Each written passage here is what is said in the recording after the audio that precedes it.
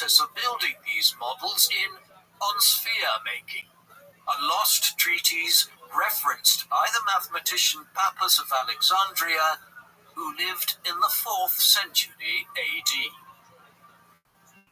The sand reckoner is generally regarded as the most approachable of Archimedes' treatises and reveals a playful side to his character. He is also known for coming up with mathematical puzzles for his fellow mathematicians, which is the case with a treatise which appears in the Archimedes. This is fun. This is folks. Folks. Folks. Folks. Folks.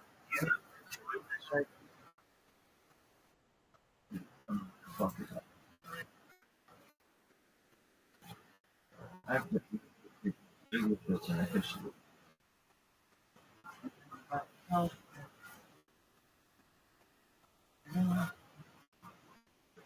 Really?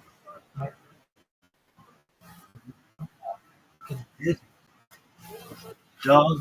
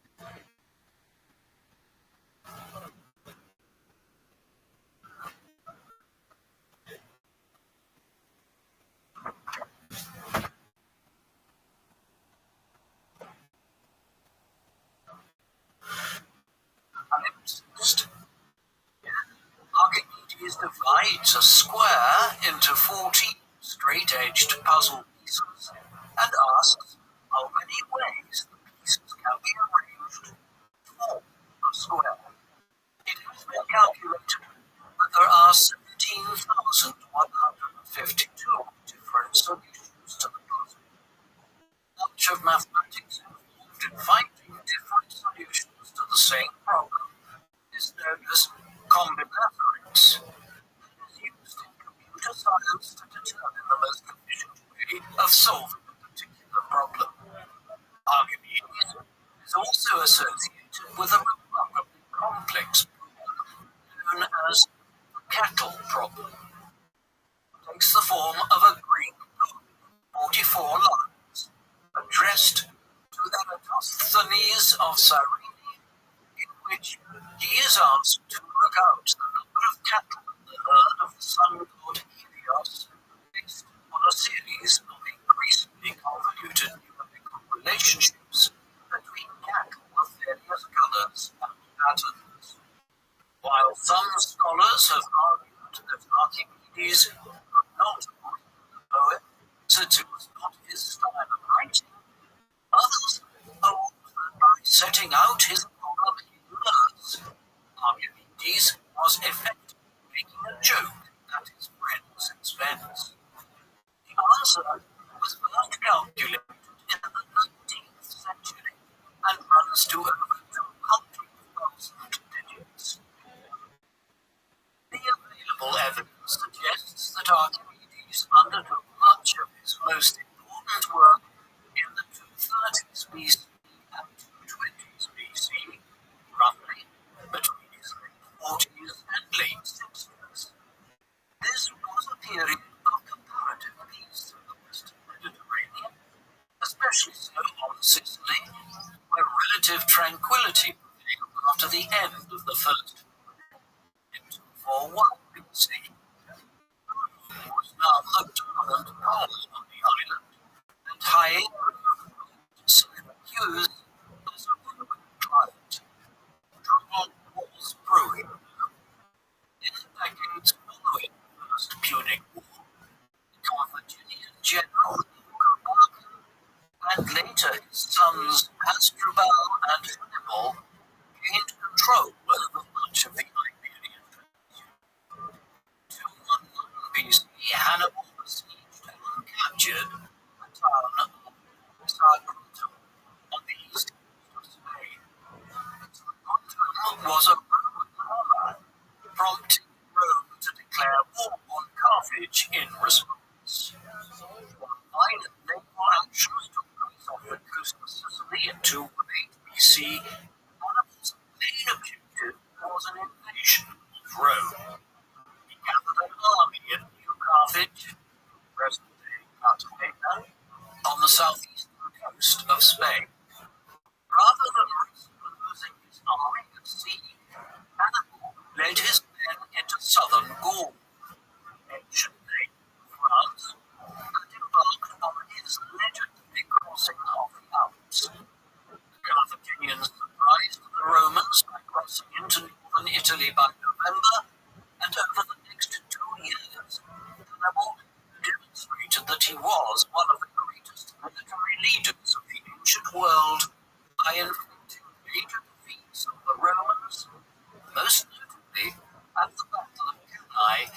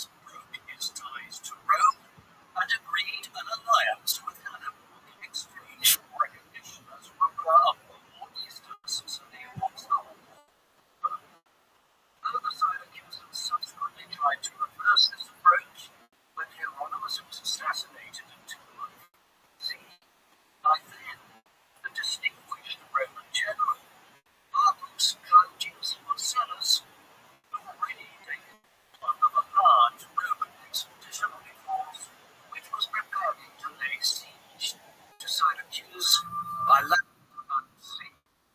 It would provide the thrilling last chapter to Archimedes' life, in which scientific accomplishments would mix with the tortuous mystery of his time. He learned that the Romans prepared extensively for the attack on Syracuse and anticipated that they would take the city in 5 days. But they failed to take into account Archimedes' abilities. Archimedes was responsible for the design of a series of complex siege machines that defended the city against the Roman attack. Rothschild states that sometime before his death, Archimedes was asked to build all sorts of offensive and defensive siege machines by King Hiero. His lay dormant, while Syracuse remained at peace. But valuable when the city was attacked by Marcellus. Syracuse was already well protected by a defensive steel chain of hills around the city, enabling Archimedes to position his machines to cover approaches from both land and sea. The Roman Antiochus Claudius began an attack from the land, while Marcellus took a fleet of 60 quinqueremes manned with soldiers launched missiles and javelins against Syracuse garrison posted on walls. Romans built a device called the Sambuca, which was designed to be positioned against the city walls to enable the soldiers to approach the battlements directly from their ships. While the ships were still approaching the city, Archimedes began bombarding the Roman fleet with his long-range catapults. When the Romans got closer, Archimedes' shorter-range catapults continued the bombardment. These machines put his extensive work on levers to good use. While none of his surviving treatises indicates that Archimedes worked on mathematical problems involving ballistics, one would have had to in order to build catapults of specific ranges to ensure that the city was covered from every angle and at every distance. When his men were suffering great casualties, Marcellus withdrew and instead attempted to approach at night and assault the walls at close range. As Marcellus had anticipated, the catapults could never be used, but archers behind loopholes would arrows at the Romans. When Marcellus attempted to deploy the Sambuca against the walls, Archimedes deployed swinging arms which had been concealed behind the walls to draw hooks on the contraptions, causing them to break, also inflicting casualties on those aboard the Roman ships. Plinius also described the metal hook Archimedes designed to lift the Roman ships by the prow before sending them crashing down, causing havoc among the crews and occasionally to the ships.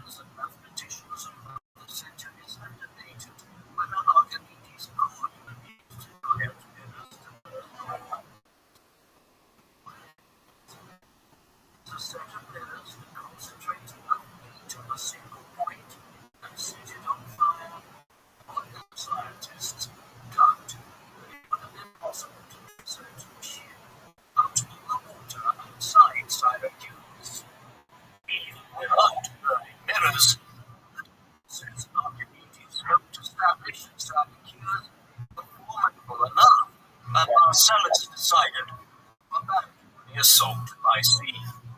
Syracuse continued to hold out against the Roman siege until 212 BC. According to Roman historian Rabbi, and junction of a group of Romans, one section of the city wall was lower than the others. Meanwhile, a deserter informed the Romans that the city was celebrating a festival in honor of Artemis, the goddess of the hunt, and Marcellus believed that the Syracusans would be off their guard. He sent a party of men with ladders to scale the wall, and the rest of the army soon followed behind. As he had anticipated, the Syracuse garrison was struck and failed to respond effectively. The Romans opened the gates from inside, enabled the army and its commander into the city. Plutarch states that when Syracuse was captured by the Romans, Archimedes was working on a geometric problem with a diagram and was unaware of what had happened until a Roman soldier entered his house. Plutarch gives three different versions of what occurred next. In one telling, the soldier attempted to arrest Archimedes and bring him to Marcellus as a prisoner of war, but the mathematician insisted on finishing his proof before leaving. This act of resistance made him angry, and he drew his sword and killed him. In an alternative account, the soldier had already drawn his sword when the latter needed for time to finish his work, but the soldier took no notice and killed him immediately. Plutarch offers a third account, which claims that Archimedes was bringing some mathematical instruments to Marcellus when a group of Roman soldiers believed he had treasure with him and killed him. Marcellus was shocked to learn of Archimedes' death and had expressly ordered his soldiers not to harm any free citizen of the city. He punished the soldier responsible. After his death, Archimedes, who had seemingly lived to his mid-70s, was buried in the tomb, featuring a diagram of a sphere and a cylinder to represent what he considered his greatest achievement, the calculation of the volume and surface area of a sphere. Over time, the tomb became overgrown and was considered lost until 75 BC, when the great rhetorician and orator Cicero was serving as a Roman official in Sicily. Great admirer of Greek culture and knew a description of Archimedes' tomb which referred to the diagram and the poem he inscribed on it. He was determined to discover where the tomb of the Greek scientist was, and began looking at the tombs near the western gate. After identifying a small column with a sphere and cylinder on it, he ordered to clear away the shrubs which had grown around it, allowing him to read part of the poem he was beyond Archimedes' tomb. Cicero included this anecdote in his philosophical work, Tusculan Disputations, in which he laments that the Syracusans have neglected the tomb of their greatest scientist. Archimedes of Syracuse is universally regarded as one of the greatest mathematicians and scientists in history. Much of his fame in the ancient world was based on his reputation as an inventor and an engineer. His role as a siege engineer during the siege of Syracuse at the very end of his life is one of the few facts that can be reliably established about his life from the historical record. Nevertheless, based on Plutarch's description of his character and evidence from his surviving works, it appears that Archimedes was primarily interested in pure mathematics rather than their application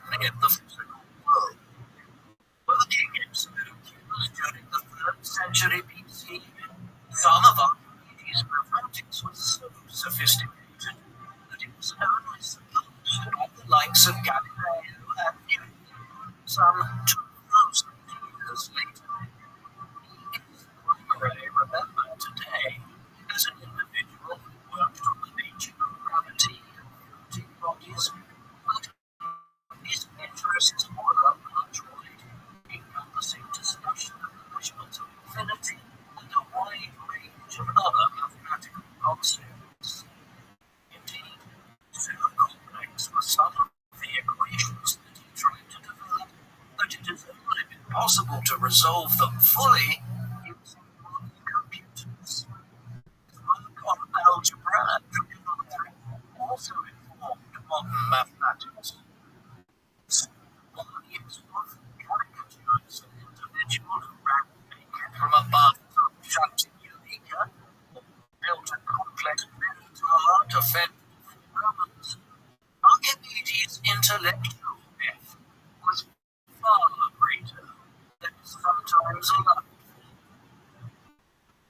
What do you think of Archimedes? Was he the most influential mathematician of the ancient world, or was his work overly theoretical to have had much of an impact on applied mathematics? Please let us know in the comment section. And in the meantime, thank you very much for watching.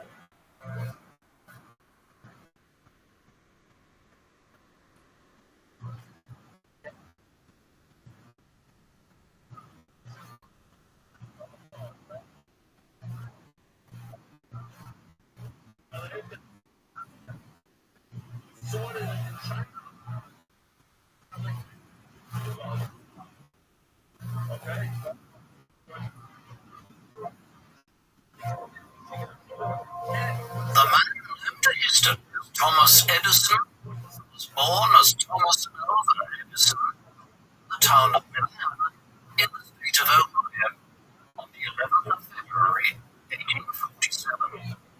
Thomas's father was Samuel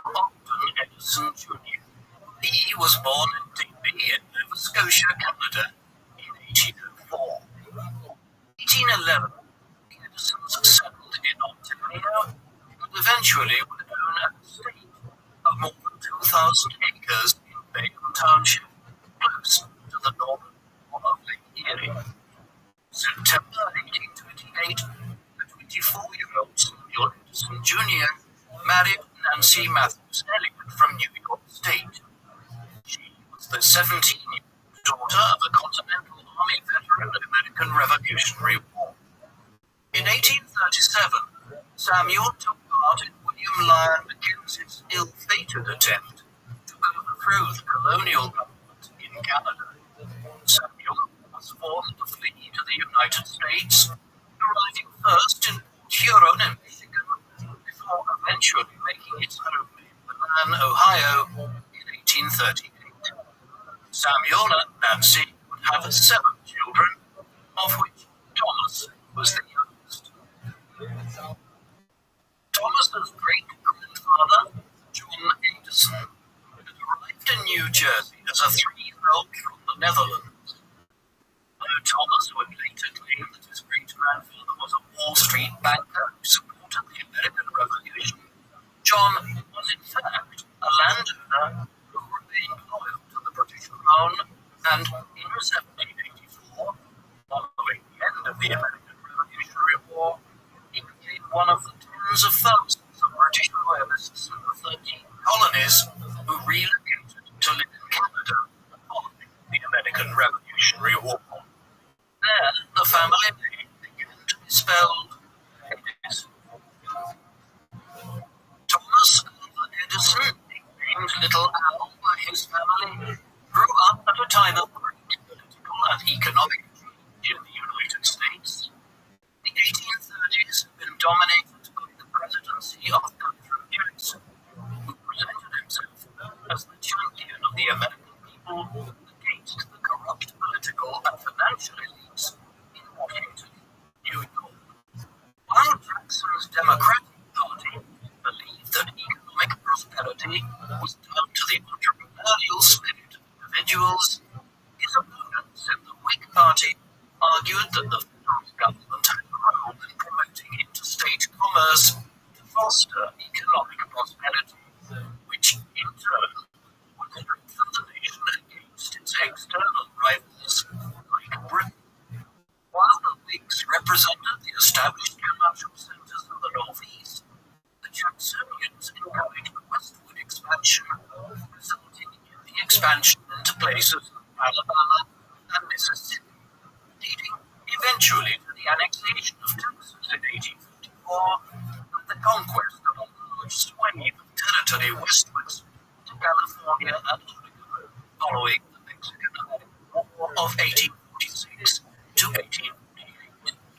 Behind the debates about westward expansion and economic development lay the issue of slavery, which, despite the efforts of Congress to stifle debate in an effort to preserve national unity, would rise to the top of the political agenda in the 1850s, eventually leading to the outbreak of the American Civil War in 1861. Edison would grow up against the backdrop of this latter war. All of this was occurring, great technological change was also underway, with the innovations of the industrial revolution that had begun in England in the 1770s finally making their way to the United States in the early 19th century. Edison would grow up in a period when thousands of kilometers of railway line were being laid down, crisscrossing America. Cities were being built in great numbers in cities like New York, Boston, Chicago, Ohio, and Philadelphia, and every year brought new technological breakthroughs. Most accounts of Thomas Edison's childhood include a series of apocryphal tales about his youthful curiosity and his desire to understand natural worlds. One tells of young Thomas wandering into the fields and sitting a goose egg in an attempt to the egg, after seeing a hen accomplish the same feat with one of her eggs. Although he was mocked by his brother-in-law, Page, the local farmer, whose sister Marion was far more understanding and praised her brother's curiosity. curiosity about how things in the world worked on a technical. The town of Milan benefited from the construction of the Milan Canal, which was completed in 1839 and allowed the town to become a wealthy grain port, trading directly with New York City and the Erie Canal. The 1840s and 1850s saw a boom in railroad construction in the United States. Several proposals to build rail links to Milan came to nothing due to opposition from the Milan Canal Company. As the grain trade shifted towards rail, economic activity in Milan declined, and in 1854, Samuel Edison Jr. decided to move his family to the familiar Europe. Little Al was enrolled in a local school, but he was largely homeschooled after a time by his mother, who had been a school teacher herself years earlier. He was a sickly child and had bleeding problems from a young age, perhaps the result of suffering from a bout of scarlet fever when he was 11 or 12 years old. His poor health and homeschooling led him to become an avid reader. Edison later recalled the influence that the writings of Thomas Paine, the egalitarian English philosopher who was one of the most eloquent champions of American liberty prior to the American Revolution, had on him. He was also interested in history, but it was a science textbook by the title of The School of Natural and Experimental Philosophy that encouraged him to carry out his experiments. The creation of chemical substances at the Edison house led Nancy to ask her son to conduct his experiments in the basement of his first laboratory. Thomas Edison grew up at a time when young boys were expected to work at an early age. In 1859, at the age of 12, he secured his first job selling newspapers and refreshments on board the trains of the Chicago, Detroit, and Grand Junction Railway between Port Huron and Detroit. The young Edison advantage of extended layovers in Detroit to broaden his reading horizons and discovered Isaac Newton's The Mathematical Principles of Natural Philosophy, one of the most important texts in the early development of the modern discipline of physics and the hard sciences. Edison also read extensively from the books and newspapers he was selling, and he noticed that there was limited coverage of local news. In 1862, the 15-year-old Edison launched his first entrepreneurial venture when he set up his own local newspaper, the Grand Herald, which he sold on board train. The weekly paper ran 24 issues in the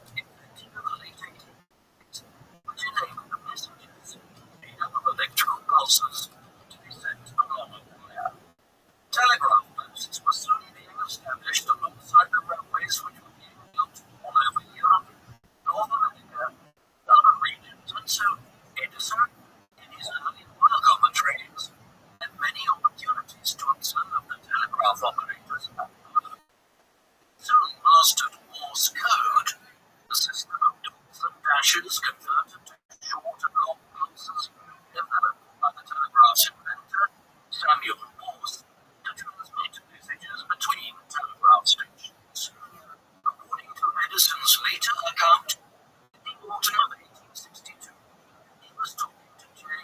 Mackenzie, station master of the Mount Clement depot on the Grand Trunk Railway, when the latter's three-year-old son turned into the path of an oncoming train. Tom Edison leapt onto the tracks and rescued the young child. In gratitude, Mackenzie agreed to teach Tom how to operate the telegraph. Within 3 months, Tom had mastered the skill, and for the next few years of his life, he would work as a telegraph operator on several railroads in Ontario, Michigan, and Indiana. He later claimed that his hearing difficulty was a blessing in disguise, as he would only be able to hear the message at his own desk from his colleagues, and to deal with the distractions caused by the background noise of messages being received through the wires.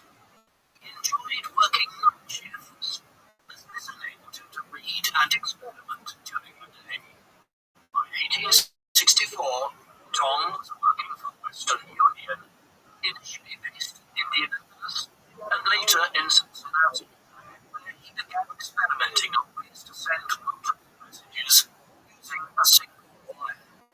By the time he was promoted, first-class operator with a salary of $125 a month, the American Civil War had ended, and Edison went to the Southern States, claiming to have re-established telegraph connections between Memphis, Tennessee, and New York City. In 1866, he moved on to Western Union's office in Louisville, Kentucky, where he spent a year as a wire reporter. He soon returned to Cincinnati, where he frequently took time off work to consult library books.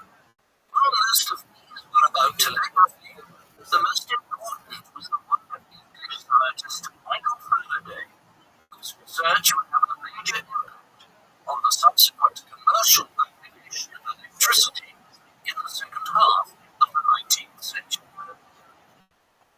By early 1868, he was working in Western Union's office in Boston as a wire receiver. It was around this time that he began to meticulously record breakthroughs in his experiments, his notebook, and also by sending his findings to trade journals, which enabled him to claim ownership of the ideas.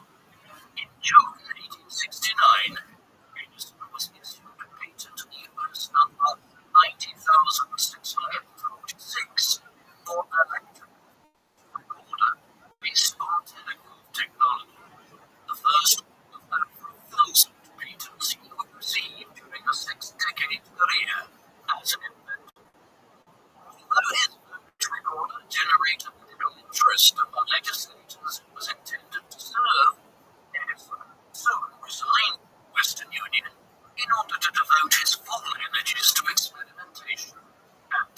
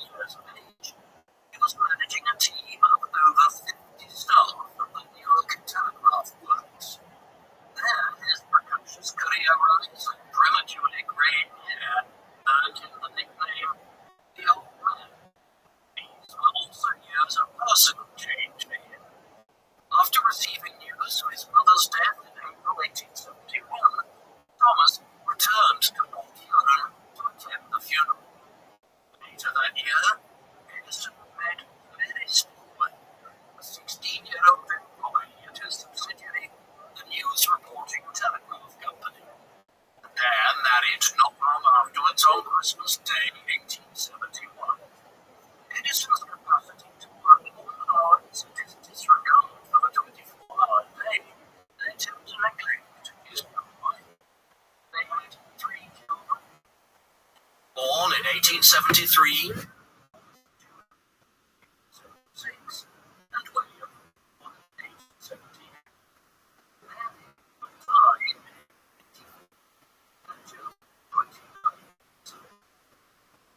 Circumstances are unclear. She possibly had a brain tumor, and this led to her excessive use of morphine, with her death possibly being from opiate poisoning. All of that lay in the future.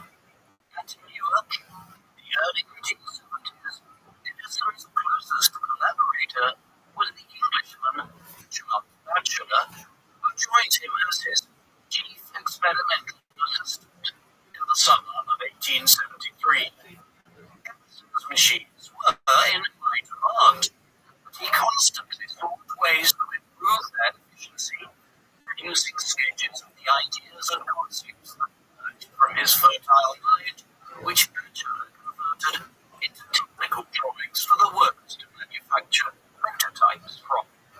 Edison's primary interest remained multiplex telegraphy, the ability to send multiple telegraphic messages along a single wire. Although he had been beaten into a commercially viable duplex telegraph system in 1872, he successfully developed a quadruplex telegraph in 1874, allowing 4 messages to be transmitted simultaneously.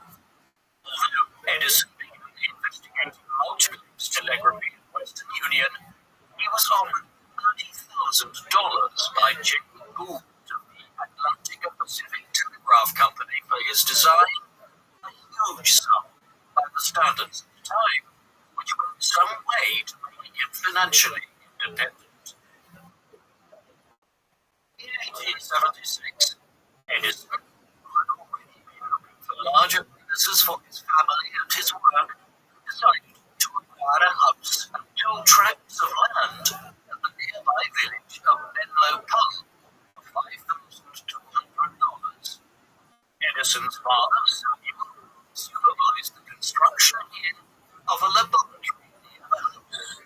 In the period that followed, as part of their experimentation with communications technology, Edison and Batchelor invented the electric pen to enable the user to create several copies of the same document or drawing as the movement of the needle-tipped pen created a stencil by fusing small holes into a piece of paper. A patent for the invention was filed in March 1876 and became a great commercial success, selling at $35 each. Although Edison was formally an employee of Atlantic Telegraph at this time, he continued to receive financial support behind the scenes from Western Union to work on a speed Hello, Momo. How you living? a means to transmit. Long time no speak. I'm still soft.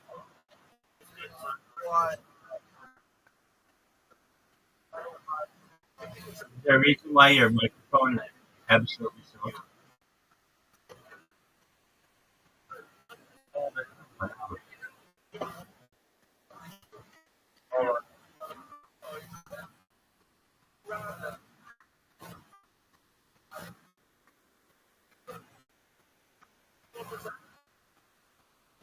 Or is it better? Yeah, way better. What's up, baby? Yeah, baby. That's why I'm here.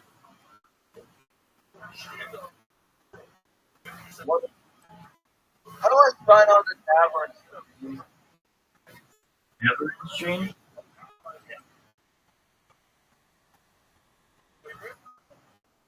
How do I get the app? That's a great question. Did you send it yet? I sent it like 2 weeks ago, and they never got. All right, did you send him a follow-up? Just saying, hey, I'm Mumu. I don't know if you received my message 2 weeks ago, but I'm not interested in being in the stream.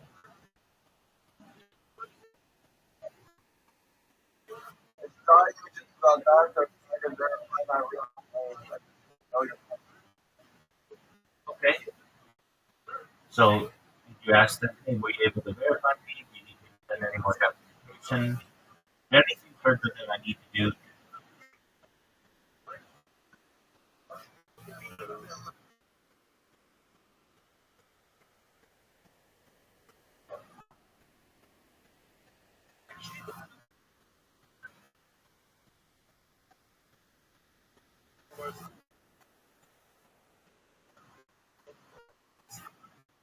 Alright, I have some browsers.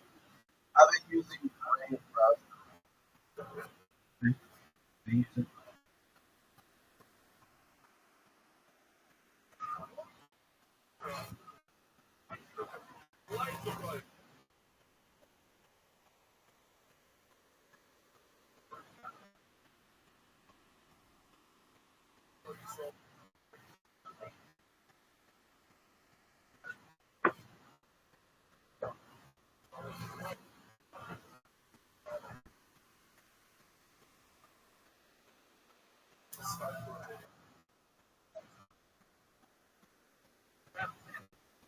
So I got rid of that.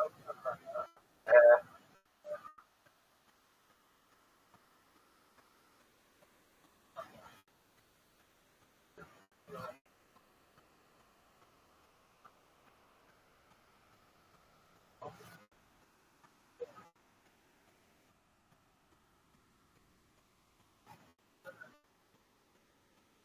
alright, so I'm gonna go to now.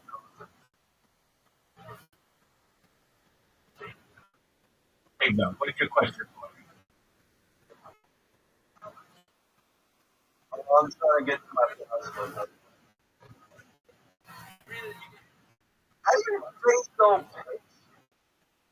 Because I'm sick as fuck. What do you want me to do about it, man? You're sick. What do you think? Doug, Is it hard Doug, you know that the phrase sick means like amazing, off the chain, coolest person ever, right? Don't you understand that? I'm actually sick. I don't know about it.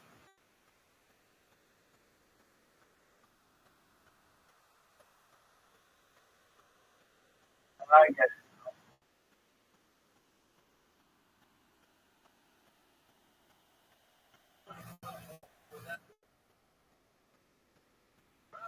Have you been streaming? Have you been multi-streaming recently? I'm just trying to figure out. I'm gonna have to get rid of what's it called? Don't go to crazy. Yeah. 3 days, dog. So,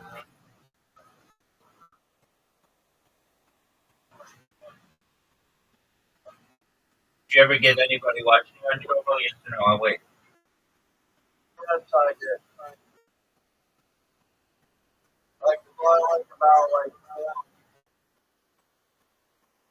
Not the Twitch. reason it's not that much is because I don't live stream that often. I know you don't. Why don't you? I don't know, there's always this great song that watching it. Since there's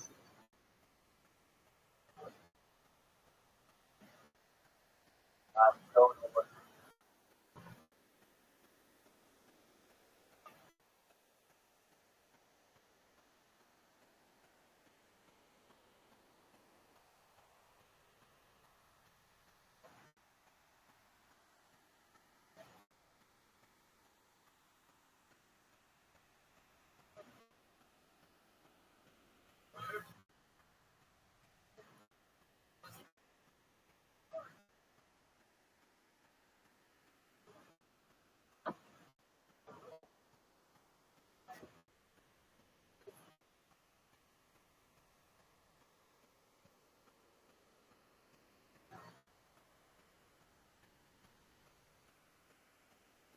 You're just gonna sit there and jerk yourself off and give me some questions.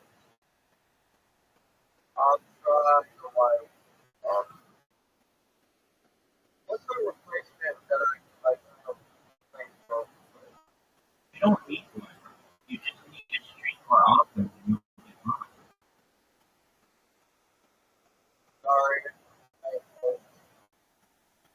okay, I understand what you're saying. It's like, hey, if you're going to make an investment, why not make the investment on as many platforms as possible? But you're already going to be live on like 5 different platforms, maybe 7. Way, way too many to keep track of. You're going to be fine there. Now you need to just stream more often. If you're not streaming every day, you're a streamer, what are you doing? doing stuff, doing stuff. Okay, you can do all that while streaming.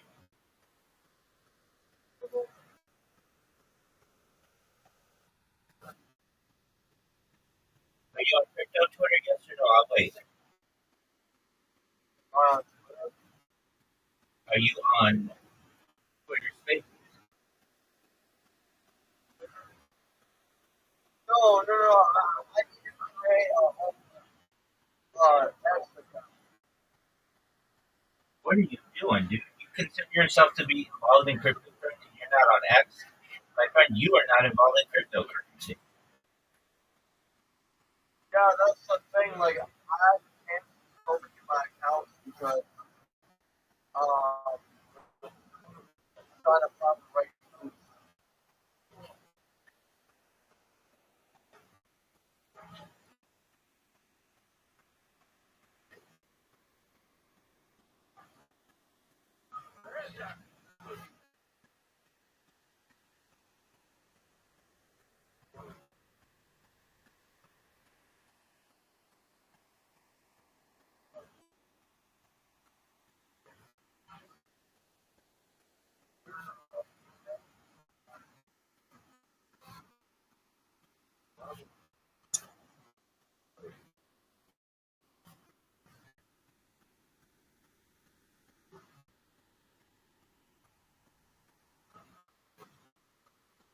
All right, so you do your thing. I'm going to continue listening to my great science podcast.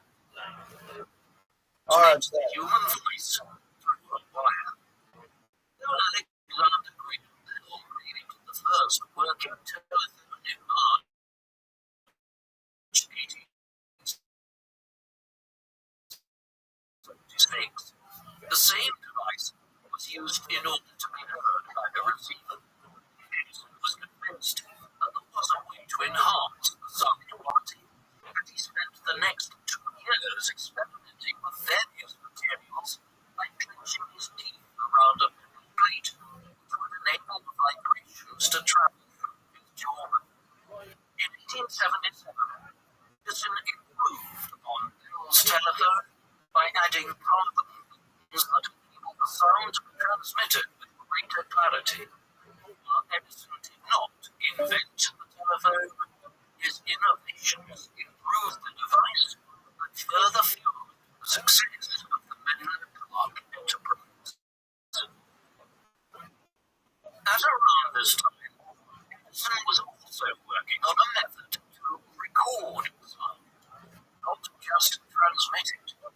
By July 1877, he was able to record the vibration of the human voice and then have it transmitted back using the coded vibrations. He began calling the device a phonograph. However, Edison was not able to find a method that allowed him to bring it back as sound until November, when he decided to use foil wrapped around a cylinder as his recording medium. Although Edison's phonograph could only record 10 seconds of sound, allowing him just enough time to record the nursery rhyme, merely had a little lamp. A demonstration of the device in New York City at the office of the Scientific American Journal in December caused a sensation. Edison's success in reproducing the human voice earned him the nickname the Wizard of Menlo-Clark. Edison now set up the Edison Speaking Phonograph Company, and his agents give demonstrations of the device throughout the country. In April 1878, he gave a private demonstration to President Rutherford B. Hayes in the White House. Although most of the public regarded Edison's invention as a fun magic trick, in a journal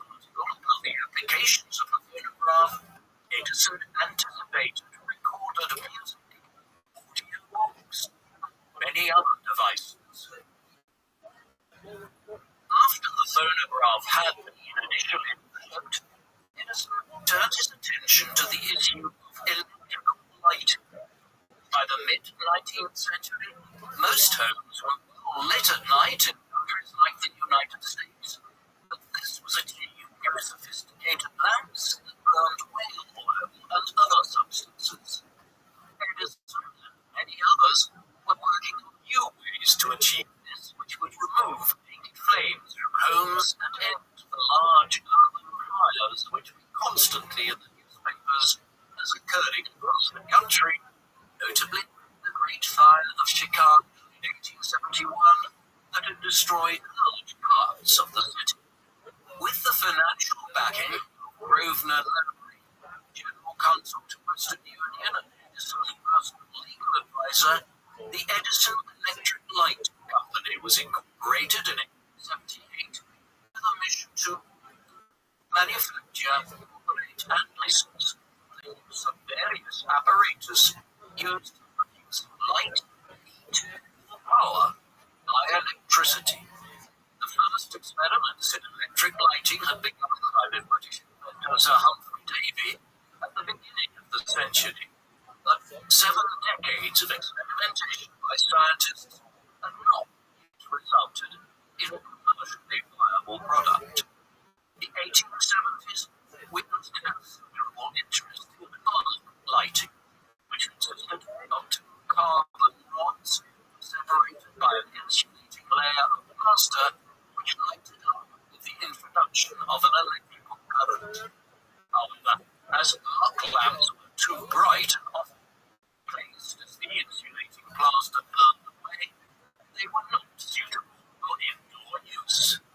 On a visit to the Ansonia Brass Clockworks in Connecticut in September 1878, where he saw a dynamo that distributed electricity power into a series of 8 arc lights, Edison became convinced that it was possible to build a city-wide network of electric lights from a single generator.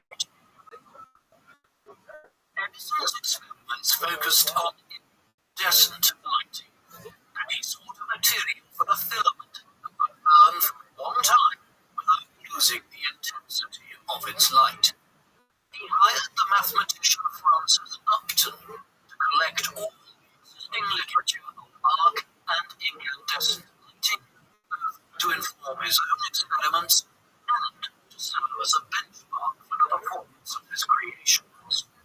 Edison and Upton determined on the basis of their research that a long-lasting incandescent light bulb would need a filament, a vacuum inside the bulb to prevent the filament from deteriorating as it reacted with the air, and a regulator that would enable the circuit of lights to remain at the same intensity even if one of them were to fail. By the spring of 1879, Edison had managed to power a circuit of 18 lamps, but he remained a long way from realizing his dreams of lighting up New York City with electricity. By the autumn, Edison decided to replace the platinum filament with carbon, which was much cheaper, and in October he produced a bulb that glowed for 13 and a half hours. A few days later, Edison managed to keep a light going for over 100 hours. Edison had finally created a product which he believed would replace the dangerous and environmentally damaging gas light at a fraction of Folks, this is some of the things I've heard.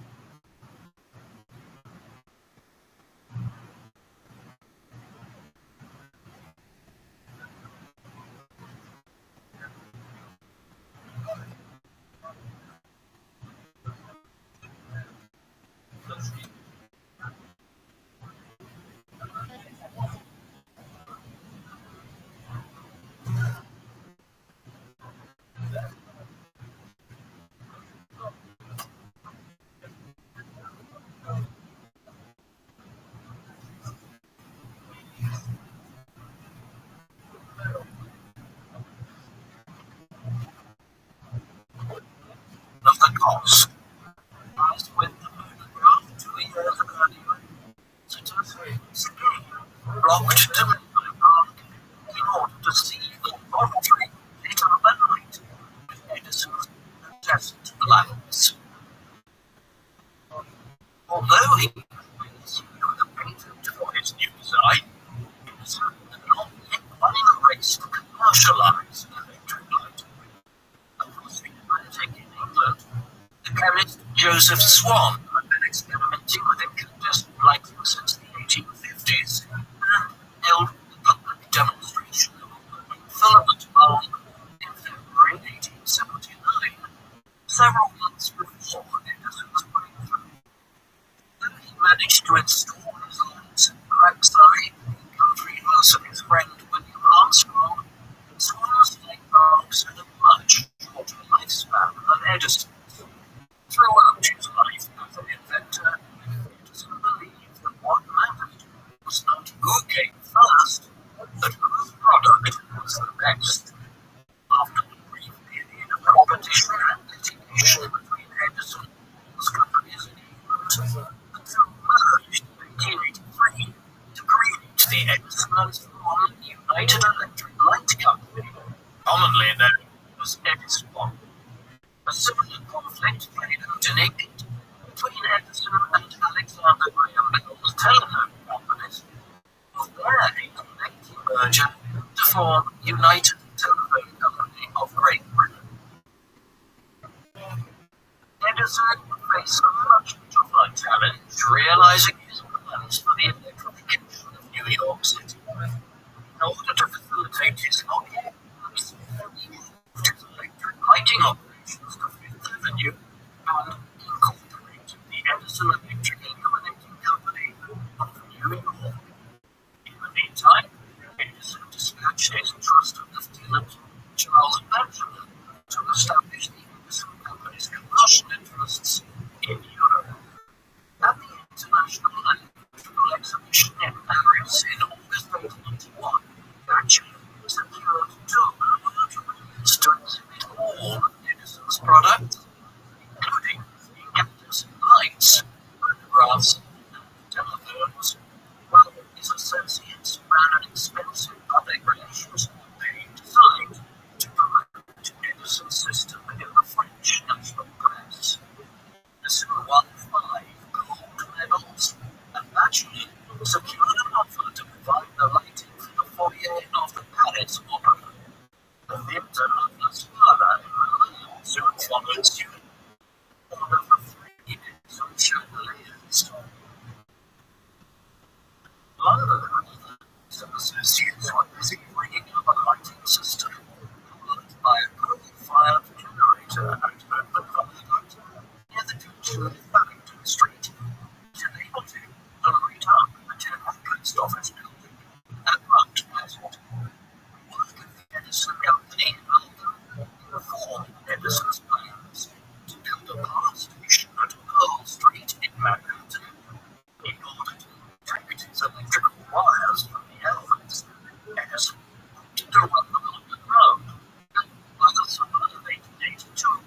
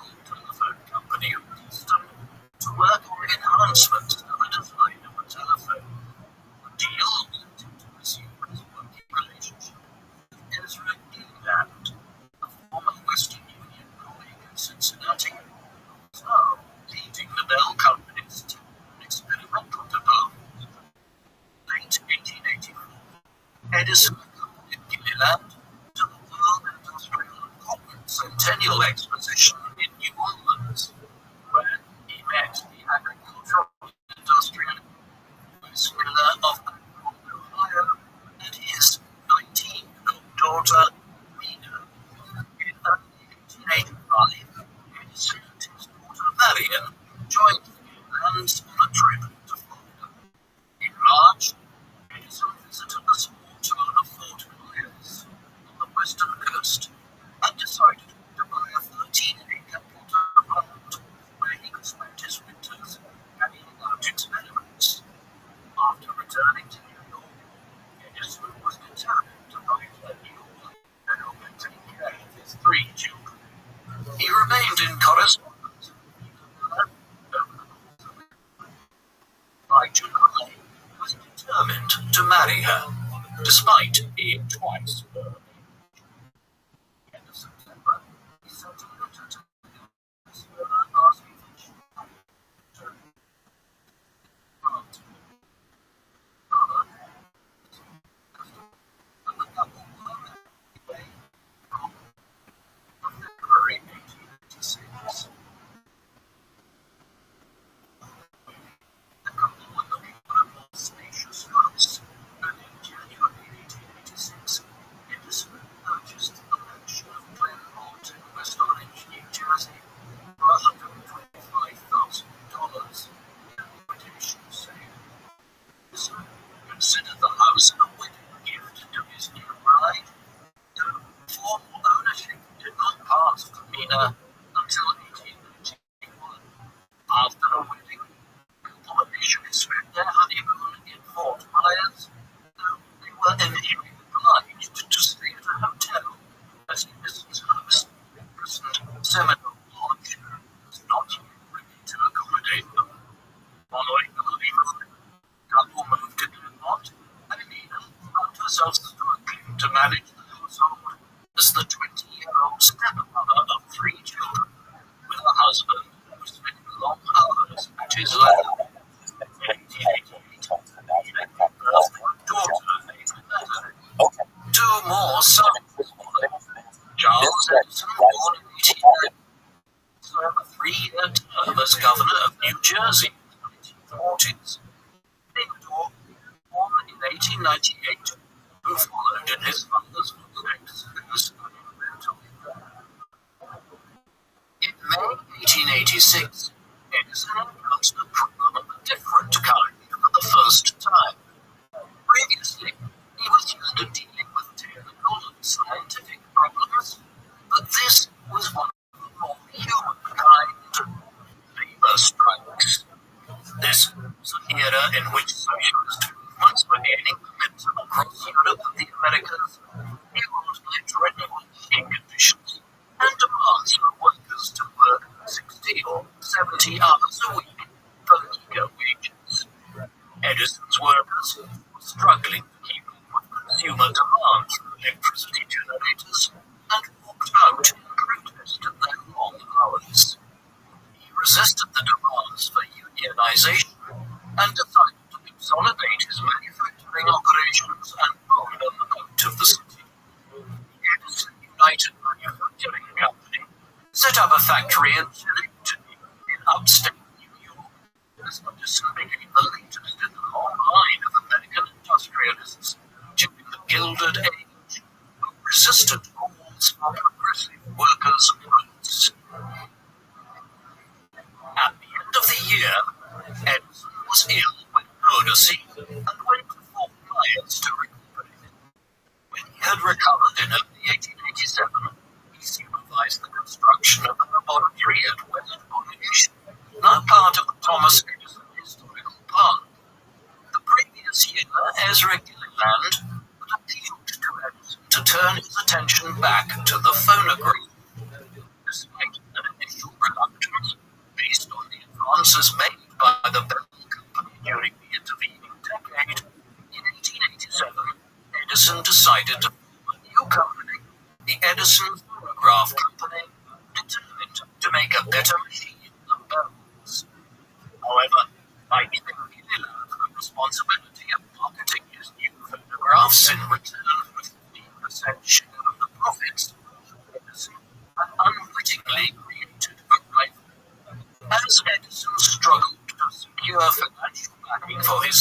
generation phonograph, which would employ a wax cylinder. The venture capitalist Jesse Nicot attempted to consolidate the entire industry by negotiating with Gilliland and Edison's attorney, John Tomlinson, behind Edison's back. Edison felt betrayed by his associates and pursued costly litigation to consolidate his control of the market in opposition to Lippincott. While Edison's primary focus was the second-generation phonograph, by 1888 he was channeling his energies into a protracted public relations war with Nikola Tesla, a young rival from Europe who had made his home in the United States over the best and safest method of distributing electricity. The Croatian-born son of Tesla was a firm promoter of the alternating current system, widely known by its abbreviated name AC today, which enabled electricity to be transmitted over long distances of hundreds of miles at a high voltage, in contrast to Edison's direct current system, which operated at a low voltage and could only distribute power within a radius of 1 mile. Despite his ideological opposition to Edison, Tesla joined one of Edison's subsidiaries in Paris in 1880 and soon came to the attention of Charles Batchelor. In 1884, when Batchelor returned to New York City, Tesla accompanied him and began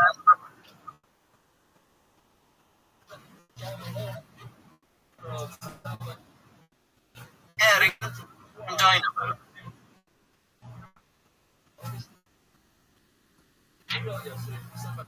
So one of Edison's while Edison recognized Tesla's talents and praised his ideas, he privately believed that they were unrealistic. Within months of his arrival in the United States, Tesla contacted the Edison Company and formed the Tesla Electric Light and Manufacturing Company, and was soon left penniless when his investors abandoned him. In 1888, Tesla made a major breakthrough in developing an AC motor. The development of transformers in the mid-1880s enabled AC voltages to be changed, making it possible to send AC electricity at a high voltage over long distances before bringing the voltage down at the destination to serve end users. Tesla's motor attracted the attention of the businessman George Westinghouse, who was developing AC infrastructure via his company, Westinghouse Electric. After Tesla joined forces with Westinghouse, Edison launched a bitter campaign highlighting the dangers of AC electricity. In one demonstration, Edison invited journalists to the courtyard of the Westminster Laboratory to witness the execution of animals with AC electricity in a process he described as electricide, death by electricity.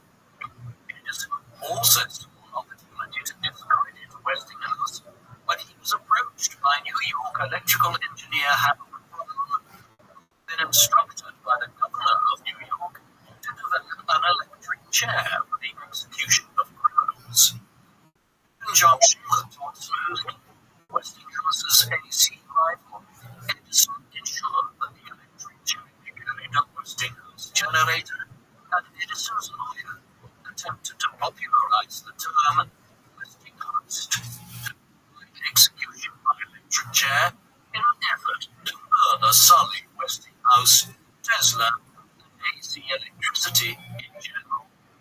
In 1889, he approached Edison with a plan to merge all of Edison's electric companies into the Edison General Electric Company. In 1892, Edison merged with Thomson Houston to form General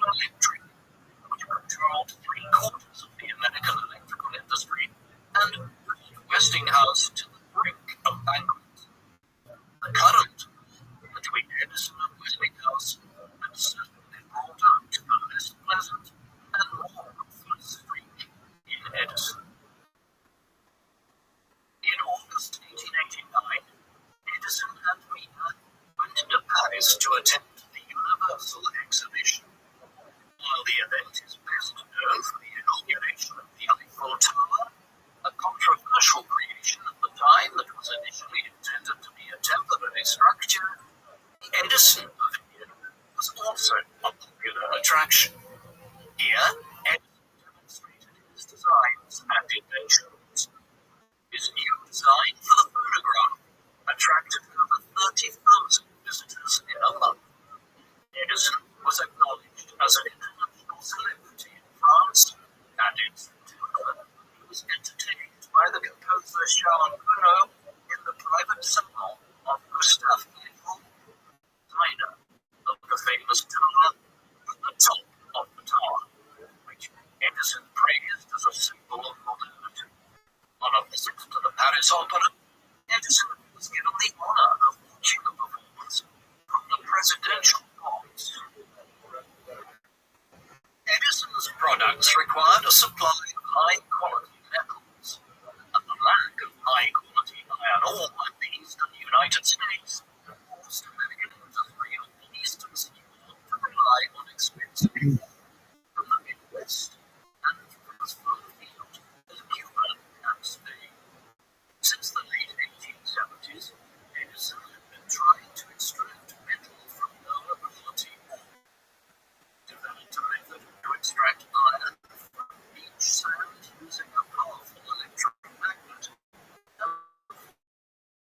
Edison, living company in England, company closed after 3 years after its operations failed to make a profit.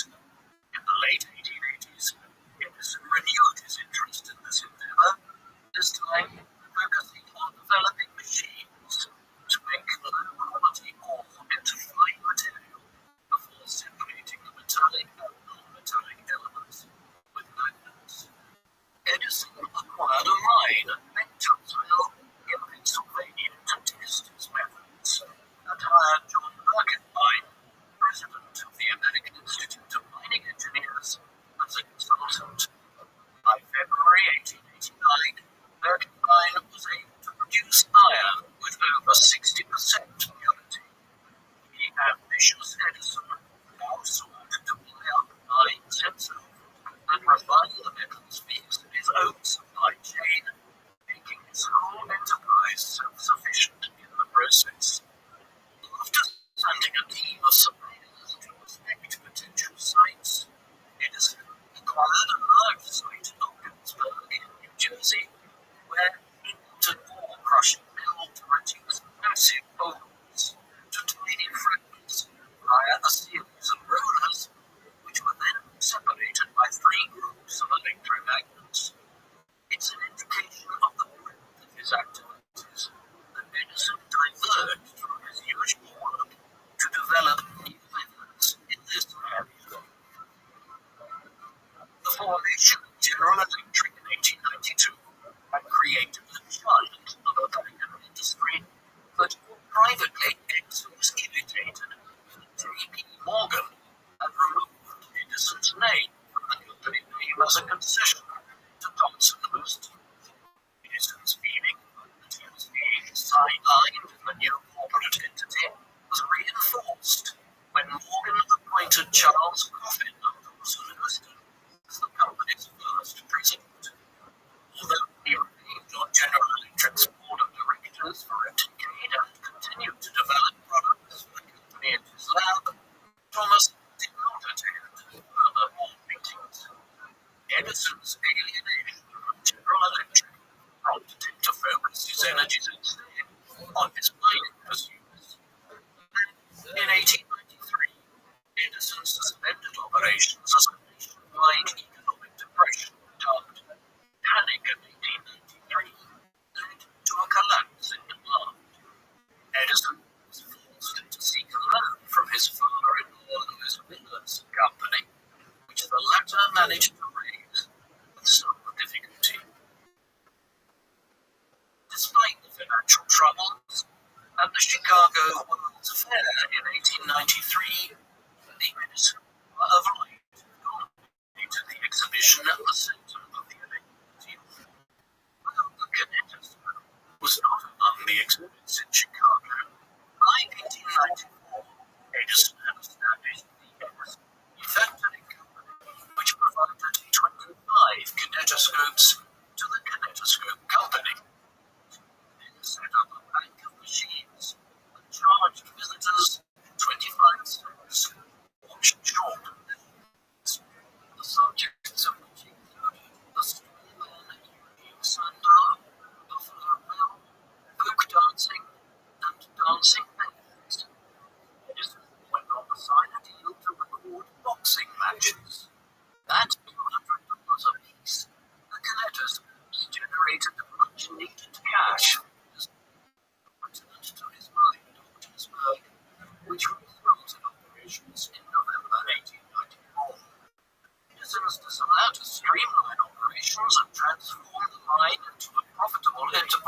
turn led him to build a modest two-story cabin, known by the misleading name of the White House.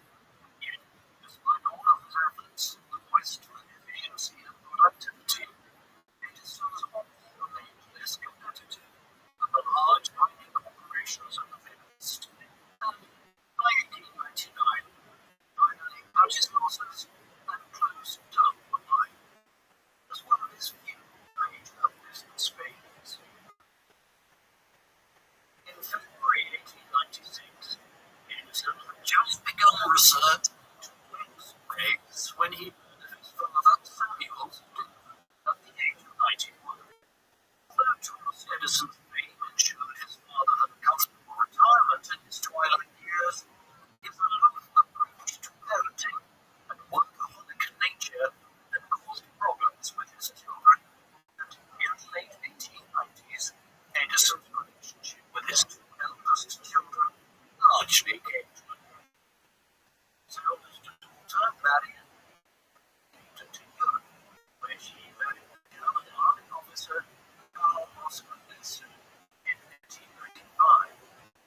Though Edison was reluctant to this, he stopped writing letters to Marion and was forced to continue on. Marion's brother, Thomas Jr., struggled to emerge from his father's shadow and commented that there was no place in the world for two Thomas Edisons. In 1894, working for his father at the Ogdensburg mine, but was treated as an ordinary worker, and after leaving this position in 1897, he suffered a mental breakdown. Tom and his younger brother William started their own short-lived businesses, the Edison name, against their father's wishes. Tom further scandalized the family when he secretly married 18-year-old actress Rabbi in February 1898, only to leave her the following year after she had an affair. It was only Tom's involvement with a fraudulent company promising health benefits from snake oil that led his father to seek a partial reconciliation and pay him a monthly allowance to prevent him from further discrediting the Edison name. Edison's family troubles were accompanied by a fight in his kinetoscope. Like many of Edison's former subordinates, William Dixon left the Edison Company in 1895 and joined a competitor, the American Mutoscope Company. While Edison continued developing the kinetoscope on viewer per device, Dixon believed the future of motion pictures lay in projecting the images onto a larger screen. After Edison was granted his patent for the motion picture camera in 1897, he sued Dixon's company, renamed Biograph, patent violation. In July 1901, the Circuit Court ruled in favor of Edison, but Biograph won an appeal 9 months later, prompting a countersuit from Edison. As a result, Biograph shifted its focus to newsreels and public events, while Edison's studio continued to be light entertainment. In 1903, Edwin Porter produced The Great Train Robbery for the Edison Company. While it was not the first narrative film to be made, it was a popular hit and occupies an iconic place in American film culture. As the 20th century dawned, Edison had abandoned his mining operations, but he developed the idea of using the sand created as a byproduct of his milling process to make Portland cement, a venture that proved more profitable than the defunct mine.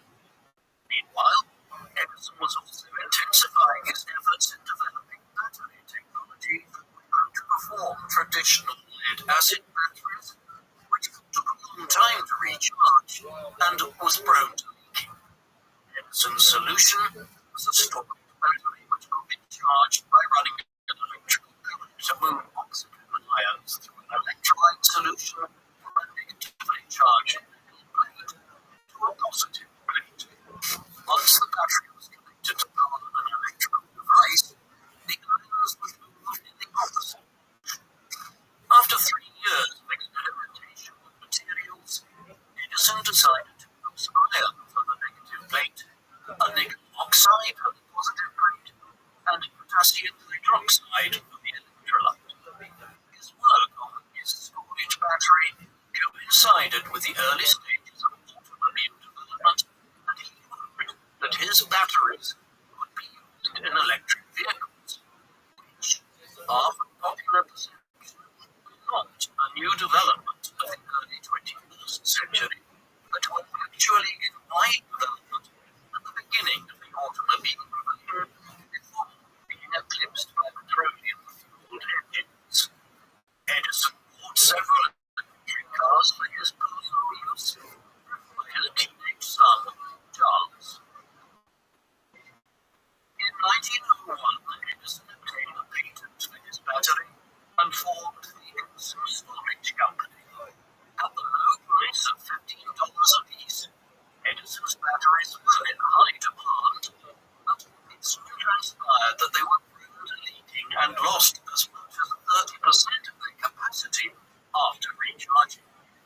Edison's team made a number of enhancements to the durability and longevity of the battery over the following years. Over the same period, the engineer Henry Ford was working on a series of models that culminated in the Model T, the world's first mass-produced car, launched in 1908.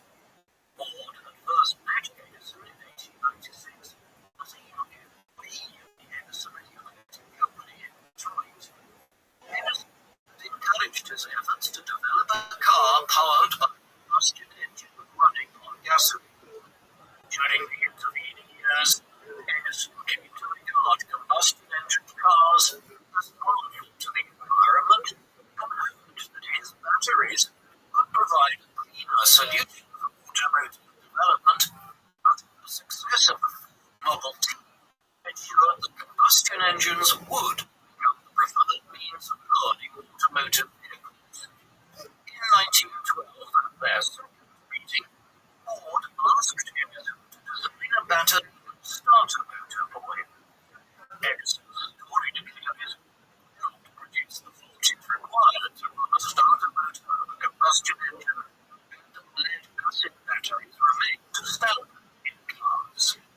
Despite their failed collaboration, Ford's admiration for Edison was undiminished, and the two remained close friends. In 1913, Ford had naturalist John Burroughs to meet Edison in Fort Myers. The three would go on annual camping excursions until Burroughs' death in 1921. On the 9th of December 1914, an explosion in Edison's film inspection department caused a fire to spread throughout the Edison factory complex at West Orange, destroying many buildings, including the phonograph works. Edison had repeatedly alert begun to record on discs in addition with cylinders, and his records continued to be in high demand, and so he ordered the swift rebuilding of the factory to ensure that it could keep up. As a man with lifelong hearing difficulties, Edison held orthodox views about music, cherishing clarity of tone over displays of emotion in songs. For this reason, he continued to feature folk music and marching bands in his records, while his wife, the Victor Talking Machine Company, began recording discs with the great operatic tenor Enrico Caruso. 1950. Soon after the fire, Edison was keen to demonstrate the capabilities of his phonograph by organizing so-called tone tests in concert halls. He recruited Anna Case, a 25-year-old soprano at the Metropolitan Opera in New York, to make records on his phonograph. In front of a live audience, Case and fellow opera stars recruited tandem with the recording, pausing every now and then to allow the machine to continue on its own, leaving the spectators guessing as to whether they were listening to the live performance or the recording. Edison's efforts to keep up with demand for his phonograph records faced a major challenge with the outbreak of the First World War in Europe. This quickly resulted in a British trade embargo on carbonic acid, a chemical used by military doctors to prevent infections, and was also a key ingredient in Edison's records. Great inventor responded to this challenge by building a plant to make his own carbonic acid using a benzol, a byproduct of steel making that he obtained from steel producers in the Midwest. The experience of the economic disruption of the war led Edison to believe that the United States should be economically self-sufficient. Unlike his friend Ford, a rabid anti-Semite who believed that the war was caused by Jewish businessmen in Europe and that the United States should stay out of it, Edison was of the opinion that the United States should be prepared to defend itself should the war spread across the Atlantic. Shortly after the sinking of the passenger liner the Lusitania, which was carrying many American passengers, by a German submarine in May 1915, Edison proposed an American submarine fleet to protect the East Coast. Not long thereafter, the contract with the Department of the Navy to build submarines and battleships. Edison was appointed to head the Naval Consulting Board to advise the U.S. Navy on innovation. Though the Naval Research Laboratory proposed that the Consulting Board did not materialize until 1923, after the United States entered the war in 1917, Edison worked full-time as a defense advisor, leaving son Charles in charge of operations at West Orange. Although Edison's fertile mind developed almost 50 different projects for the Navy, none of them were implemented, causing the by now 70-year-old inventor to express frustration at the bureaucratic processes within the U.S. government. In a further display of patriotism, Edison sold photographs to take servicemen overseas at the discounted price of $60 a piece. After the war came to an end in November 1918, Edison returned to West Orange, which Charles Edison had managed competently in his absence. Now in his 8th decade, and having seen that Charles was capable of running the company, Edison was increasingly willing to leave day-to-day operations to his son and other subordinates. In 1923, he formally resigned as president of his holding company, Thomas A. Edison, Inc., leaving Charles as chief executive. However, the sales of his photographs were threatened by the development of wireless radio technology. Edison stubbornly refused to abandon his attachment to his phonograph cylinders, and Charles spent much of the 1920s forlornly achieving with an increasing number of departures among staff and management, defected to more innovative companies. Edison's failure to keep up with the times did not diminish his fame, and a 1922 poll by the New York Times named him as the greatest living American.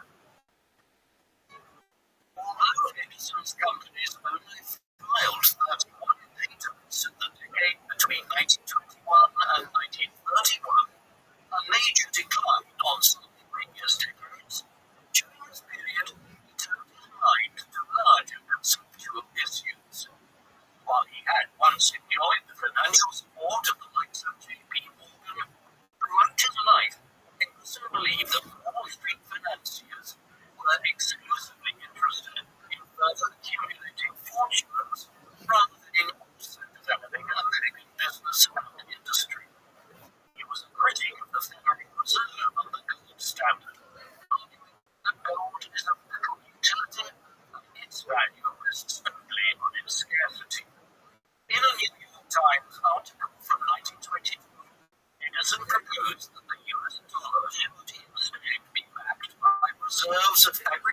agricultural and industrial commodities that had tangible value and utility, such as wheat, sugar, coffee beans, wool, and coal. Money created on this basis, he argued, would never lose its value. One particular commodity, rubber, was the focus of Edison's energies during the final decade of his life. In an age prior to the mass deployment of plastic products, rubber was essential for many aspects of life. Edison's interest in it began during the First World War when import restrictions caused the price of the commodity to spike in the United States. Moreover, during his camping trips with John Burroughs and Henry Ford, they were often by the tire manufacturer Harvey Firestone, and the Ford discussed his extensive.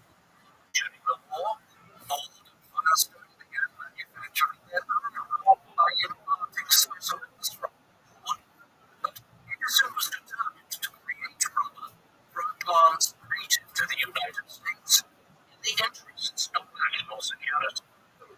The financial backing of Ford and Firestone, Edison established the Edison Botanic Research Corporation and collected specimens of rubber-bearing plants by consulting botanical scientists and sending his agents throughout the whole of North America. Much of the experimentation with rubber was carried out at Fort Myers, where the climate was more suited to rubber cultivation. After methodically extracting the rubber from each plant, Edison would record the characteristics of each sample, ordering his agents to return to the field to acquire the best performing plants for further testing and cultivation.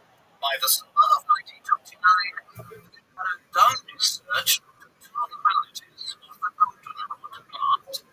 This was one of his last major projects as a lifelong researcher, inventor, and innovator.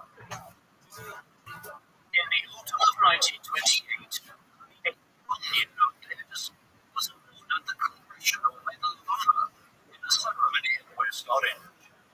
Speaking via radio link, President Calvin Coolidge declared, Edison belongs to the world. The United States takes pride in the thought that his rise from humble beginnings and his unceasing striving to overcome the obstacles on the road to success illustrate the spirit of our country. Edison's friend, Henry Ford, would also take steps to honor his achievements. At his birthplace, Dearborn, Michigan, Ford planned to build a museum dedicated to the history of American industry. As the centerpiece of the display, he proposed building a replica of Edison's Menlo Park complex, which had fallen into disrepair following the death of Edison's first wife. In October 1928, Edison and his son Charles joined Ford in obtaining original masonry from the site used in the exhibit. When the museum was inaugurated on the 21st of October 1929, it was renamed Edison Institute of Technology, with Edison and President Hoover guests of honor. Oil magnate John D. Rockefeller and scientist Marie Curie were among the guests, while Albert Einstein called in from Germany. The climax of the ceremony was the lighting of his incandescent lamp. Lit up the whole display. Within days of the ceremony at the Edison Institute, the stock market on Wall Street in New York City crashed, sending the United States and the world into the Great Depression. Meanwhile, Charles Edison was in the process of implementing a decision taken earlier that summer to close down the phonograph operations. Edison, particularly sentimental about the phonograph and regretted the demise of the business, he was optimistic about his other experiments and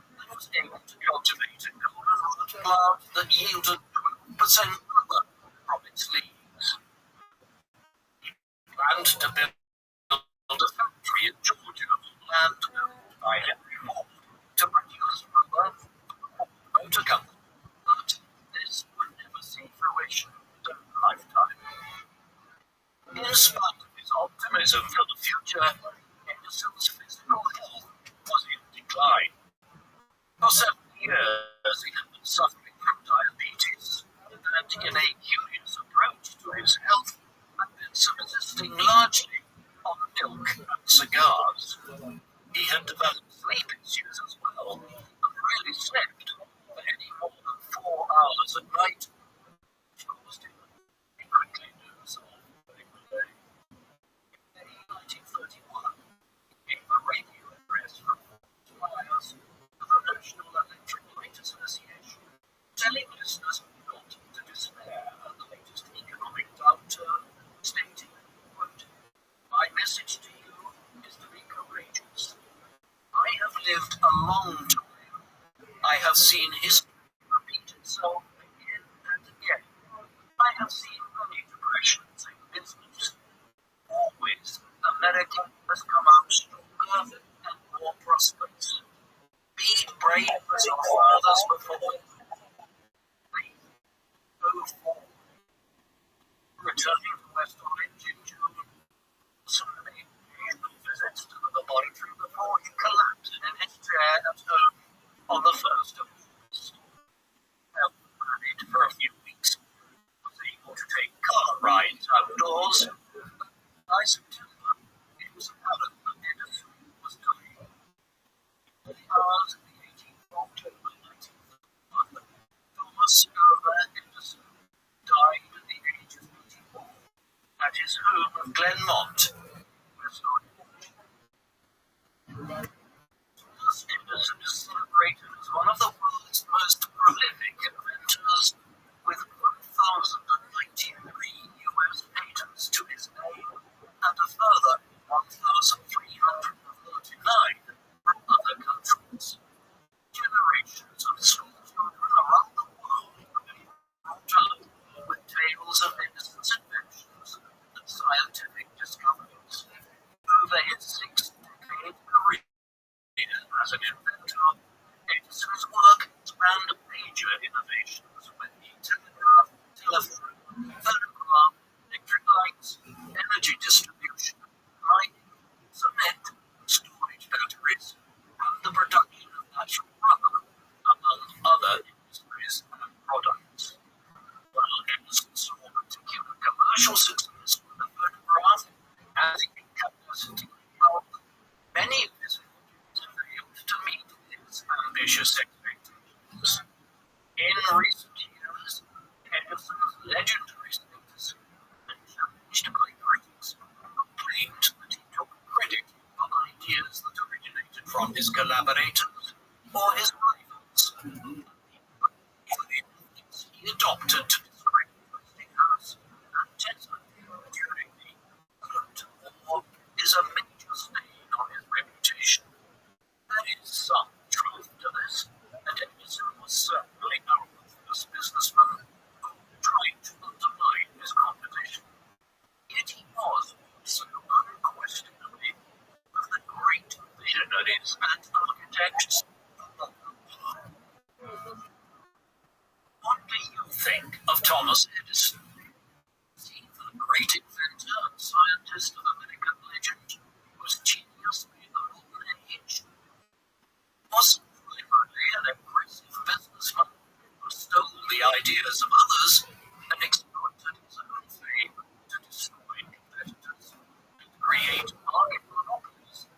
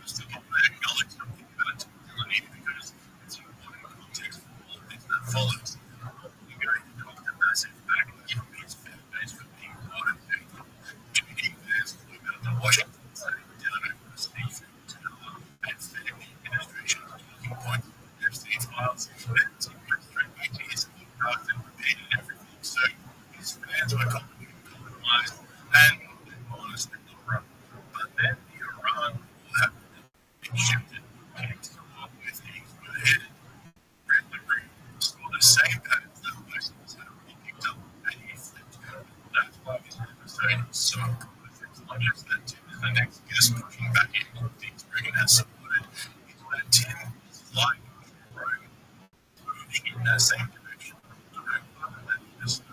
And unlike Joe, he would think the way to stop the way obviously he deals with it now.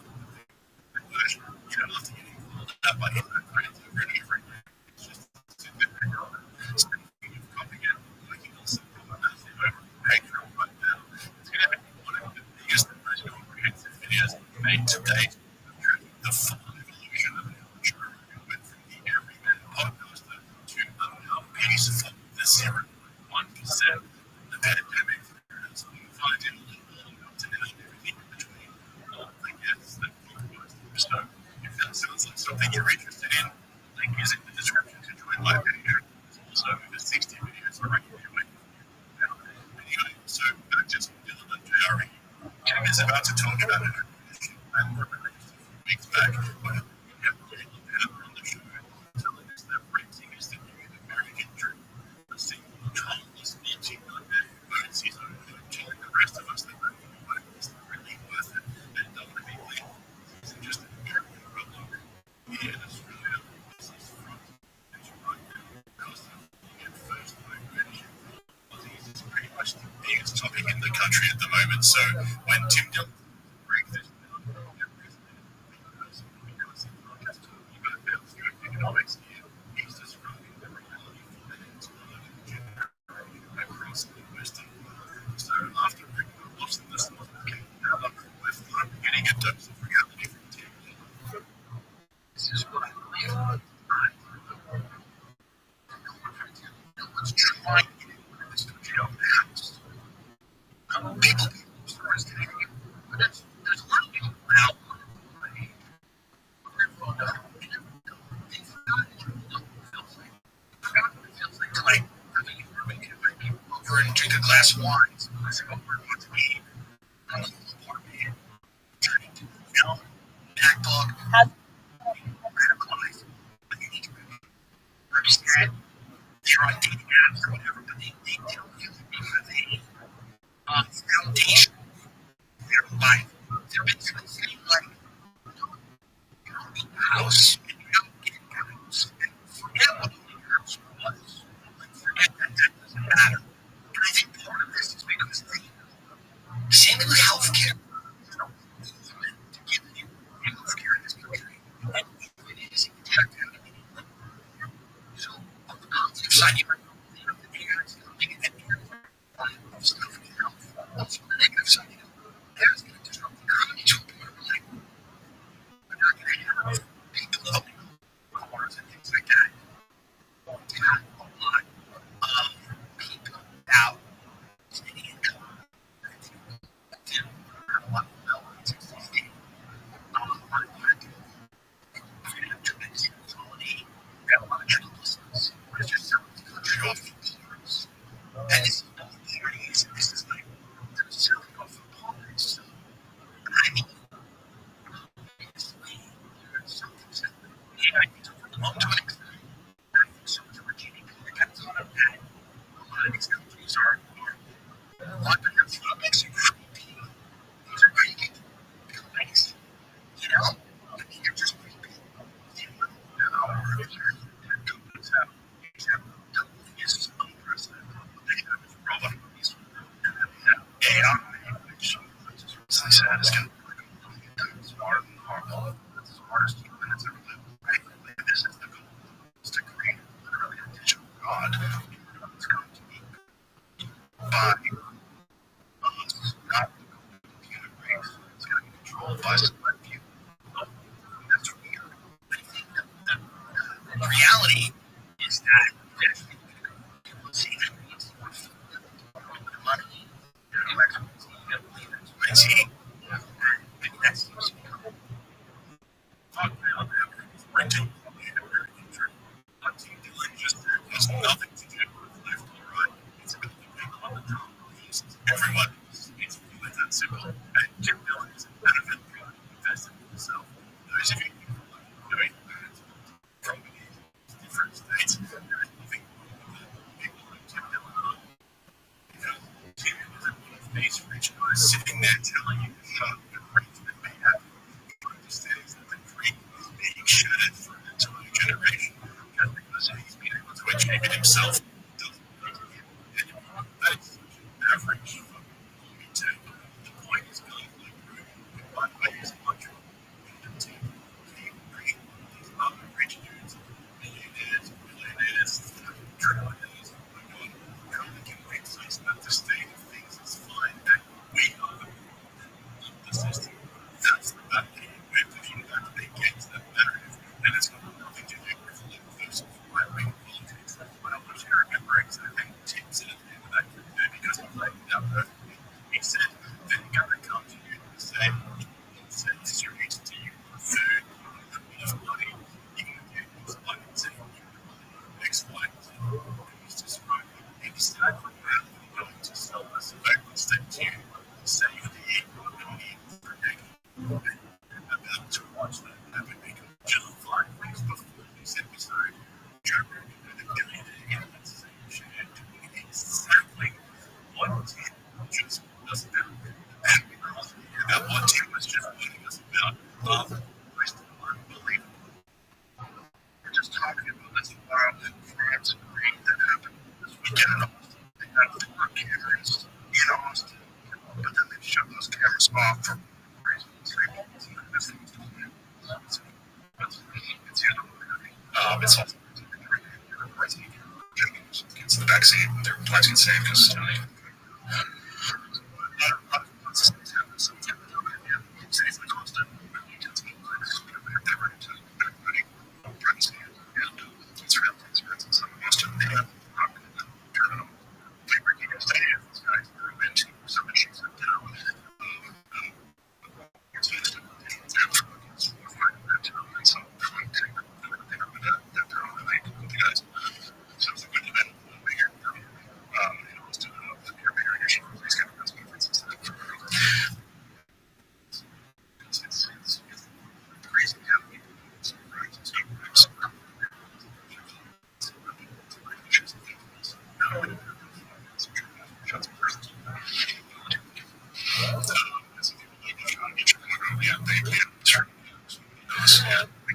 so the concern is mass surveillance, right? The concern is that someone's going to abuse this and use AI for various purposes, right? Like various purposes. So this is a system. This is a system that could be used in that way. But like it's like anything else. It's what comes out here, right? For this pointed out, right? There's things that we can do. It's not that it doesn't bring nowhere the safeguards and protect us.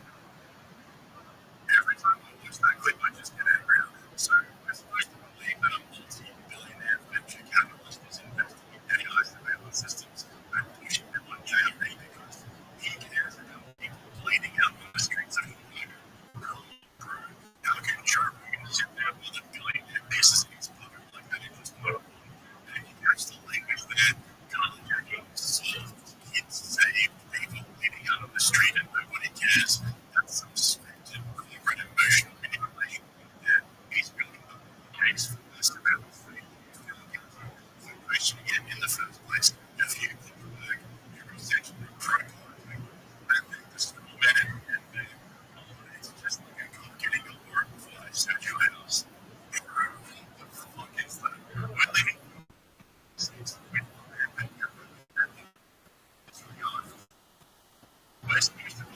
mass surveillance.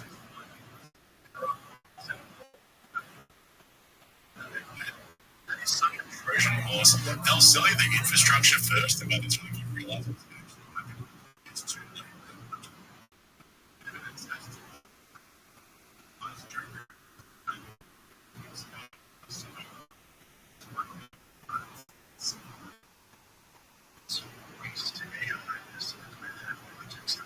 That's going on right now. The future of the United States is kind of so us getting there first.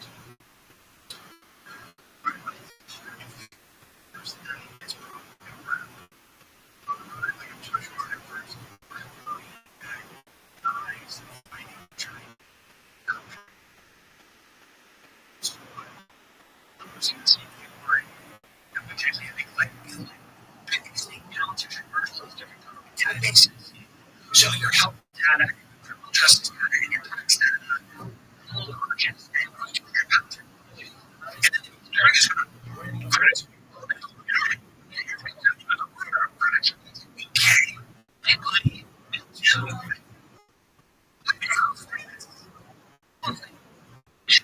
looks like let us do it first. It's just for people like that. They don't have any interest in you owning a house, farming land, or starting a business, or any interest in that. But their economic projection is that that's not going to be possible for you. So what they're going to do, they're building and they're usually asking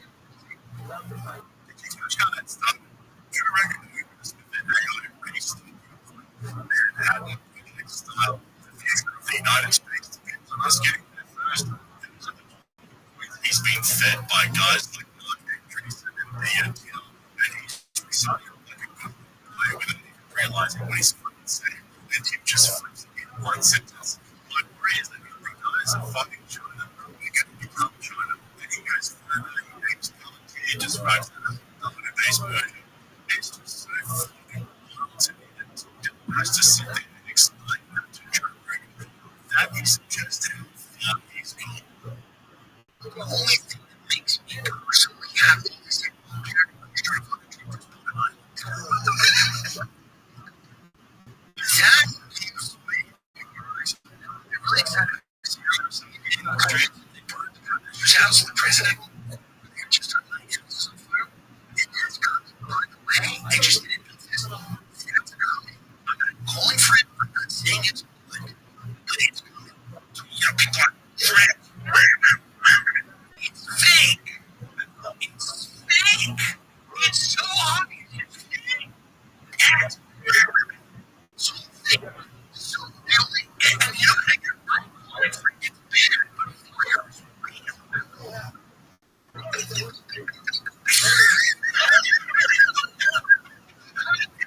People are realizing that this technology is there to give you this idea that you have in fact wild generative commodities combined on it. That's what's happening. They're not going to give it back if you did that. I don't know. I do it. I try to influence the deal. No, because I think probably sit me down and listen to me and fucking shit in your mouth. And I just sit down and go, absolutely. If somebody said to me, oh, the people are going to die, there's just going to be you and those people, and everybody else is going to die. It's tough. How fun would it be, though? Is it fun? Is it fun if the whole world dies? And you're sitting there, which anything is just pretty good. Is that the fuck? It's Peter King. Yeah, is that Alright, so let's break this down because Reagan just exposed himself. That's the Palantir Technologies for 3.5 hours of January, and they do everything Palantir once the entire episode in his own description says you founded Palantir Technologies when you serviced the German flight state, and then when Theodore brought up Palantir months later last year, Rogan acted like he never heard of it, and now he asking Tim Dillon whether his opinion if he could find it to be theirs. You'd feel differently if you did. The question is that it an age generation. It's the new generation of just come hang out at the mothership green room. Now it's right, just come hang out in my bunker. When the Joe bunker rooter realizes that I'm not, he just add himself because the obvious follow-up today is Dick Jones' opinions changed when he got his invite. Politics shift when the millionaires let him in because looking at the last 2 years of Germany, the exit is there. And Greenland's there because he's so transparent about all this. He says he was invited by Till and down. He's the one who's closing it. Meanwhile, when asks the question and volunteers absolutely fucking nothing about his own relationships. Now, I've been thinking about this for a while, so I want to put it out there. Here we go. All my emails to Rogan keep happening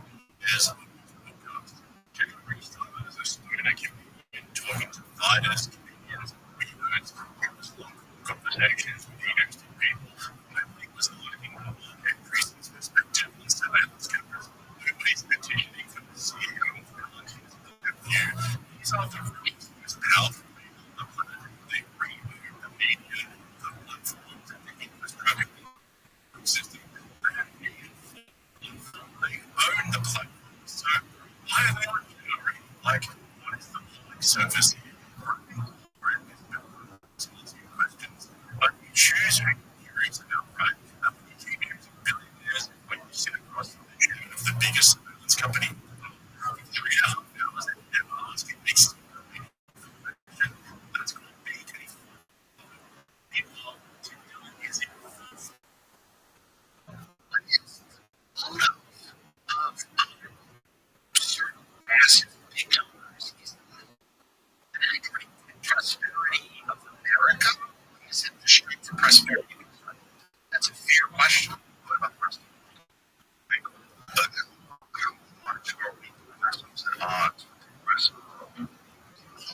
Describe a lead to your effort. You've got every ideological person to justify, Iran, perhaps Turkey. It's just starting to feel like this is like a friend you have who you make excuses for a certain amount of time, and then you might eventually have something about them. They have a few people in life. I know they're fun. I know they share values. I know they introduce each other all the time.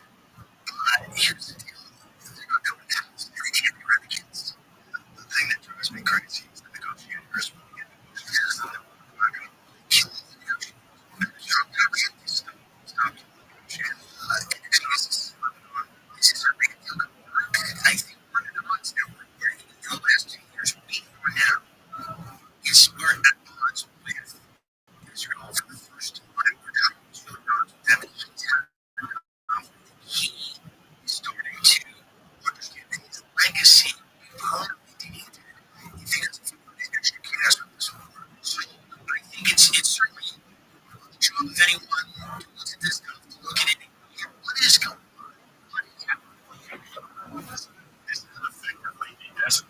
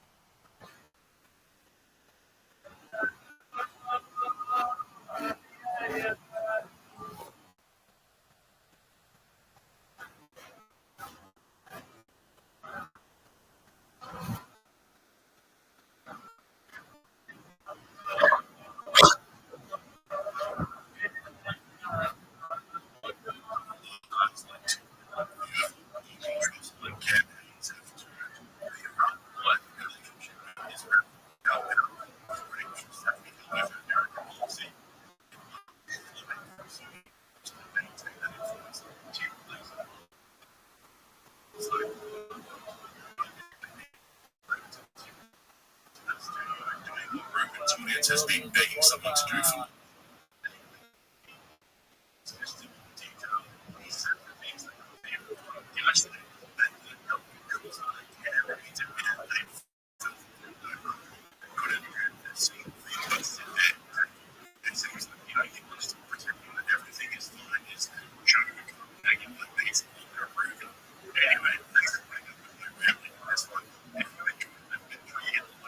subscribe to this channel and check out my video.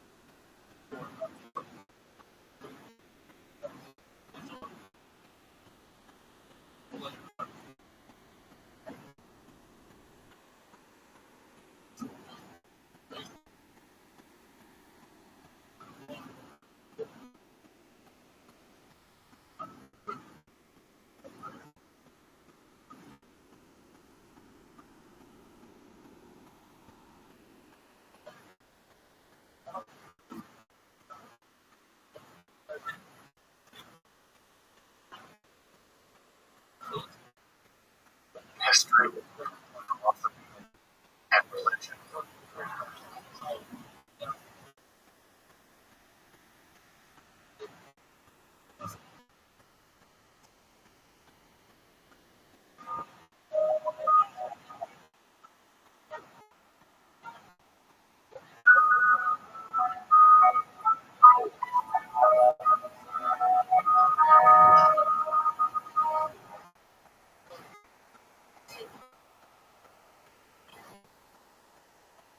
I'm Dr. Jones, and welcome to Esoterica, where we explore the arcane in history, philosophy, and religion.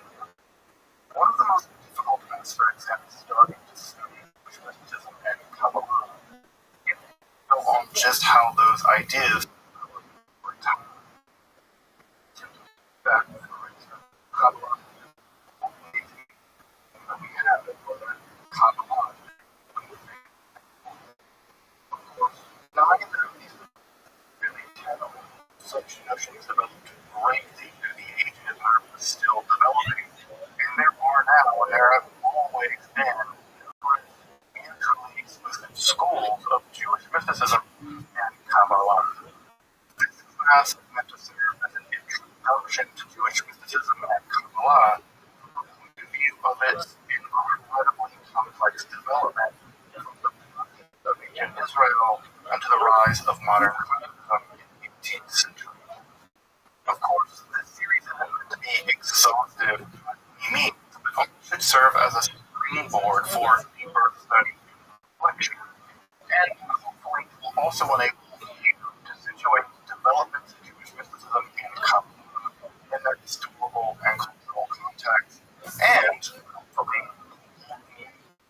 into the primary texts, which are admittedly as sublime as they are obscure. Let me express my gratitude to Congregation Toledo for allowing these lectures to reach a larger audience here on Esoterica. If you want, you can find the entire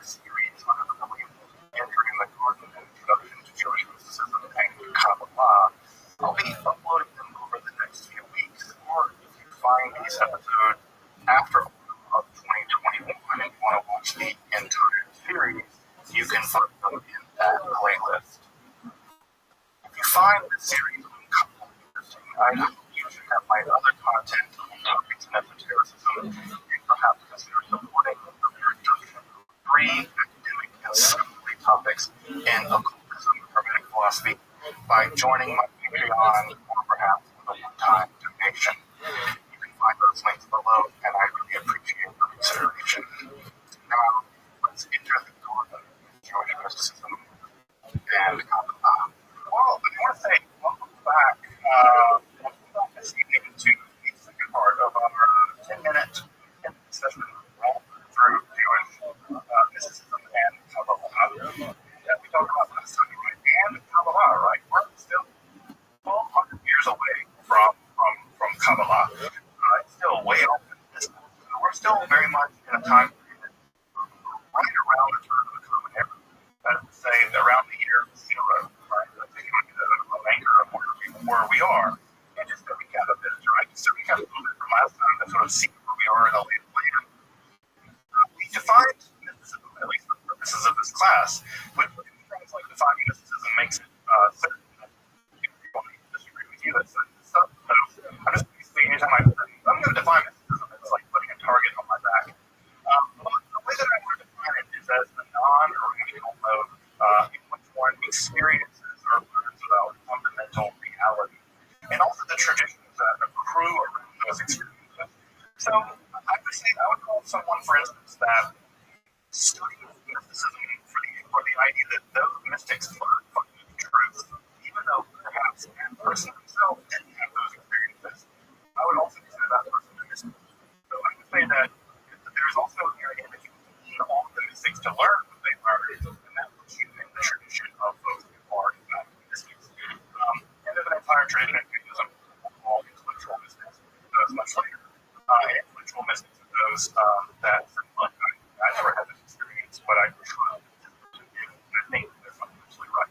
So there's also, I think, another form of mysticism that actually doesn't involve physical experiences. As I mentioned last time, the first Jewish mystics weren't even Jewish. The first Jewish mystics were Israelites, which is a much broader category. Remember that the Jews received that name, the Yehudim received that name as being descendants of one of the tribes that comprised the tribes of Israel. And so Jewish mystics actually make a part of this. Many of the prophets we have in the Bible all over, they're not necessarily Judahites. And we see that the two forms of mysticism seem to have been prevalent in Israeli society at the time were folks who experienced theophany, that is to say, God showed up to them, God appeared to them, and on the other hand, for other people, God is. And if you speak on the behalf of God, that makes you not being a prophet. All of those places are referred to as seers. The idea there is that either those folks can see the future from God and then communicate with other people. And those folks we typically refer to as the prophets. And the most theophanies in the Hebrew Bible, normally speaking, at least, we don't think that the theophany described in Exodus were going to show to the Israelites and that Moses were fairly confident that it's a mythological piece of information, not a historical one. But people are relatively confident. Many scholars are relatively confident that the prophets Isaiah and Ezekiel did have some kind of phenomenological link. And that encounter they recorded in the literature of the prophet of Ezekiel, respectively. You may be wondering, right, how can you say that Moses didn't exist? Well, it's not about what he did, it's about what we have evidence for. We just don't have evidence, right, to believe that happened. But we have a belief the experiences of Isaiah and Ezekiel were recorded. And as I talked about last time, prophecy is very well attested all over the ancient Greeks. But the weird thing is Egypt. Egypt is kind of prophet-free, which all things equal sounds great. I wouldn't want to live around. I wouldn't live anywhere. I don't want any prophets in the neighborhood. I don't want any guy walking down my street screaming at people because they're like, oh, this believers, you boys got killed people. I'm like, I'm not calling prophets.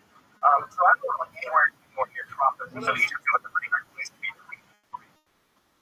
Great. We saw last time that there are Egyptian prophets that live in the ancient Greeks, and especially in the Assyrian context, which track very carefully and very distinctly to the ancient Israelite context.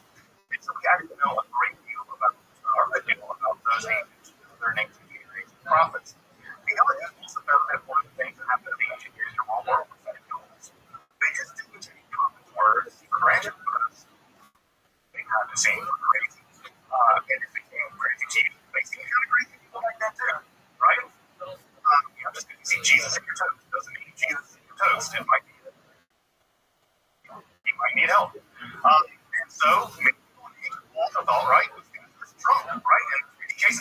example where people do prophecy and other people are like, yeah, they're drunk.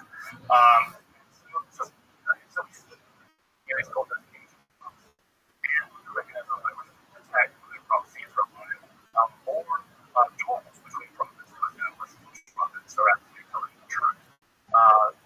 Prophetic conversation in your game.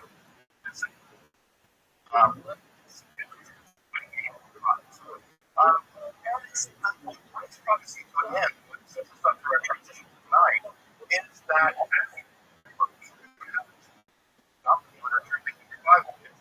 God of the Israelites, the old way, itself makes himself known by revealing what's very inconvenient rules.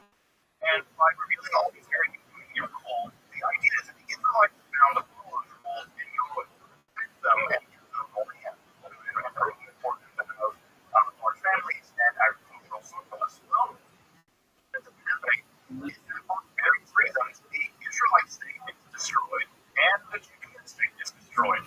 But as you might imagine, when your entire knowledge is found out of a vassal contract, being your vassal, the person who justifies your vassal relationship, you still commit. Well, that's the end of that. And so, like you're looking at a house and your landlord gets bought by some sketchy your landlord. You have no longer a relationship with the old landlord. Well, now you got to deal with other jobs. And so yeah, we have some pretty complicated problems in our hands. And the pretty complicated problem in our hand is we predicated our entire theology on one system. And our God seems like either God is defeated or more defeated and left out. So what do you do now with a relationship with your landlord? And so what will happen is prophecy, the idea that there are people speaking on behalf of Yahweh, what's going to happen is it's going to increasingly go away, right? And a new form of religiosity is going to emerge. And that new form of religiosity is going to emerge is going to be a new kind of mysticism. And that new kind of mysticism is what scholars typically refer to as fundamentalism. All right. Tanakh, what you didn't know, but you know this is coming. So, Tanakh Booklet, this is a trick question because, of course, in a class about mysticism.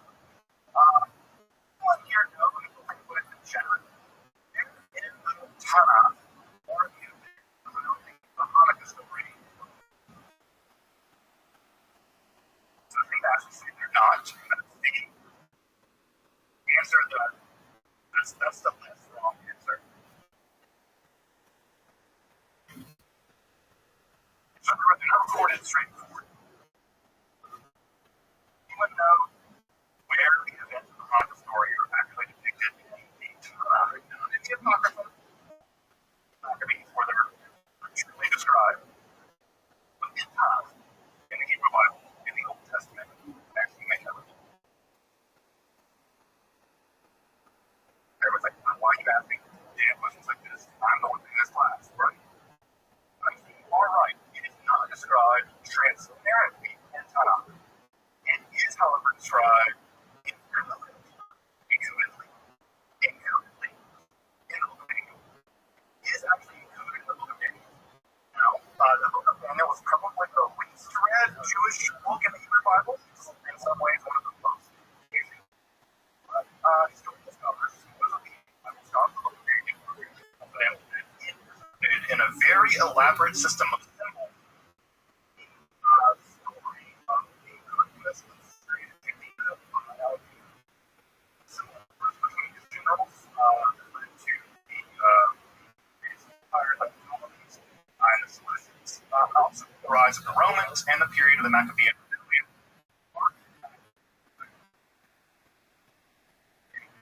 In chapter 7.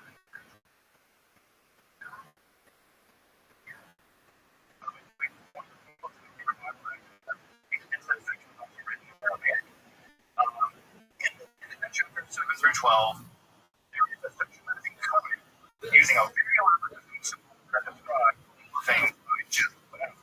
Now, what's very interesting about this section of the book of Daniel is that the writer who is writing it is describing the very Maccabean rebellion. But they never describe the individual. Now, that leaves another question. Why don't they describe the eventual success of the Maccabean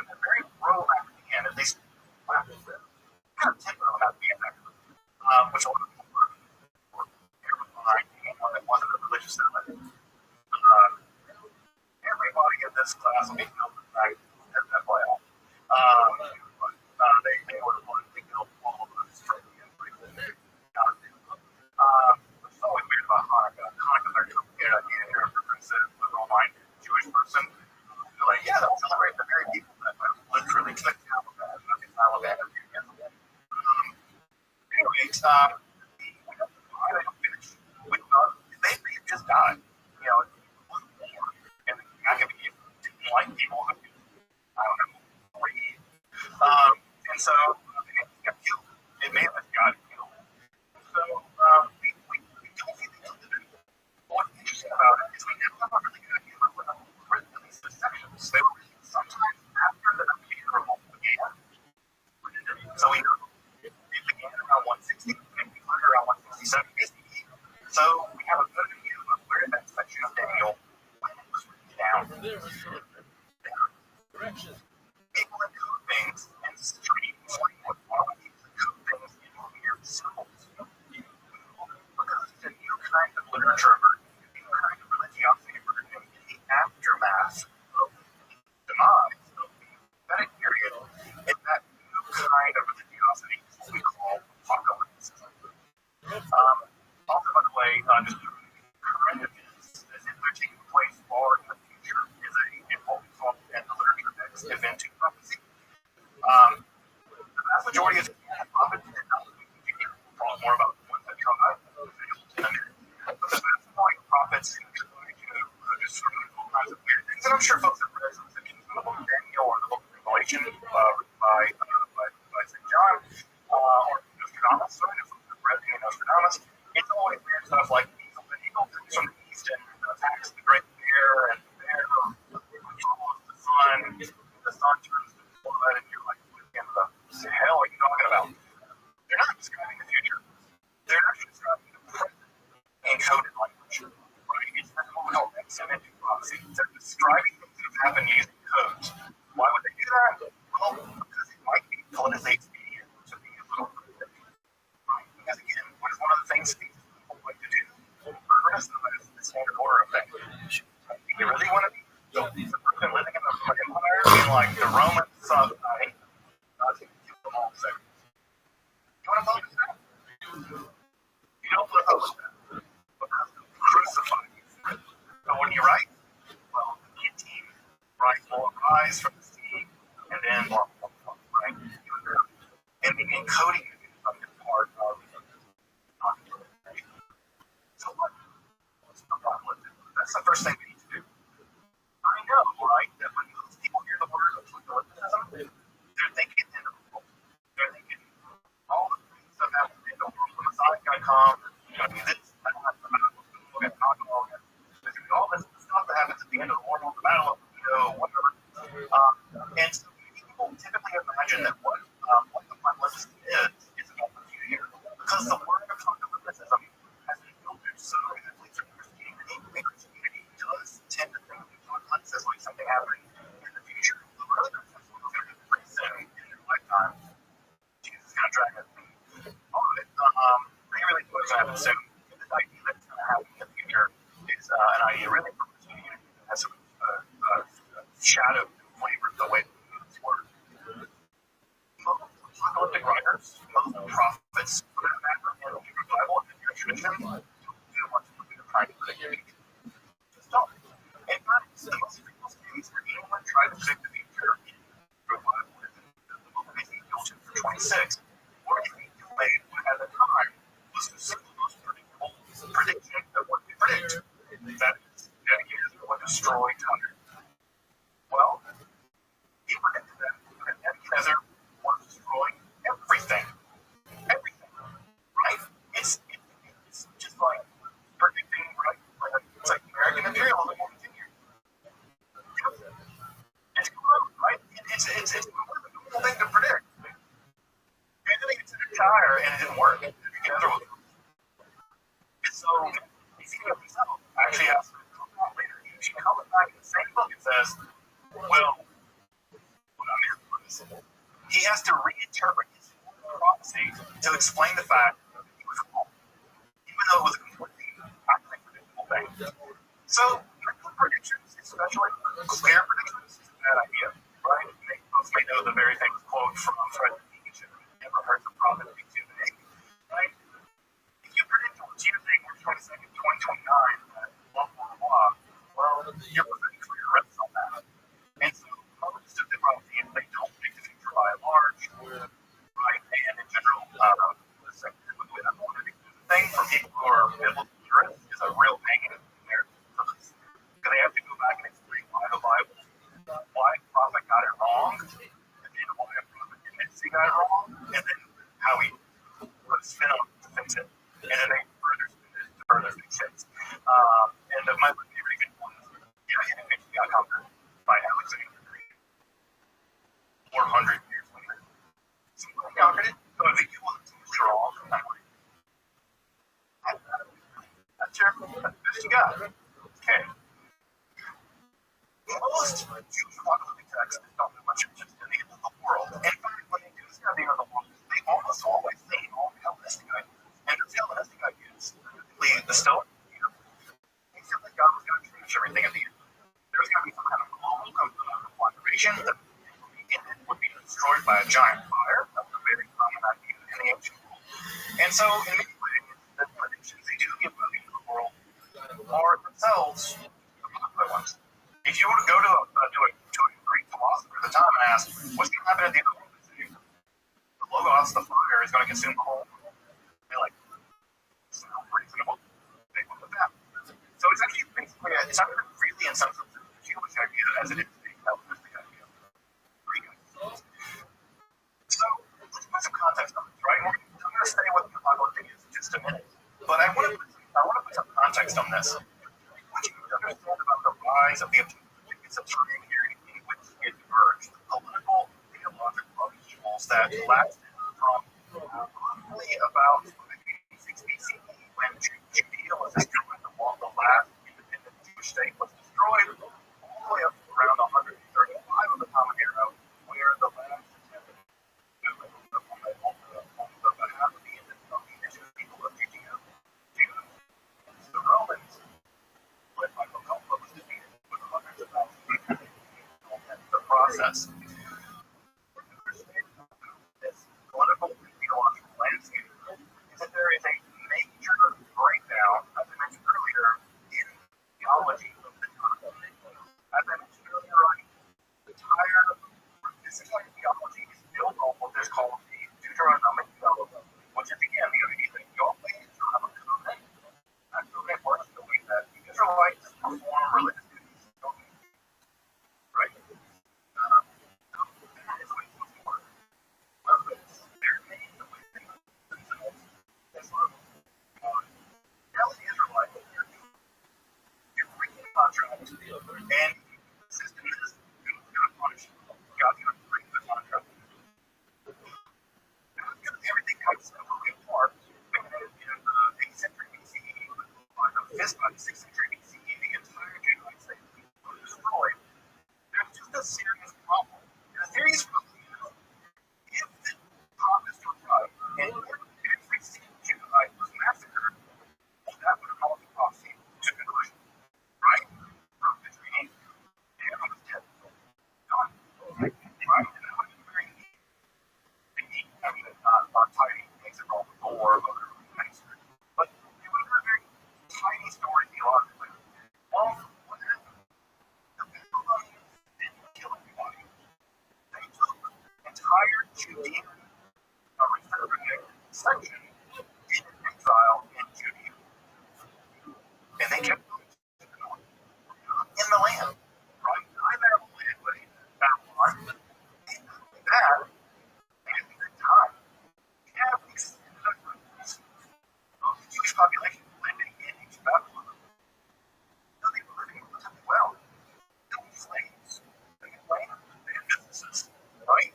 In fact, their life was so good in Babylon, in Israel, that when the Jewish people were allowed to return to Israel, to Judea, by the Persians, he didn't want to go. They were like, I don't want to return to like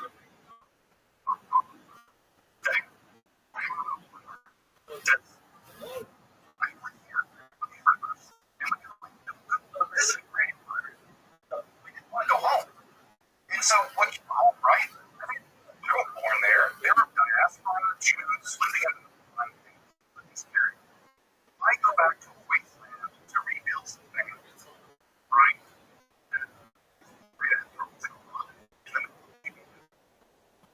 And people think, oh, in fact, there had to be Jews, there had to be Jewish people actually trying to do it.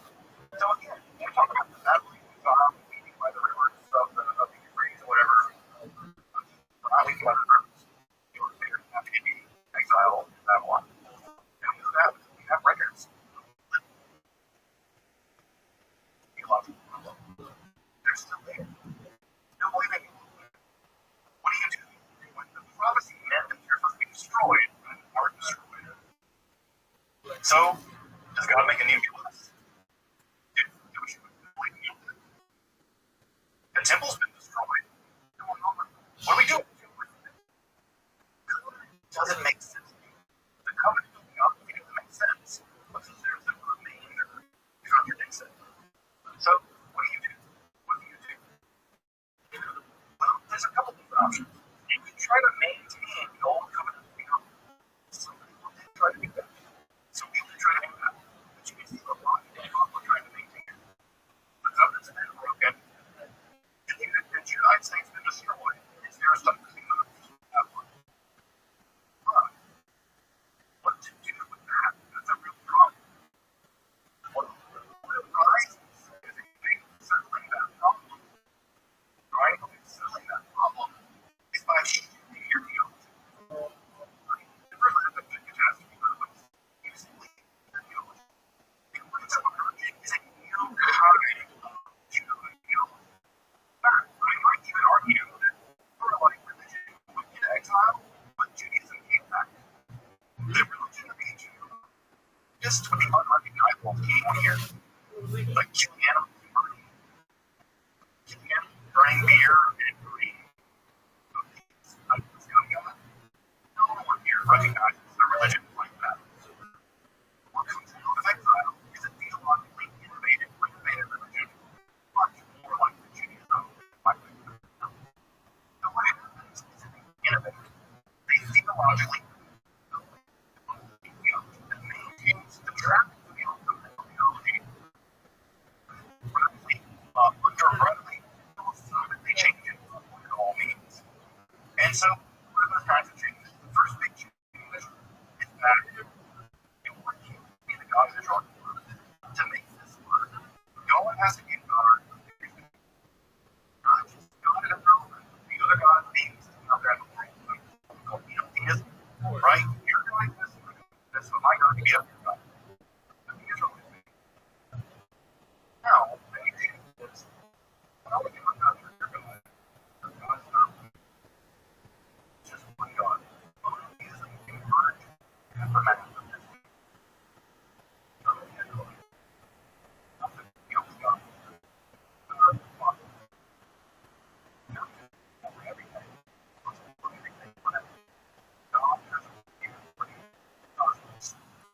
Right?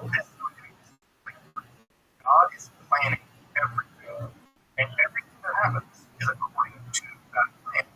No matter how bad it is, how confusing it is, not ignoring what it says. It's evident for the fact that God is doing something amazing. Right? So this is the deal with really important. So what we have happened here, right, that the Israelites, right, what they have to change the way they think about their relationship to this God. How is this God can tell them that the whole world, all this means, you just have this covenant, and it's a silver fence. And this is not happening. We didn't. And what do you do? Well, new kinds of prophets emerge in which God shows them the plan. Right? Again, hear the language here, right?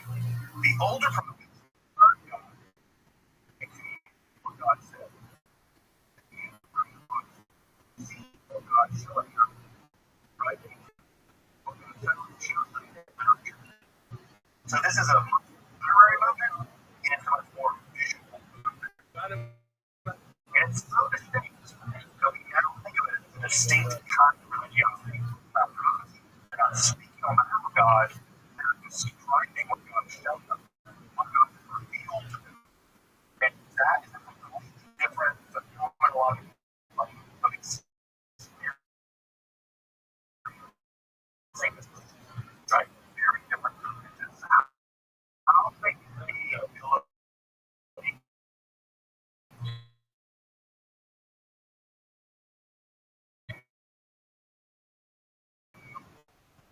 what underwrites we found. That's the theory I'm seeing is that when it's happening, you and I can go into XML and come in contact with another company or religion called Zoroastrianism. And you have to understand that when the Jedi aristocracy goes into exile, the Jedi aristocracy is still a relatively, so the word to describe it here, the ancient Babylonians are like the New Yorkers, the ancient world.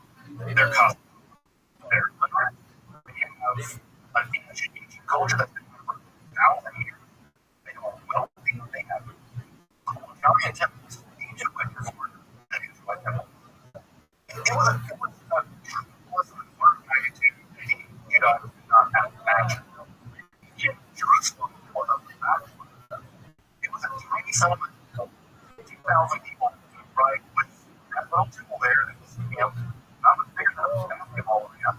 Right? You're talking about an aristocracy that is a relatively backwater people coming into contact with an incredibly old, incredibly literate, right? You guys were to write mathematics documents, they wrote it about lines. When they arrived in Babylon, they must have been bowled over by the compared to Babylonians. This is like a Mississippi aristocracy being conquered and dragged open, right? You can't imagine the shell shock of what happened. Furthermore, they're coming in contact with a very dynamic religion called Zoroastrianism. Zoroastrianism is, of course, a reform religion founded by the prophet Zoroaster, who we don't know much about. Even what he said is not clear. But if I summarize Zoroastrianism to you, I think it will sound even obvious. So, Zoroastrianism is a basic economic religion that claims that a good God and an evil God are logically compatible with the destiny of the world. Good are represented by non-physical spiritual entities, and those non-physical spiritual entities are in combat with other non-physical spiritual entities that serve the bad guys. Angels and demons. That structures it. Now, this evil dualism is the result of a titanic and catastrophic battle at the end of time. The forces of good win. They will move the forces of evil into an even world, right? And not only that, they're even Zoroastrian prophets are getting supporters of the underworld. Towards the underworld, the confident that the other thing was class. Because I know they're probably making by these tours of hell.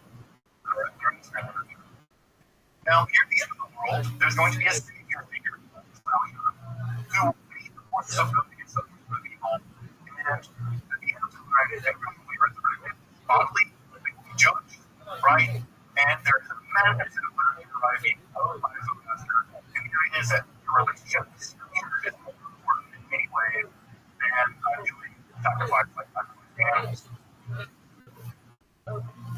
Priest, by the way, are full men, I got them from the Bible, right? It's the guys that grew up to but more of the Jesus. Anyway, there's your old tree familiar to most of us. If you take a little Judaism and add a little Zoroastrianism to it, shake it up, shake it, pour it on this, you get all the ingredients for what they'll call Christianity or Islam or Judaism. Now, again, many people test the idea that Judaism could be influenced, informed, changed by non-Jewish pagan people. I got news for you. When the Jewish people arrived in this area, what if the Zoroastrians as a completely wishful doing it every week? I can guarantee you they would have been fortified. They would have been fortified. So Zoroastrianism has a huge impact. And in fact, many ways, Zoroastrianism has an impact on world religion in general. Also, they can impact in music. You know, Freddie Mercury, the lead singer of Queen,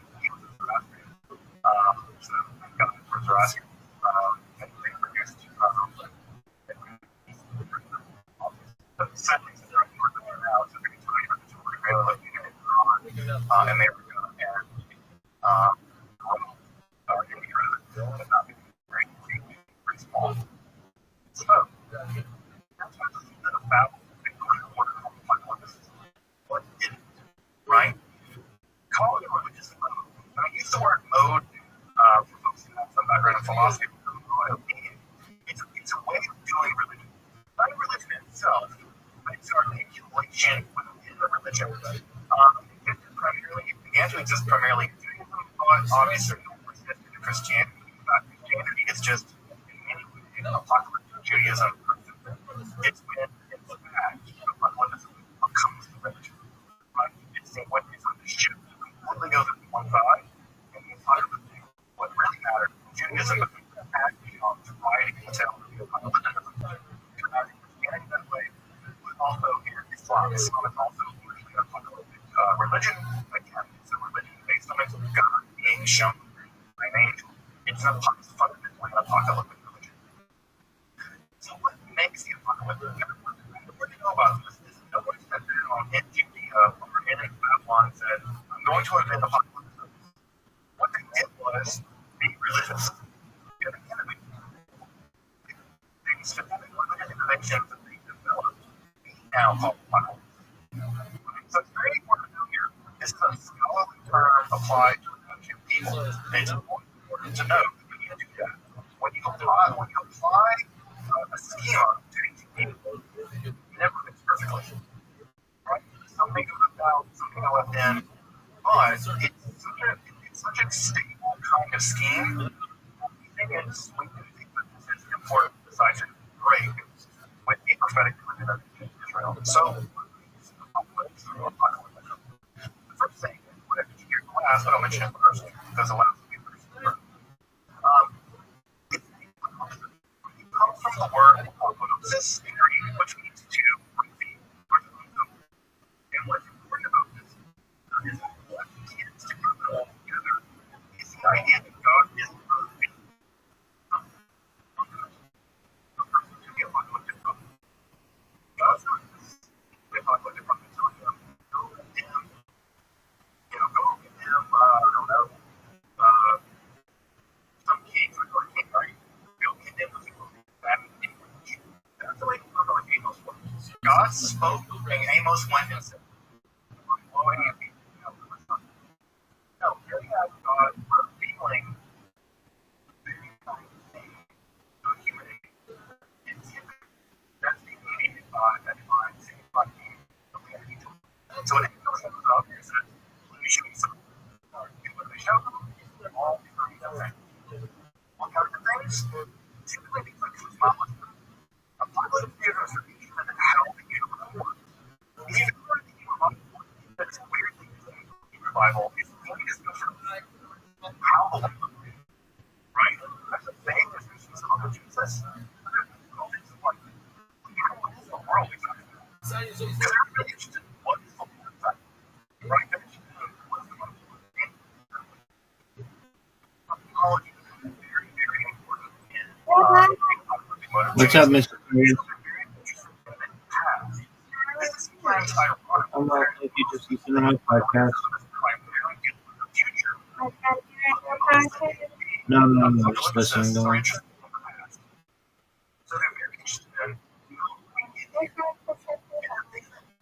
Hope you have a good day.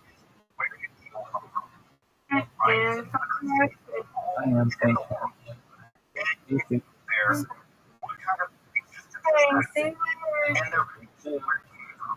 You'll never see much of a Hebrew Bible discussing the origins of evil. Or even the whole movie thing, the writer of that story, the book of Genesis, never says, yes, that's where all evil comes from. They name some things. You go to work for your bread, women's child, the thing of having a child was increased. By the way, this is the thing was increased. It never says it was different worse. Right? So, that's where they go for else. Apocalypse is very interesting. Something very interesting is symbolism, right? The Bible doesn't do much more symbolism. Very, like, virtually nothing there, right? It also, again, as I mentioned earlier, makes it. That did not seem like it'd be really interesting. The kind of social criticism that we saw in these nonprofits, they're going to be doing it in a way that is illiterate, or in which they include those criticisms by describing them as if they're happening in this way.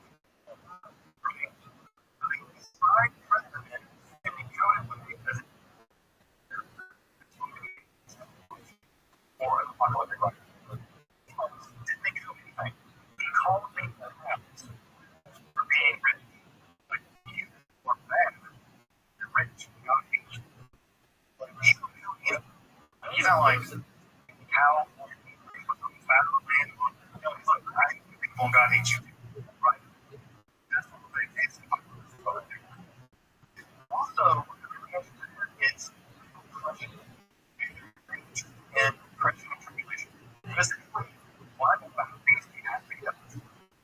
Our God is the only God, and we have a special relationship with this God. Why does the Christians like point our at? Like, it's a bad thing. Like, we do, like, he's killed like a bunch of us. Like, what's going on, God? Right? That's a real important question. Right? I mean, we all ask this sort of like, that's the good people question. It's like, getting people get what down. They're very interested in why tribulations happen. Right? And I can see tribulation. The idea is it's real bad for a while. Okay, apocalypse is God has a plan. And not only that, the apocalypse is going to do the plan. Right? Another plan. They're also somewhat interested in the end of the world. Right? You know, as the what they believe is the righteous and the wicked being separated, and the righteous being rewarded, and the wicked being punished. There's no in that in everybody ends up being chill. It doesn't matter if you're a good person or a bad person. You want the same place to see. Well, the apocalypse is saying that's not fair. Bad people will get punished. It's like it was directly from what was intended. Right? So bad people get punished, and the people get punished. That's the extent right of what we're doing about the future. And of course, right? Why does that make sense? It makes sense because a lot of good people, or at least people who they thought they were good, just like under or underpaid.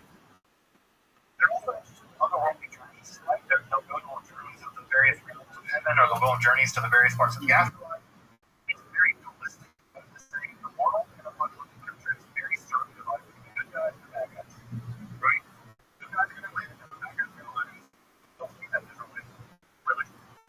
It's like religion. You think bad, and you're good, but not punishing.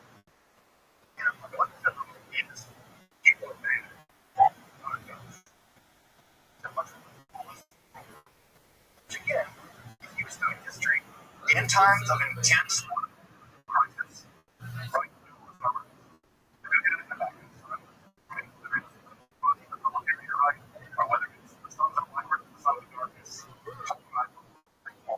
strive, it's like that idea. Great. Anyway, right? Someone's gonna fix it, right? Because apparently, talking about the great people, it's pretty clear that they're not really the ones who fix this. So what do they say? There's going to be some kind of savior here going into history of fulfillment. And of course, as it remains a little while, becomes the fine line of messianism. That's some person, by the way. Early messianism never agreed about how many people are circumcised. One of those was not. And another one was the military general.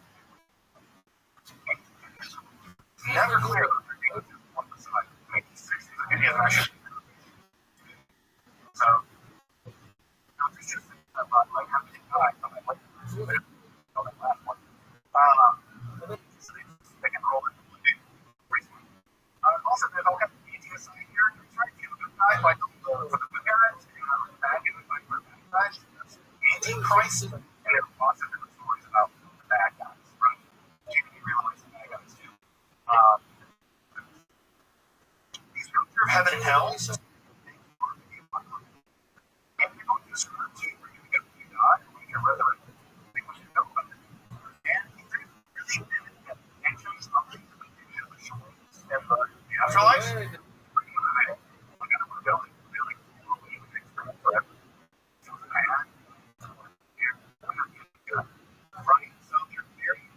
indigenous structures and notes. Also interesting to me the idea behind the scenes of what's made us the world has being dominated by a vast majority of spiritual creatures and entities. And so again, there are basic very little return of things. You have to show up from time to time, right? You are everywhere.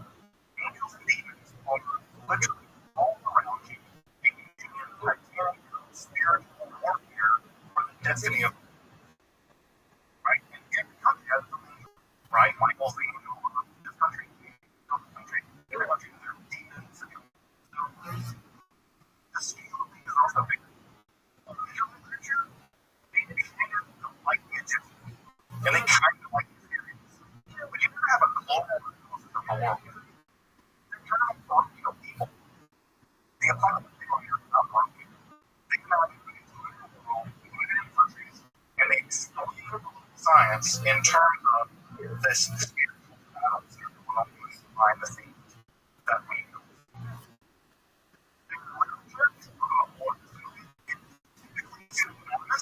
Although we like to claim that very people wrote from or Abraham wrote this, or to allege authorship, because this is like not from right? Like Manny talks to the guy that like associates, like so man and power like right? And so he puts the outside picture of you never been there. Like, whatever.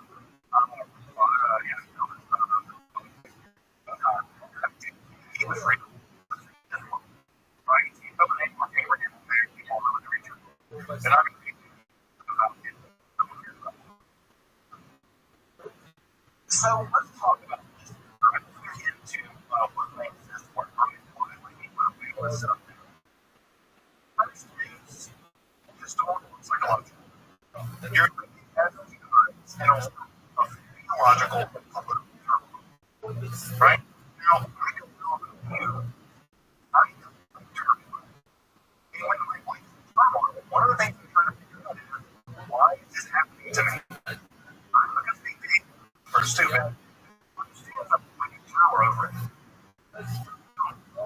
Right? You can be real smart.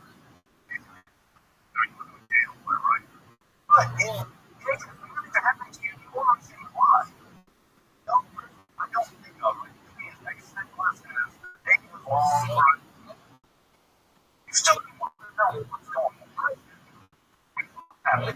Very few people are going to suffer through immense physical and psychological themselves. Because that's what's happening. Right? So what do they do? They try to explain why it's happening. Right? They try to explain why it's happening. They want to feel like it's not for no reason. One would say, it's meaningless. No, we first saw it in the middle of years or something before the planet. It's not going to make sense. That doesn't make sense to me. I understand why our traumas are happening, and why our traumas need us to rest. And so, the overwhelming thing that we get from talking with the literature, God has planned every single thing that's happening in the world is a very determined nature, and that your suffering is not random. It's part of a plan. And what's the plan? To the world. Right? The world is going in a very specific direction. And God is going to make things right. Punishing the wicked, rewarding the righteous. This is all part of the plan. Because this is going to teach you a lot of things. Wrong. Right? She said, right? That the person who has that person who knows why you're eating out. Right? The person who has why you're eating out. Who can bear people through anything. All the reason why it's happening. Right? Right? It's the idea here, right? Is that what you get? Is you get a reason why it's happening.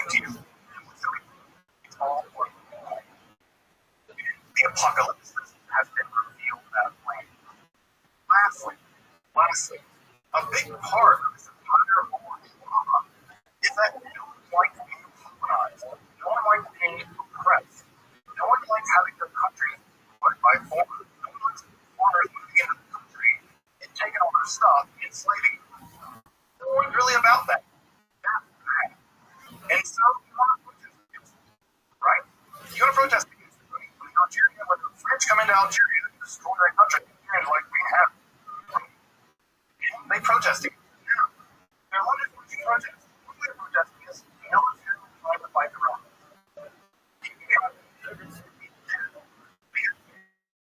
Success. Also write books about how they're mad. God beats them. God's going to judge them. God's going to kill them. So again, as I said earlier, you can't come out and write that way, right? The Romans, now Tiberius sucks. Kill him. The Romans will be like, that's interesting. I would like to be crucified, right? So remember that. And if you know, you know, right? I'm a big guy, right? You know, you know. If you want to read the scripture and read the code, they're like, you know, they're wrong. They'll get their ass. God, well, they're not getting mad. So that was a way of encoding this. If one don't work, I tell you, you have to reveal to you the plan. You would be able to look at profit. And that's what this scripture is. It's the plan. It's the way the Lord structured God created the world, God structured the world. History itself is unfolding according to very set there by God, and everything is part of the plan. Everything's part of the plan. And the apocalyptic literature is marked by that revealing, that uncovering. As you might imagine, in a world of turmoil, I know Jewish people go through turmoil, right? Everyone draws a little turmoil here and there. You can imagine this is incredibly persuasive religiosity. It explains why the world is the way it is. It describes why that is happening. We're not looking from. It's what God's going to look at. It tells you the things that you're going through as a people, as an individual, are not random. And they're not the true God. They also, they were telling y'all, every bad thing that we do is pleasure for y'all. Right now, you're suffering. That's part of the plan. Y'all secretly collaborating and that idea, I don't know about you, is one of the most seductive ideas in the world. Again, my practice on things like your book, my official marks. It's difficult to read.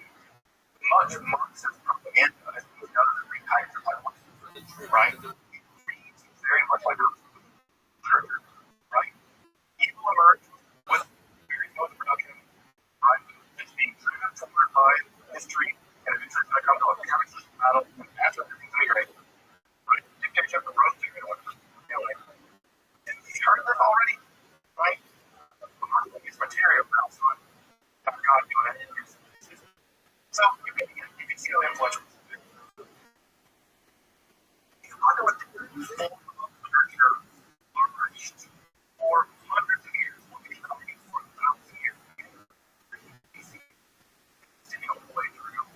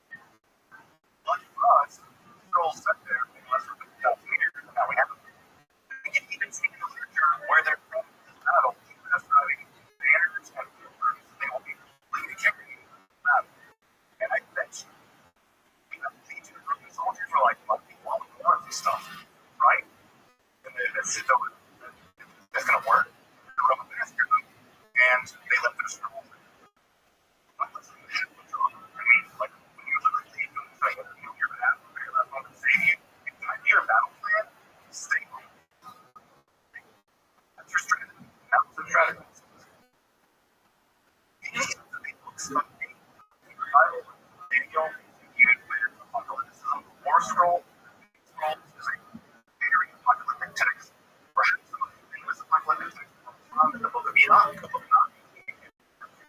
Jewish literature preserved by being heroic. You do it. That would be cool. That's why what do they call it? Not have it. They're brilliant tacticians. So they preserve all these writings of Judaism. So anytime I think about what we can do to keep them preserved Jewish writings, I am informed they've done. What's going to also happen this next time is that the Rothschild is also going to get brought up to the some call America about this next time. How do you get this vision? You go see what God has to show you, or what angels have to show you. Well, spiritual techniques were developed for this. And a new form of mysticism arose, which mystics describe going into God's houses and this stuff. Wait. It's scary. That's my imagine. Apocalyptic Judaism can remain, however, never quite so eye to eye. The rabbis never incorporate what's the rabbis also take a form of religious survival. The Titanic. The rabbis are like, how do we do Judaism now the temple's destroyed? The apocalyptic people are very big. God's going to choose people. So,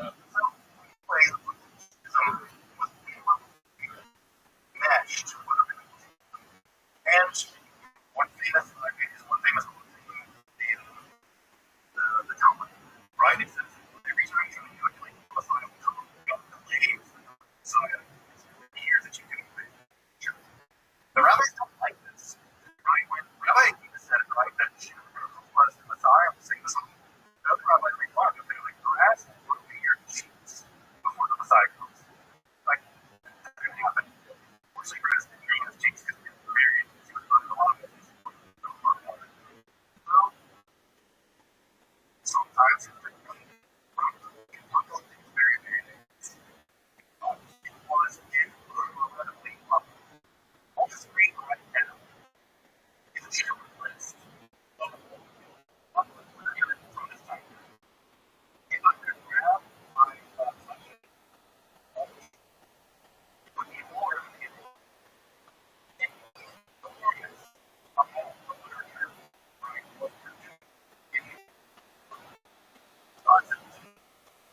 That were very popular, for instance, because there are copies of all books before God.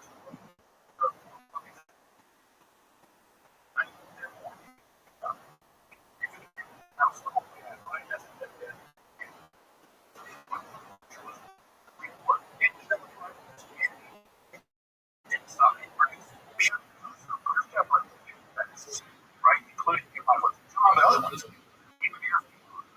Well, Jesus had not that Christians underwent something too. They were being persecuted by the empire. They were being marginalized by Jewish people that didn't really like them on their way. They faced the cultural war. This wasn't coming back. It was dying. Well, what do we do? People die. And Jesus got to come back. Here. Well, and further up on the way, ideas about what's going on. The persecution of the whole other one. Right? Martyrdom becomes the thing you should rush into. That's one of God's plan. Right? One of God's plans. It's also envious of literature. This is what also becomes enormously influential in any popular Christian and Jewish ideas. Also make their appearance in the Quran. The Dada is an example of a Christ character of God and not God to make the battle in the world. Which is very Daniel was translated into the battle of Peter in Christian literature. Even the return of Jesus and the resurrection of the dead, these are all also occurred in Islam. But Islam is also influenced in some sense in the apocalyptic religion in itself. Judaism is going to increasingly abandon apocalypticism. And the answer to that is the simple answer of wrath of the enemies of the rabbis. Also, why the Holocaust system is not about the Maccabees, it's about the miracle. The reason why? The same Chris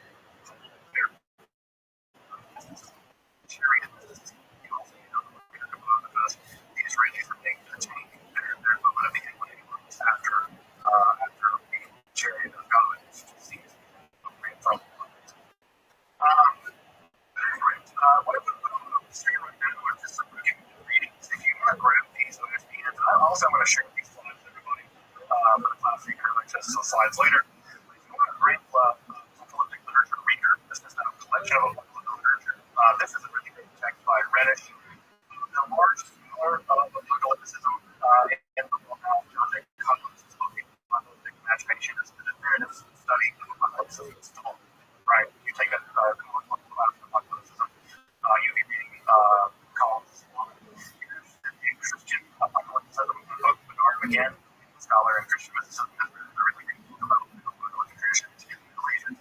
People are looking at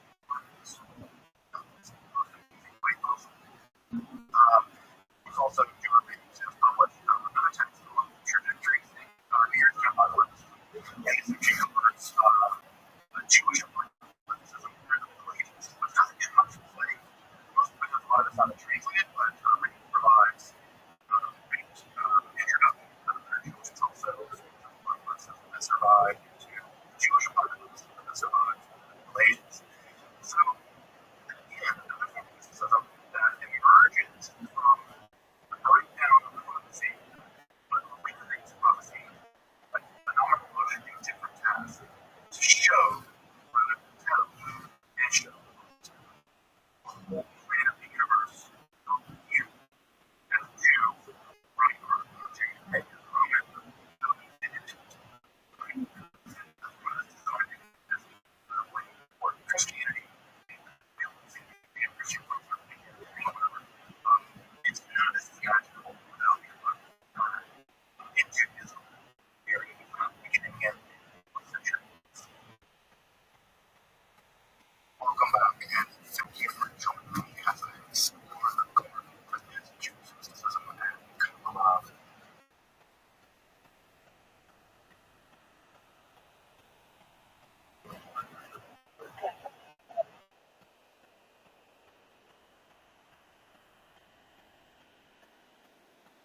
The benefited is convinced. Please let us know in the comment section. And in the meantime, thank you very much for watching.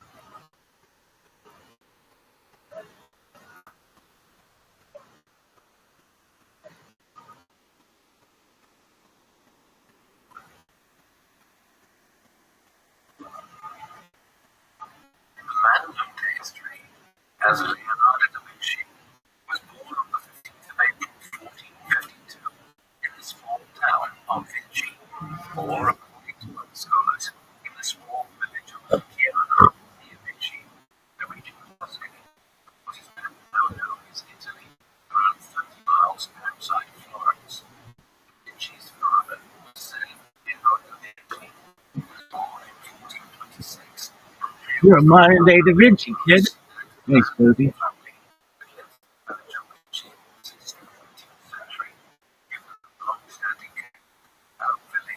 The family adopted the village as their family name, prefixed with Da, which literally means from, as in Leonardo from Vinci. Widespread practice during his time, while Ser, as in Ser Piero, is an honorific title for a lawyer.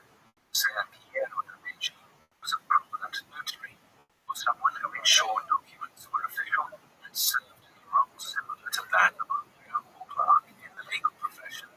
While working in this capacity, he first moved to his time in Florence, sometime in 1420, in Rome, Leonardo's brother, which was particularly scandalous due to its middle-class status. However, Leonardo's parents ignored the potential stigma and pronounced his birth openly. Until recently, not much was known about Da Vinci's mother, although it is believed that she was a servant to Caterina. Recently, art history publications named her as Caterina di Rabbi, a 15-year-old orphan who lived near Vinci, while other works of recent speculative such as the work of the Italian Giacomo Benci, theorized that she was an enslaved woman from Caucasus, supported by a document signed by Ser Piero in autumn 1452, in which he freed and enslaved, named Caterina pre-publication. He would grow to become a great mind and master in science, painting, architecture, and other pursuits. Da Vinci was into a provincial life as an illegitimate child, a factor which historians propose propelled him into his varied pursuits, as it prevented him from assuming parts of his father's station. Da Vinci spent the first year of his life with his mother Caterina, who was then raised by his father's parents, Antonio and Lucia, who were in their 80s and 60s respectively at this time, with Leonardo hardly seeing his mother or his father after the point, as his father was living and working and was eventually married in Venice. Caterina herself had eventually married another man who would go on to have 5 more children. His father would be married a total of 4 times and would go on to parent 7 children.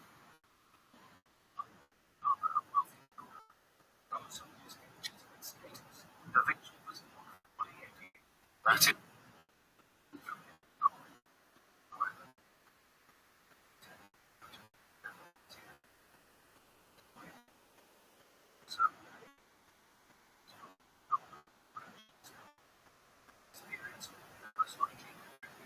lifelong fascination with science and nature.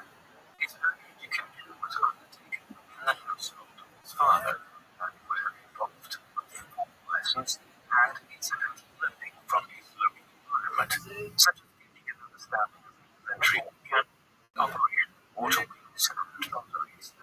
Several years later, in 1464, when Leonardo was 12 years of age, Ser Piero's first white army had done, and the following year, he went from Francesco di Ser Giuliano Berdini, Leonardo's stepmother. Following this remarriage and the death of his grandparents, Leonardo joined his father in Florence, which was an artistic mecca and hub for the Renaissance, and wrote to around 100,000 people in the 1460s. The Renaissance, literally meaning French, refers to the renewed interest in classical Greek and Roman scholarship and art, as well as the rebirth of European culture after what was viewed as the academic and artistic downturn of the medieval period. The term was coined in 1855 by his work of the same name, which argued that the period saw the revival of classical writing, artwork, and creative fields deployed to meet a contemporary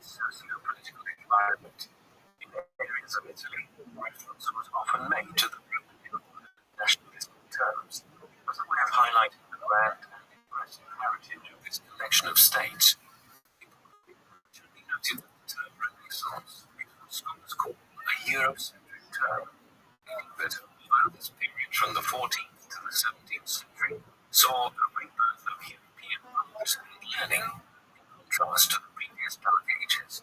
The places and people in Asia and the great Islamic empires had already been succeeding in innovations and scholarship in the previous period, when Europe was stagnant. However, the term is useful in describing the greater movement of which Da Vinci was the leading figure. During the Renaissance, Italy was not yet unified.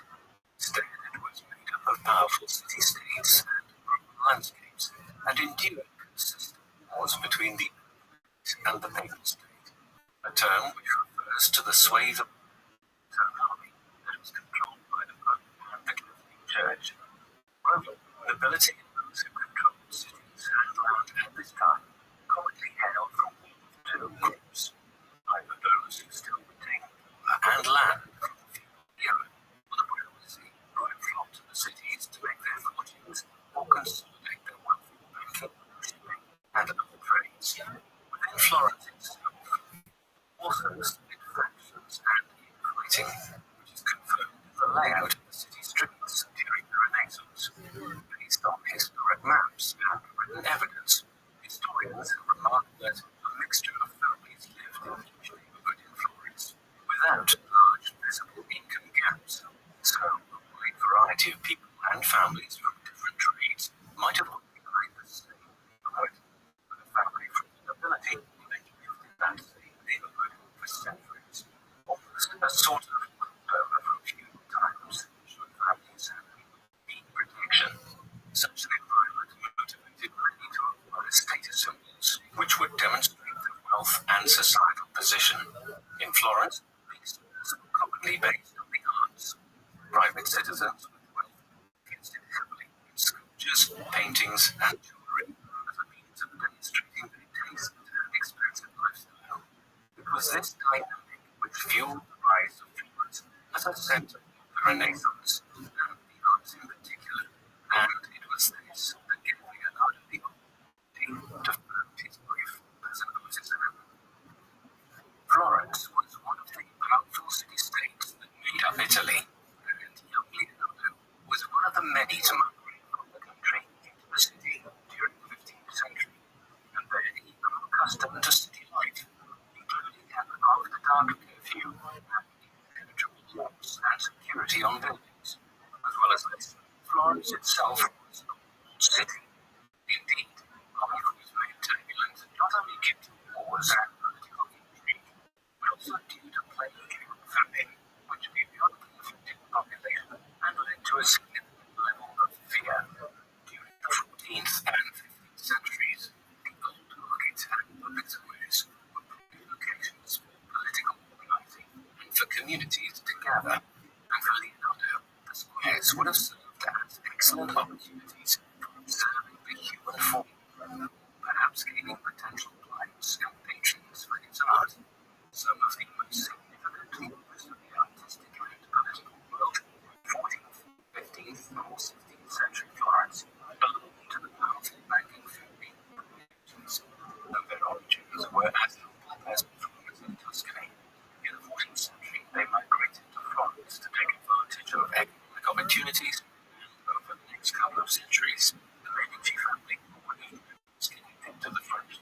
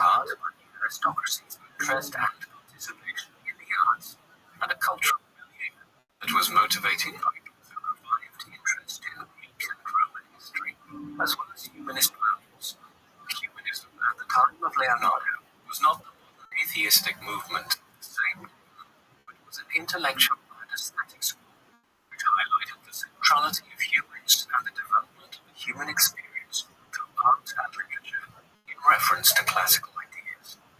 Da Vinci, along with other artists such as Michelangelo and Raphael, are considered to be the leaders of the so-called early Renaissance, referring to the period from the late 15th century to the late 16th century, in which Renaissance art and science reached an all-time high in output. However, at this early phase of his life, Leonardo was not yet the rounded Renaissance man he would become. Rather, in 1464, he was the illegitimate son of a lawyer and soon to be an artist's apprentice. It was due to his illegitimate status that, upon arriving in Florence, Leonardo was unable to follow in his father's passionate footsteps and become a lawyer. However, through his father's connections, he was able to become Florentine artist Andrea del Verrocchio's apprentice when he was 14 years old, though apprenticeships of the time would typically start a couple of years earlier, around the age of 12. Andrea del Verrocchio was born in 1435 in Florence. Although he was the official sculptor of the powerful Medici family, Verrocchio was originally trained as a goldsmith, eventually also mastering bronze and marble casting in 15th century Florence. Renaissance, which was called the Bottega, which was essentially an art factory using different types of art, theatre costumes, and even stones.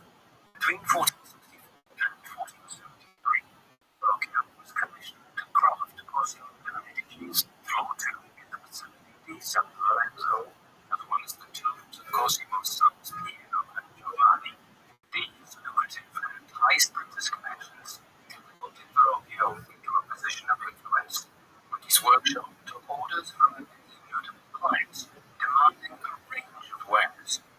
In addition to these tombs, Verrocchio designed and produced libraries, including the Michael bronze sculpture Christ and St. Thomas, which was crafted over 60 years and unveiled in 1483. This sculpture was designed for the exterior of the Versailles building, a church which dated to the 15th century, but was relatively early 14th century. Verrocchio was not only a sculptor, but a painter as well. Was born in Florence around 1406. The renowned painter of the previous Renaissance generation, who was at one time a priest, was also patronized by the Medicis. He was known for his frescoes and altarpieces such as the Madonna and Charlotte, dated sometime in the 1440s. He also had a scandalous reputation, and one time carried on an affair with a nun, while he himself was a priest, before he was arrested and tortured. His life spared by Cosimo Medici. It was in such a lineage of artists that young Leonardo was being trained, although it's worth noting that painters considered artists a form of craftsmen. Clients would order custom wares from a workshop, whether it be painting, sculpture, engraving, or bronze, and expected their specifications to be met. The nature of this market meant that Leonardo trained not only in mixing and application of paint, but also in stone masonry, carving, casting bronze, and drawing, as well as in the use of mathematics and music. As an apprentice working under Verrocchio, some scholars suggest that Leonardo painted the Baptism of Christ, completed circa 1472, as well as the rich monastery and the park. Verrocchio's painting, Tobias and the Angel, completed around 1470. But it is suggested by some historians that Verrocchio, perhaps jealous or of his young apprentice's skill as a painter, as well as his understanding of colour, gave up painting and devoted himself to sculpture and goldsmithing instead. Da Vinci's early work as an apprentice was crafted using tempera, a common painting medium during the Renaissance that was actually made using egg yolk, which acted as a binder for powdered pigments and water. And indeed, it was Leonardo's experience with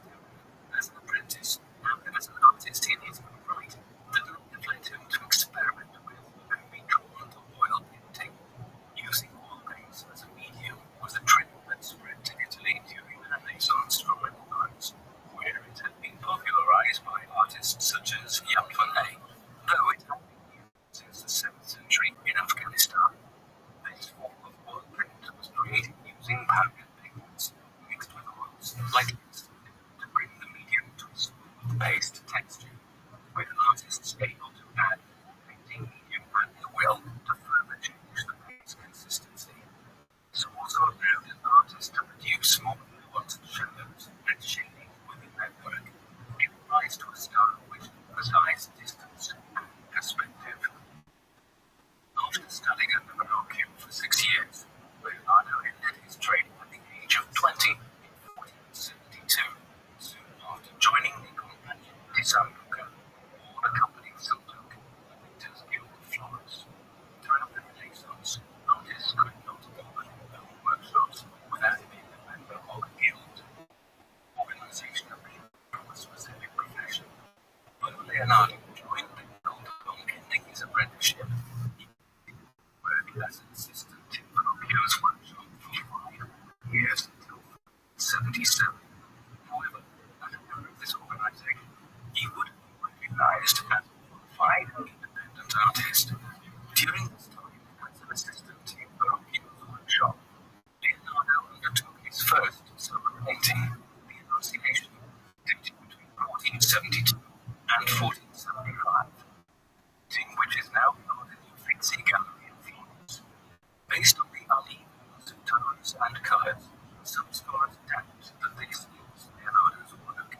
However, others argue that this work is without doubt Leonardo's, but a young Leonardo's, a form that began to truly understand the science of painting and would bring a preciseness of passion to his later works. In the Annunciation, Leonardo's had interest in nature, as well as the use of nature to establish painting.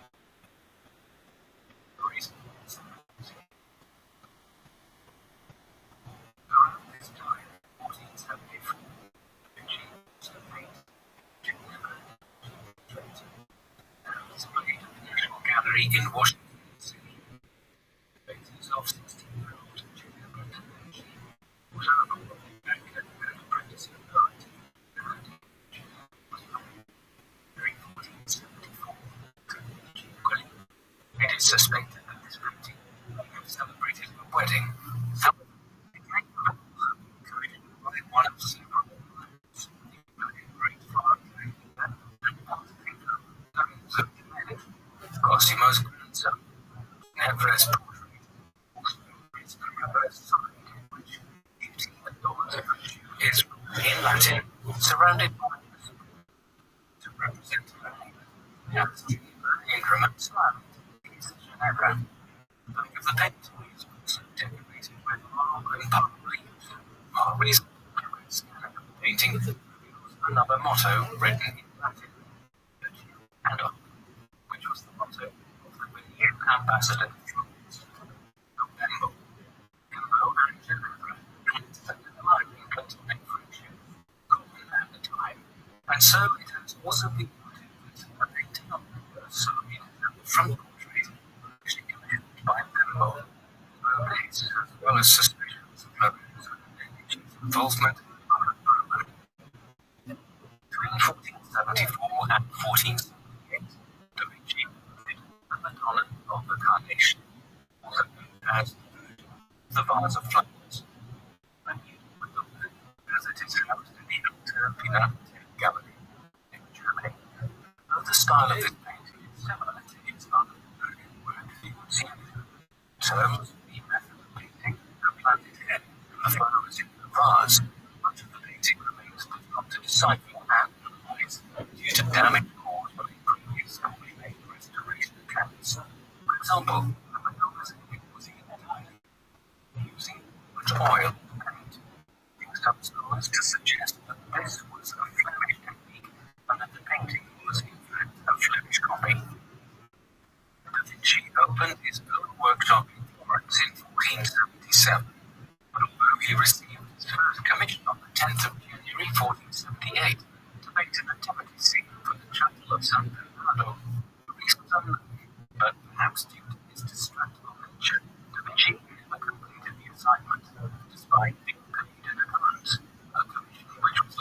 commissioned to Domenico Ghirlandaio, a Florentine painter, but was eventually completed by Filipino Lee. While running his workshop, Leonardo struggled to find the regular patrons necessary to sustain his work. Yet, despite this, in his early years of independent work, he became an apprentice of his own named Pablo da Firenze, a man concerning whom not much historical information remains, but we do know from ancient documents that he was skilled at marquetry, the art of using veneer to create small decorative designs on furniture.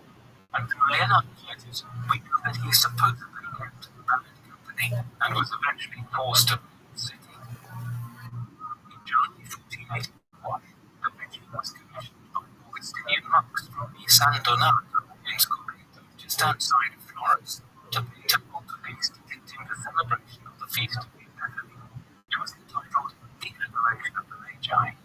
Though, per the terms of his commission, he was due to finish the painting in 30 months, he never completely finished the painting, which today is housed in the Uffizi Gallery in Florence, and consists of a mixture of watercolor and charcoal sketches. He underwent conservation efforts recently from 2012 to 2017, and pieces such as this remained one of the most popular pieces of artisans in Florence, as both churches and private patrons were interested in commissioning them as a way of expediting their passage to heaven. Secondly, whilst there is little known about Leonardo's appearance, it has been suggested that the figure on the far right, the Adoration of the Magi, was a self-portrait. Other records suggest that he was a striking figure, and with blue eyes. Although scholars have no clear idea of his motivation for leaving earlier works uncompleted, by the time he abandoned this project, Da Vinci had accepted a position at the court of Duke Sforza and moved there in September 1481. It is not entirely known who was commissioned by Sforza to be his court musician, but was said to be diplomatically by Dominus and the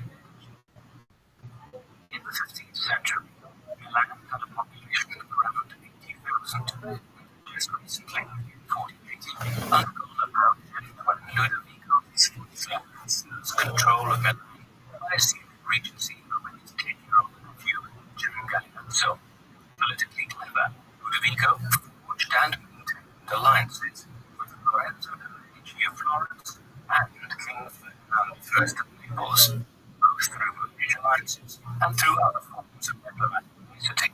Ludovico was eager to make him into a cultural powerhouse with a status sufficient to rule Florence, and was keen to patronize Leonardo da Vinci as a means of acquiring this status. As an important position that he was wanting, Leonardo used a silver lyre that was shaped like a horse's hump, an unusual shape that was most likely intended to attract attention. Historians have also discovered letters which were most probably unsent letters addressed to the Duke in his journals, which boasted of many other skills he could offer the court, including building machines. Throughout Leonardo's journals, several war inventions were theorized and sketched, such as a giant catapult, a multi-barreled gun, and even flamethrowers and an earth tank.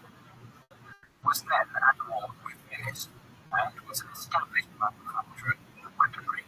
On the basis of these designs, Leonardo would eventually be appointed as an engineer to the Duke.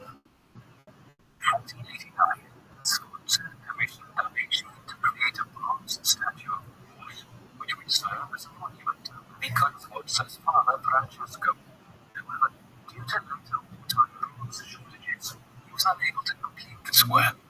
During these years in Milan, Leonardo also took on another apprentice who would stay with him for the next 30 years until Da Vinci's death. Giovanni Giacomo di Pietro Caproni began his apprenticeship at the age of 10 on the 22nd of July 1490. He was soon known as Salome, meaning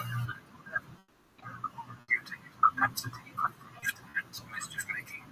Many scholars believe that Salome and Leonardo had a romantic affair during the 30 years they were together. And while, as posted by historian George, actions not considered indicative of sexuality to be determined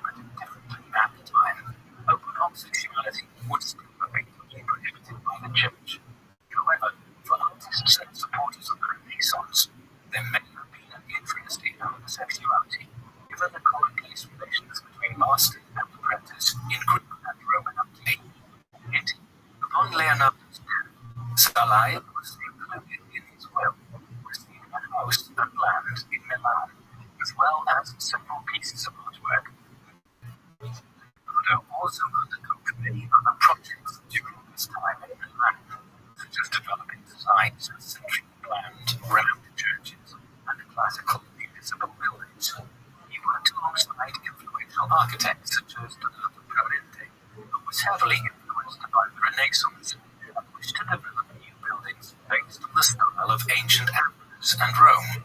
The buildings which survive today are obviously based on Leonardo's designs. Several of his ideas were modeled.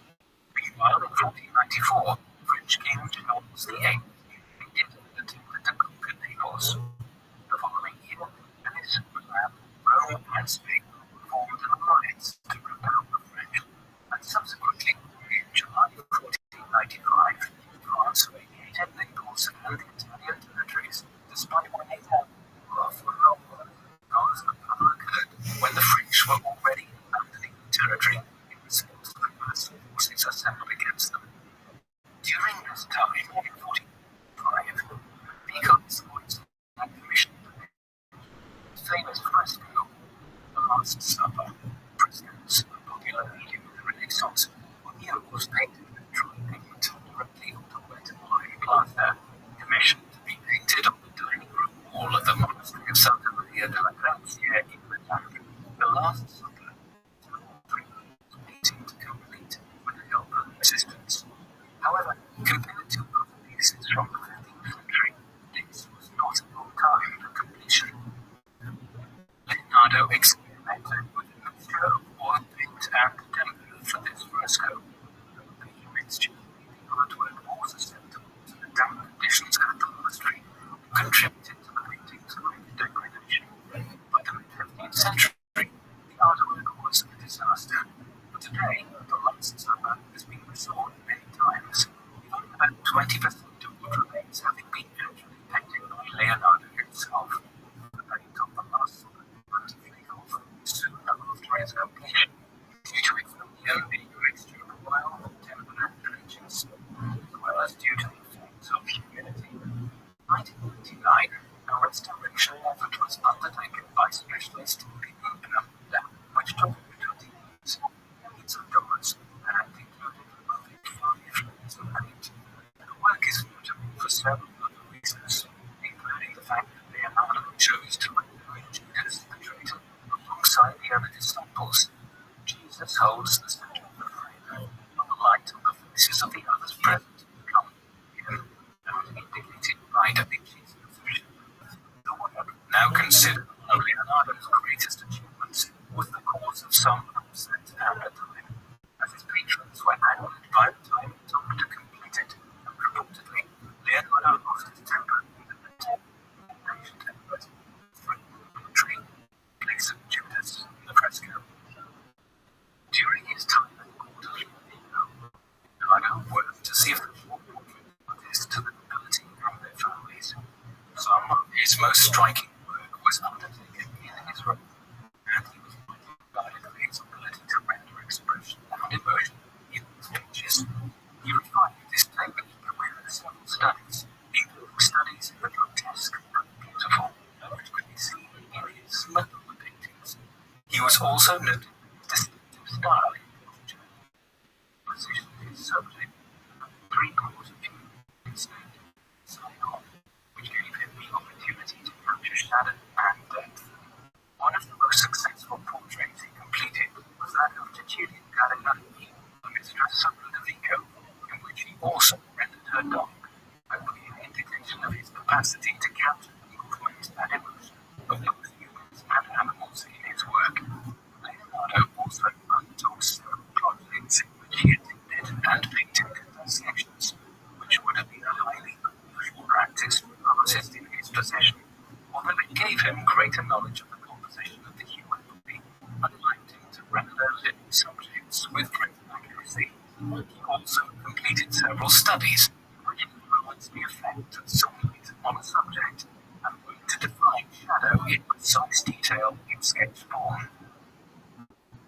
In 1998, during his time in Milan working for Ludovico, Leonardo was appointed Engineer Camerale, which translates to Chamber of Commerce Engineer, a position that entailed designing defences and weaponry for Lombardy, a region in Italy to prepare for a potential French attack. Throughout these turbulent pre-war years, Da Vinci also explored his interest in the intersection between mathematics and art by collaborating with mathematician Rothschild on Divina Proporzione. Beginning in 1496, Lucas Pacioli was born in San Sepolcro in 1455, supposedly studying under Renaissance artist and mathematician Piero Francesco. Prior to being invited by Ludovico Sforza to teach mathematics at his court in Milan, Pacioli worked in several cities and published works such as Somma de Aritmetica, Geometria, Proporzioni, and Proporzionalis, published in 1494. The first book in Pacioli's Divina Proporzione resulted from an elaboration between the Pacioli. It was eventually published as a three-book collection entitled Divina Proporzione, that explored the golden ratio, calculating principle when sectioning and dividing parts, buildings, or other things to produce the most equal and aesthetically pleasing result. In considering these achievements, it is important to remember that Leonardo was not trained in what was then referred to as natural philosophy, science. Da Vinci routinely emphasized the role that empirical observation had in his acquisition of knowledge, and argued that the world could not be understood through books alone. On the 5th of October 1499, French King Louis XII, a descendant of the first Duke of Milan, invaded Milan with support from Venice, forcing Ludovico Sforza to flee the city, although he was eventually captured a year later while attempting to retake it. Louis had claimed to the city through the Visconti, whom Ludovico had overthrown before resuming power. Following the invasion, Leonardo fled the city with and Pacioli, first and staying with the Chinese Isabel estate. Sketched and produced in Paris. Subsequently, the trio moved on to Venice in March of 1500, before returning to Florence and living in a house together. During his short stay in Venice, Leonardo experienced life under siege as the Ottoman Empire threatened the city in a war between 1499 and 1583. Turkish warships lay off the coast during his stay, and he offered his services to the city as a military engineer. This led him to develop designs for dumping equipment, which he believed could be used by Venetian troops in assaults on Ottoman vessels, as well as several in underwater defense, which were designed to scuttle ships before they could reach landings, which would allow them to land in force.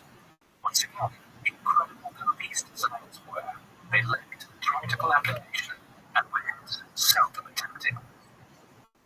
In April 1500, Leonardo was once again in Florence, though it was no longer the Florence of his youth.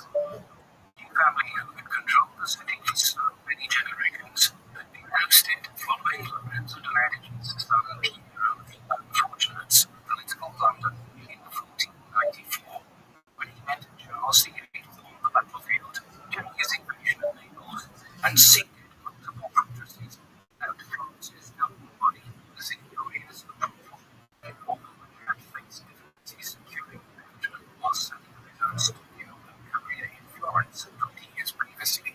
Now, due to the changing political culture in the city, Leonardo was seen as a great master of the heroic style that was in vogue. This respect resulted in him obtaining many commissions and jobs. Indeed, when the artist Filipino heard that Da Vinci might be interested in an altarpiece project that he himself had been commissioned for, the artist withdrew, allowing Da Vinci to take on the project if he so chose. Leonardo lived in the monastery of Santissima Annunziata, where he was commissioned to paint Virgin and Child with St. Anne, another work he failed to finish. In 1502, Leonardo was appointed military engineer to Cesare Borgia, who is well known now for working with and being written about by Italian statesman Enrico Machiavelli. At this time, he was a commander of most armies who was using the forces in an attempt to seize control of central Italy. Born in 1475, Cesare Borgia was Pope Alexander VI's illegitimate son, and together with the Pope, he sought to establish himself as an Italian prince and re-establish the Papal States' control over central Italy. After a fortuitous marriage, the King of Navarre's sister Charlotte died. Following his appointment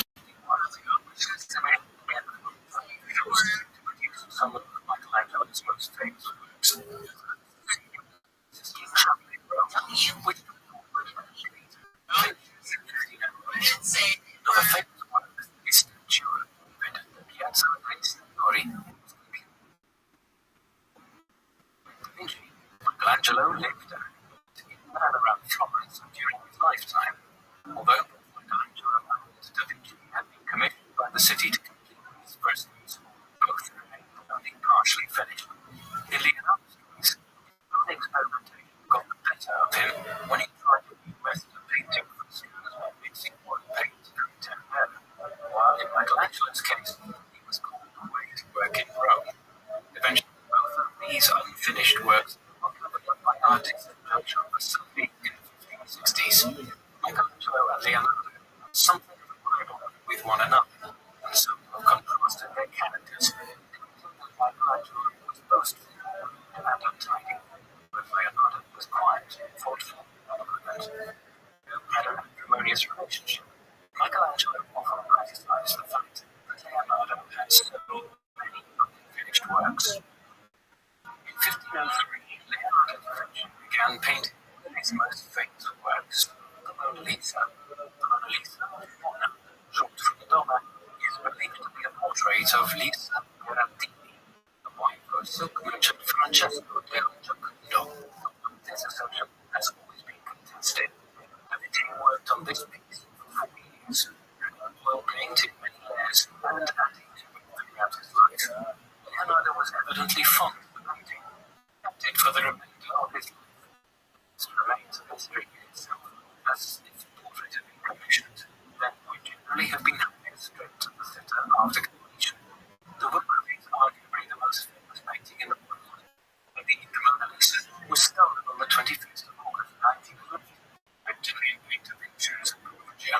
The painting was found 2 years later when he tried to sell it, and Perugia was imprisoned for 18 months. The painting is currently in the Louvre in Paris. Around 1507, Da Vinci was appointed an artist of Louis XII of France. He was then based in Milan, holding on to the power that was wrested from the princess.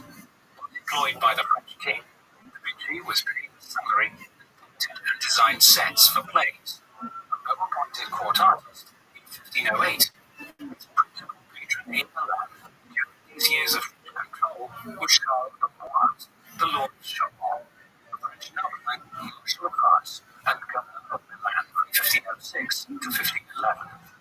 When never constructed, Da Vinci created plans for Charles' villa, as well as sketching plans for a laboratory to be built for the church of Santa Maria la Verona, which, combining its love of science with art, included lavish gardens with hydraulic devices and aviaries.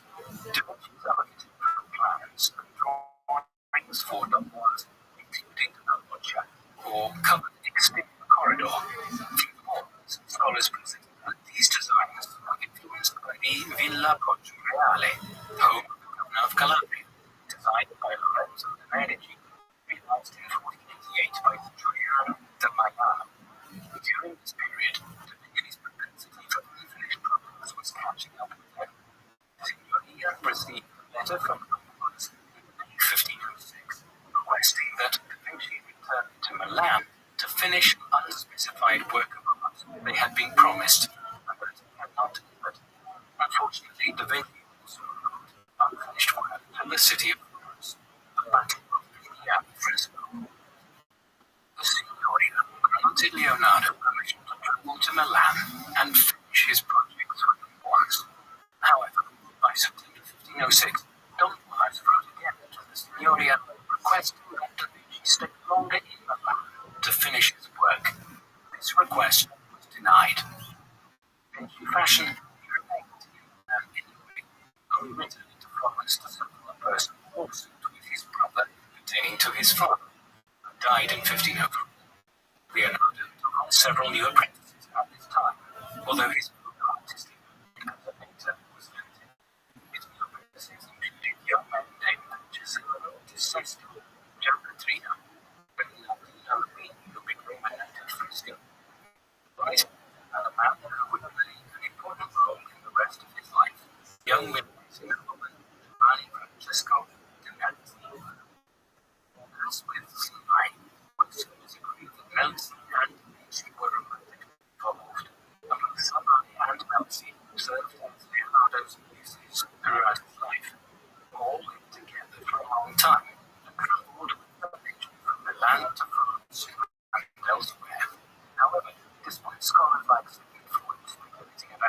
homosexuality. There are no blatant confirmations in Leonardo's journals, sketches, or works that can truly confirm this. It was during this period spent in Milan that Da Vinci frequently travelled around the countryside, observing nature and fueling his interest in geology.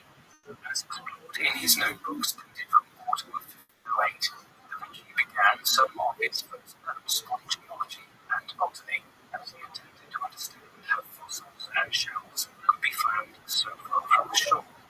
Ultimately, he argued that the land must have at one time been underwater, rather than positing that floodwaters had probably evidence so far inland as was generally believed at the time. As late as 1510, Da Vinci created the unfinished Virgin Untiled at St. Anne. The Louvre, parts of its painting are uncompleted, such as the covering of the Virgin's legs. Other parts of the painting were undisclosed, likely completed by one of Da Vinci's apprentices or students, and not the artist himself. The 10th of March 1511, Charles de Lamar's died, and General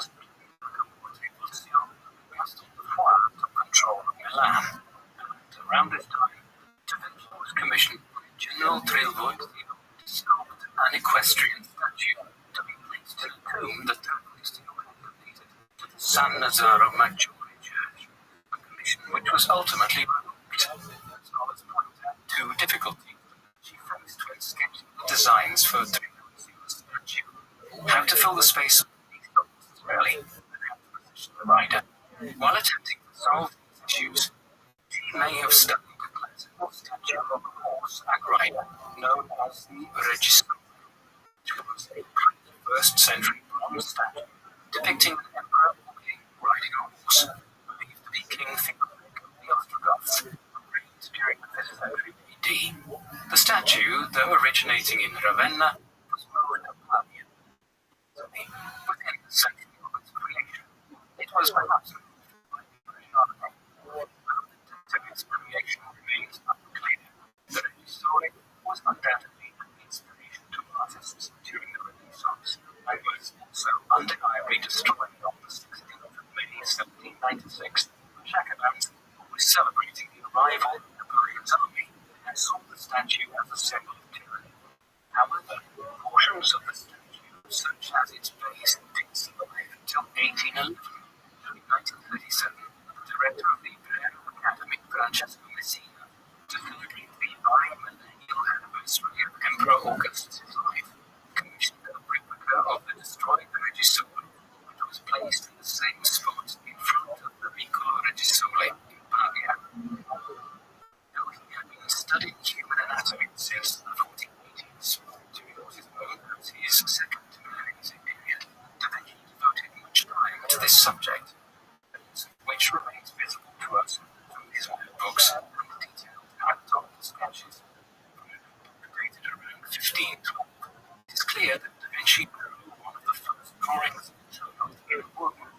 Around 1510, Da Vinci met and collaborated with Mark Antonio Dolore, a great intimist.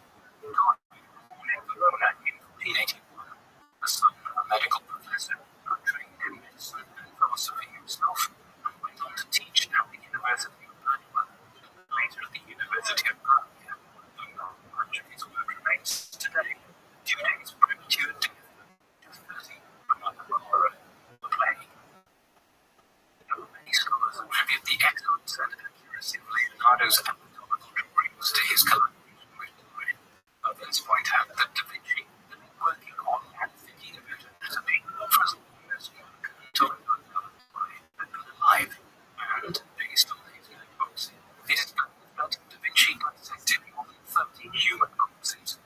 That means that dates in the early 1500s and resulted in around 200 drawings of the human body.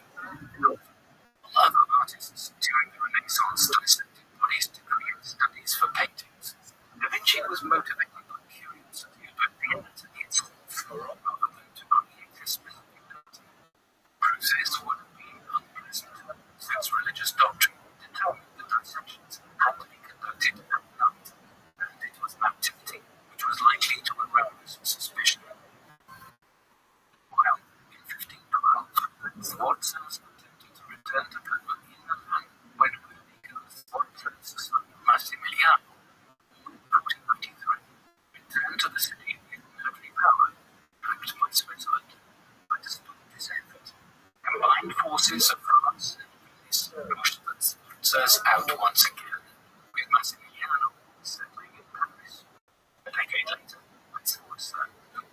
Francesco, again held the title of Duchy of Milan, by Charles V, was indeed the final sponsor and hold the title to his continuing policy in his courage. To live with 20-year-old Francesco Melzi, who remained a close friend and potential lover for the rest of Leonardo's life. Upon Leonardo's death, Melzi maintained control over the journals and the art. On the 24th of September 1530, Leonardo left Milan with Melzi and Solo, journeying to Rome, where he was hosted in the Dominic of the President Giuliano de' Medici. She's the son of the Pope Leo X, Giovanni de' Medici. Many artists have journeyed to Rome in these years to attempt to win the Pope was favor, including Renaissance artist Rabbi, by Rothschild. During the presidency in Rome from 1513 to 1516, the Pope approached Leonardo for assistance in crafting a plan for training the Pontine Marshes, which was a memorial breeding ground. Uninhabitable, these were eventually drained and reclaimed for agricultural use in the 1930s. But the Vichy's designs and plans were not utilized for this purpose. Viewed in the royal collection of the castle, Rome itself was still bleeding from racism, which was concluded in 1417, a process which had seen two rival popes fight for power between the papal seat in Rome and a challenger, Avignon in France. This reactionary period was manifested in Rome with the drive to send the power and authority in the Vatican, which led to a period known as the High Renaissance. 1516, Leonardo Melzi and Sally sailed to France. Same year that King Francis I of France invaded and captured Milan. Also, websites from Rabbi, settled in France and began Francois I of France, Francois Francis I, King of France on the first Francis and when historians write Francis invited Leonardo to his court, communicated with him, which were accounts did every day. While in France, the Vichy and Melzi lived in a small village of Clou, at a manor provided to them by King Francis, and it was here that she created his famous self-portrait drawing chalk, now held in the Royal Library of Italy. The drawings are estimated to be from 1512, with Leonardo around the age of 60. Some paralysis leading up to his death from around this time, a claim based on an examination of some of his writings, such as Codex Atlantico, which was written by living in Clue, large collection of Leonardo's thoughts and sketches made of 1,119 sheets, dated from 1478 to 19. While examining the Codex, noted that some shading lines are ragged and unclear, leading them to suspect that the Vinci maintained his fingers of the arm itself. The works he produced towards the end of his life were apocalyptic and concerned the and images of the last days of his life was spent trying to organize his many thousands of pages of notes, which, given their extent, he failed to complete. After living and growing for 10 years in France, Leonardo da Vinci died on the 2nd of May 1519 at the age of 67. He was buried in the church of St. Florentine, in France. Unfortunately, this church was demolished in 1802, leading to the disappearance of the final prestige of the great Renaissance and artist Leonardo da Vinci. Leonardo da Vinci left to his numerous frescoes and paintings, his notebooks, which was said to have numbered around 20,000 pages, but of which only 7,000 pages have survived. Today, some are held in Berlin, but all others have been compiled and published as the Pintura, the of 8 books and 935 chapters. Serves as an important source of the elements of the emphasis on art and art as science, because, interestingly, Leonardo da Vinci expressed in his writing the desire to bridge the gap between art and science, considering it his mission to establish art's respectability as a science. Likewise, he believed art possessed a godlike ability to recreate and distill the natural world.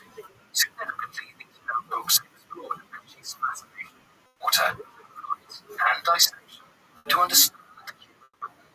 Da Vinci was fascinated with the power of water from his young age after witnessing the flowing of the Amazon. During it led him a greater interest in the destructive power of nature and man's potential ability to harness such power. Leonardo was also fascinated with the possibility of human flight, designing what many consider the first parachute, which Da Vinci sketched in 1485. This parachute, shaped like a pyramid, was tested on the 26th of June by the English scientific Adrian Nicholas, and it was a success. A leading figure of the high Renaissance, Leonardo da Vinci was a mathematician, architect, and painter who was dedicated to innovation and exploration.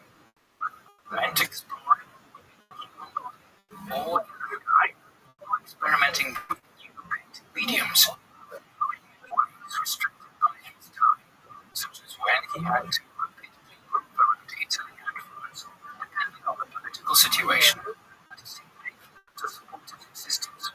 At times, it was these very restrictions that allowed him to walk so many paths during his lifetime.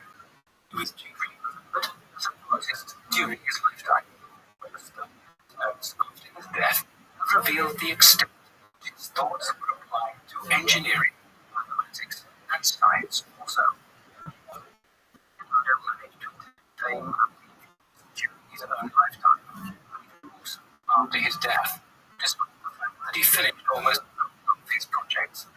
There are many questions over the extent to which he contributed to many things that related to him, and his works have often been repaired and restored several times over the centuries since they were created. So to question the extent to which we can fully appreciate his artistic talent, the audience, impacted by his wealth, from certain opportunities in his life, Da Vinci, despite these setbacks, or as posited by some historians, perhaps because of these setbacks, excelled. However, at the same time, there were many cases when Da Vinci did not contribute as he had been before, and in other cases, such as his experimentation in painting in the Last Supper, his experiments did not work out for the best, and cost us today the opportunity to view his work in its full glory.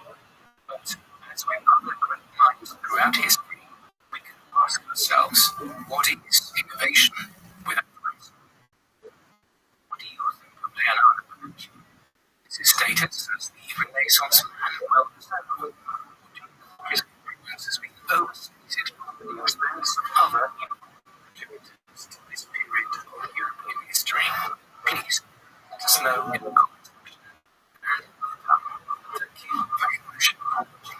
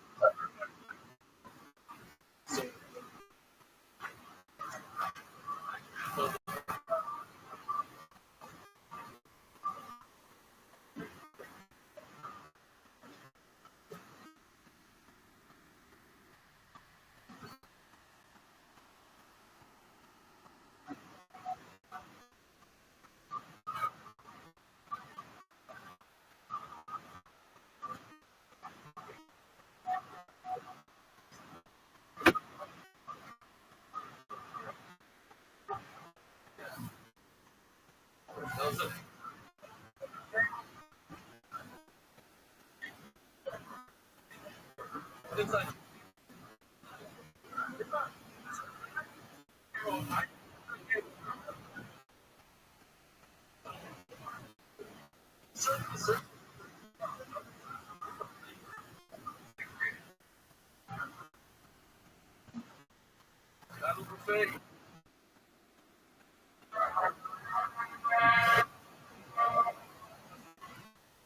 man affiliated as Robert Oppenheimer was born on the 22nd of April of the year 4 as Julius Robert Oppenheimer in New York City. He quickly became known primarily by his middle name, which is typically referred to today as Robert Oppenheimer.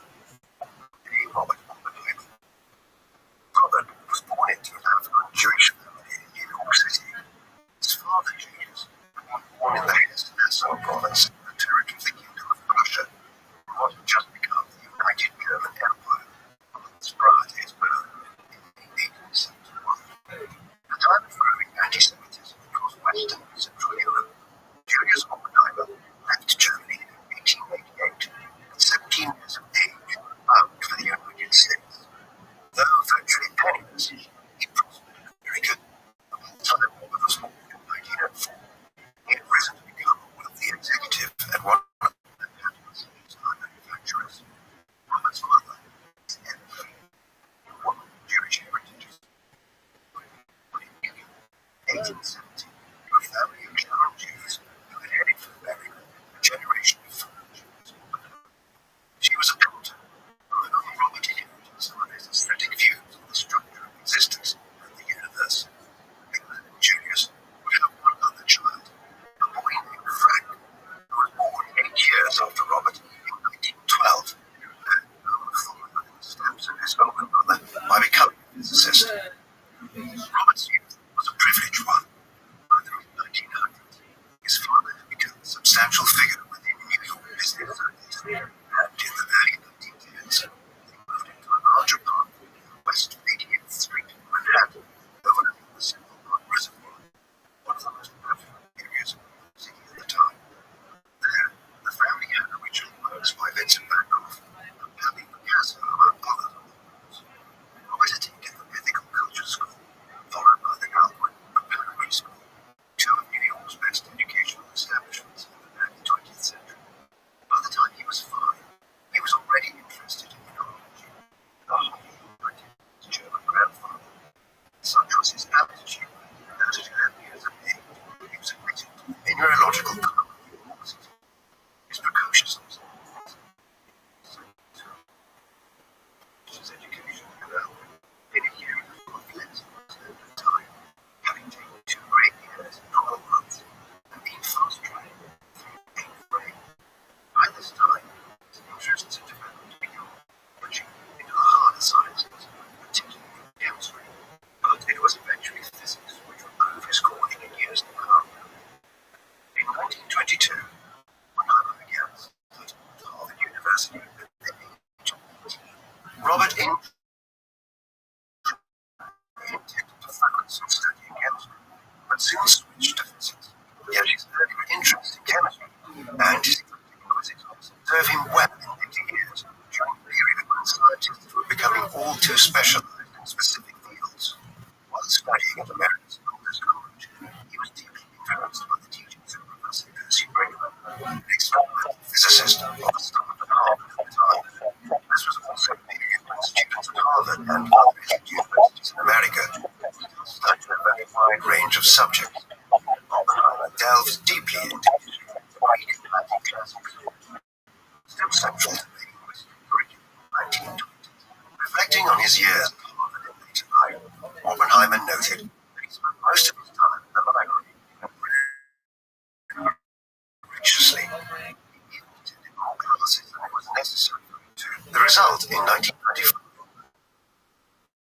Oppenheimer graduated with a Bachelor of Arts in Psychology, just 3 years at Harvard, a distinction which took 4 years to attain, which Oppenheimer, following an emerging pattern, completed in less than the standard time.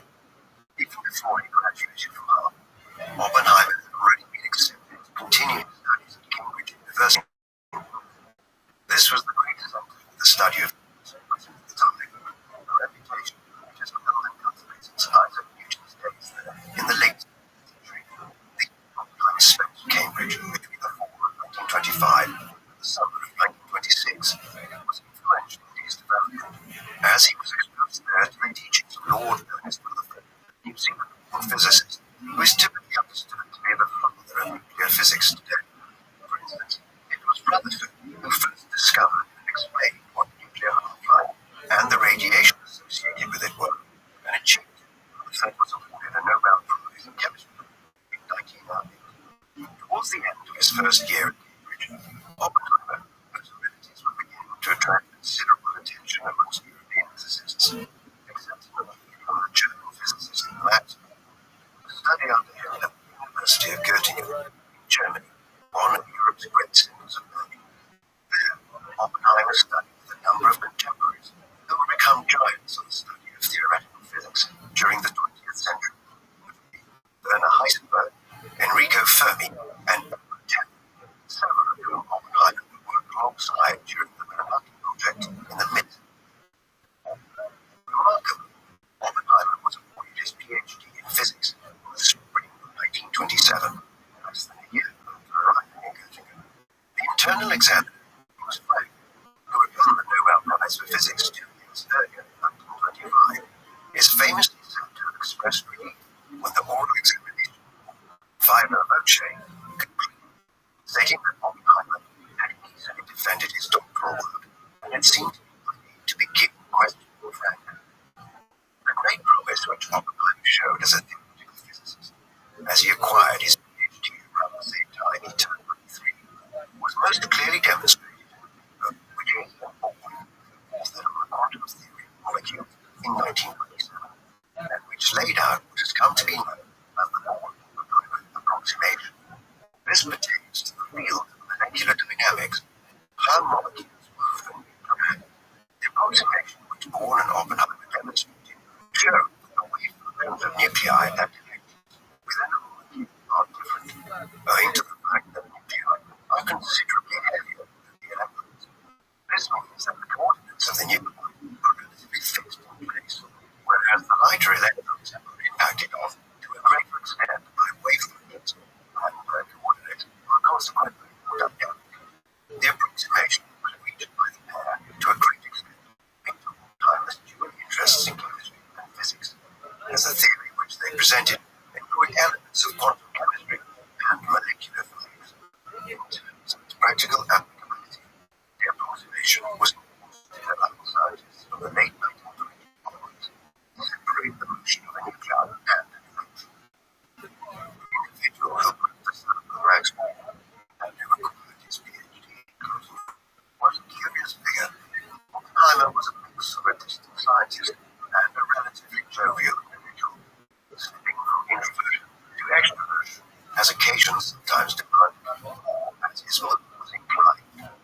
Chain smoker, he was perennially surrounded by a cloud of smoke throughout his adult life, habit which would contribute substantially to his premature death in his early 60s. Individuals who knew him during his years at Harvard, Cambridge, and Göttingen recalled a person who was a strange mix of intelligence combined with a striking naivety at times, often making poor judgments and decisions and being prone to exaggeration.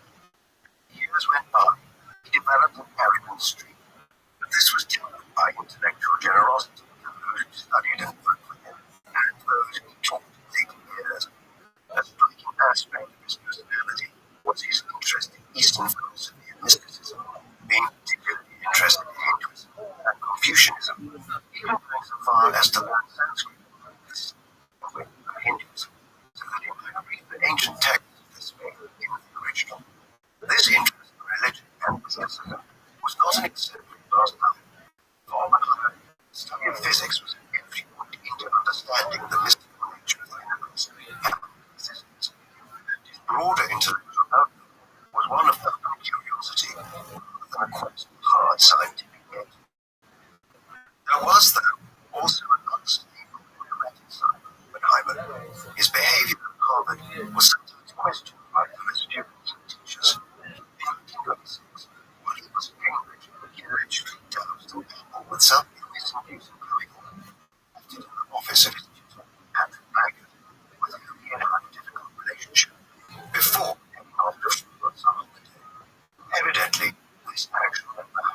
physics sides saw him briefly threaten being studies. Most benefits in the 1920s, Francis Ferguson, who later went on to become acclaimed theorist of stage performance in Robert, claimed that Oppenheimer attacked him and tried to strangle him once when he told him he was engaged. Underlying all of this erratic behavior was a strange mix of an individual who could be completely narrow and fell out with a great many colleagues over the years as a result. Many biographers have concluded was also a deeply insecure individual. The root of this may have been Oppenheimer's position as the son of a German Jewish emigrant to America at a time when anti-Semitism was common across the Western world. He was a constant outsider. The place felt like one, and is known to have suffered frequently from bouts of depression. He was, in short, something of an enigma. After completing studies at Rothschild and publishing several papers for the research he had undertaken in England and Germany, Oppenheimer returned to the United States, briefly holding fellowships at Harvard and the California Institute of Technology, and during high-return visits to Europe to work for a few months at the University of London and at Zurich, Switzerland, where Albert Einstein had much of his earliest and most groundbreaking work. He acquired his nickname, Oppie, from a popularized Dutch rendering of his name. It was not until 1929 that Oppenheimer settled back in America, having been presented with numerous job offers from US universities. He accepted two, became an associate professor in physics at both the University of California at Berkeley and the California Institute of Technology, Caltech. It's 13 years, from 1929 to held positions at both institutions, teaching during the fall and winter semesters at Berkeley before spending the springtime lecturing at Caltech University. During the 1930s, Oppenheimer became famous within the physics community of the United States, best teaching methods, and the finest physicists of the mid-20th century in America trained under him at Berkeley and Caltech, at the School of Theoretical Physics, which he founded. Within this, there was usually a cohort of advanced graduate students and research fellows who worked closely on Oppenheimer on some of the most relevant questions in the field of theoretical physics at the time. During this alternative term, they would often meet daily, Oppenheimer voicing their progress and offering suggestions thereon. Yes, several biographers who knew him during these days later recounted he inspired those he taught, conveying to them the idea that they were at the forefront of answering some of the most important questions facing humanity at the time. Yet it was an eclectic academic environment, and when not discussing physics, Oppenheimer and his colleagues often seemed to be Plato in the original Greek or in Sanskrit. Kant's method, who knew Oppenheimer during these days, they recalled that Robert was largely unusual in the wider world in the late 1920s and 1930s in California. He learned of the Wall Street crash of late 1929, months after it had happened. There were impressive scientific breakthroughs made by students at Berkeley and Caltech. In 1930, for instance, Oppenheimer wrote a paper which effectively predicted the existence of the positron, the electron, as an antiparticle of the world. Although its existence was not fully proven until 1932, Carl David Henderson, student of Oppenheimer at Caltech, reported on this. Oppenheimer worked closely with Wendell Berry,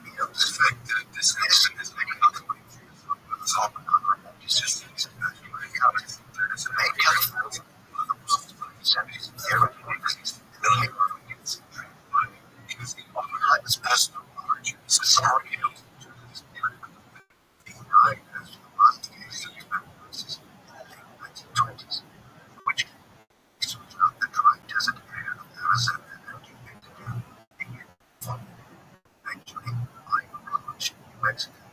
In the mid-1930s, he began a relationship with Jean Tabby, a psychiatrist who was the daughter of John Strong Tabby, an expert on the life and works of Jean. 10 years prior to Jean was a cool young woman with severe depression and conflicted sexuality. The relationship was tempestuous, but continued through to 1940. After all, London began seeing Kitty Harrison, a Boston physicist at Caltech, who eventually divorced her second husband, Stuart Harrison, in November 1940, married Robert the following day. It remains unclear to this day if Oppenheimer continued to periodically see Tokyo in the early 1940s, prior to her taking her own life in January 1944. Robert and Kitty would subsequently have two children. A boy named Peter was born in May 1941. Kitty had been pregnant already when they and was named Catherine, mother, who was born in 1944. Oppenheimer's life, like that of every individual across North Africa, North America, and much of Asia, did usually interrupt 1939 when their outbreak was set off. The conflict came about as a direct result of the ascent to power of Germany of the Nazis, led by Adolf Hitler early in 1933, the anti-Semitic nationalist and fascist organization. Nazis had made it between goals to crush Jewish people in Germany and to initiate a new war in Europe and overturn the terms of the Treaty of Versailles, which had brought the First World War to an end, and to build a new German Third Reich empire which would dominate the continent. Oppenheimer was very familiar with the Nazis as a Jew himself, albeit non-observant one, become politically involved for the first time in his life during the 1930s, when he began setting aside 3% of his salary to help out leaders who were trying to flee Germany under the anti-Jewish Nuremberg laws, which were introduced from 1934 onwards. Policies against Jewish policies had become more extreme from 1936 onwards, and particularly so in 1938, as Germany began annexing neighboring states, first Austria, then Czechoslovakia. With the invasion of Poland in September 1939, Britain and France declared war on Germany, but public opinion in the United States was not yet fully in favor of inclusion in what was deemed to be a European war. Therefore, America would remain neutral for the first 2 years of the conflict. Though the administration of President Franklin Delano Roosevelt was providing extensive support in the shape of war material to Britain from the wars inception, Oppenheimer's life and his place in history would be changed forever by the events of December 1941. By that time, the United States still remained neutral in the Civil War. Despite the desperate situation in Europe, the Nazis conquered Denmark, Denmark, Norway the following spring, and then the Low Countries and France in the summer of 1940, with many other states like Italy, Hungary, and Romania allied with the Nazis, and invasions across communism in South Africa and Russia from the summer of 1941 onwards. It seems that Germany was destined to take on Europe. It was in this context that the Empire of Japan and the nationalist state went on creating alienated system of Europe, all which already included Korea, Manchuria, and much of eastern China by the year 1940. It decided to prelude the attack on the United States without delay. Hawaii and other American territories such as the Philippines on the 7th of December 1941. States into the Second World War. The U.S. was equipped with Germany, Italy, and the other Axis states as the entirety of the Northern Hemisphere. Oppenheimer was to be catapulted to the center of America's research efforts during the conflict. This occurred in the context of efforts by Nazi Germany to acquire a weapon of mass destruction as a means of winning the war swiftly. In the 1920s and the 1930s, Germany had been home to some of the world's leading scientists, and so was well placed to develop new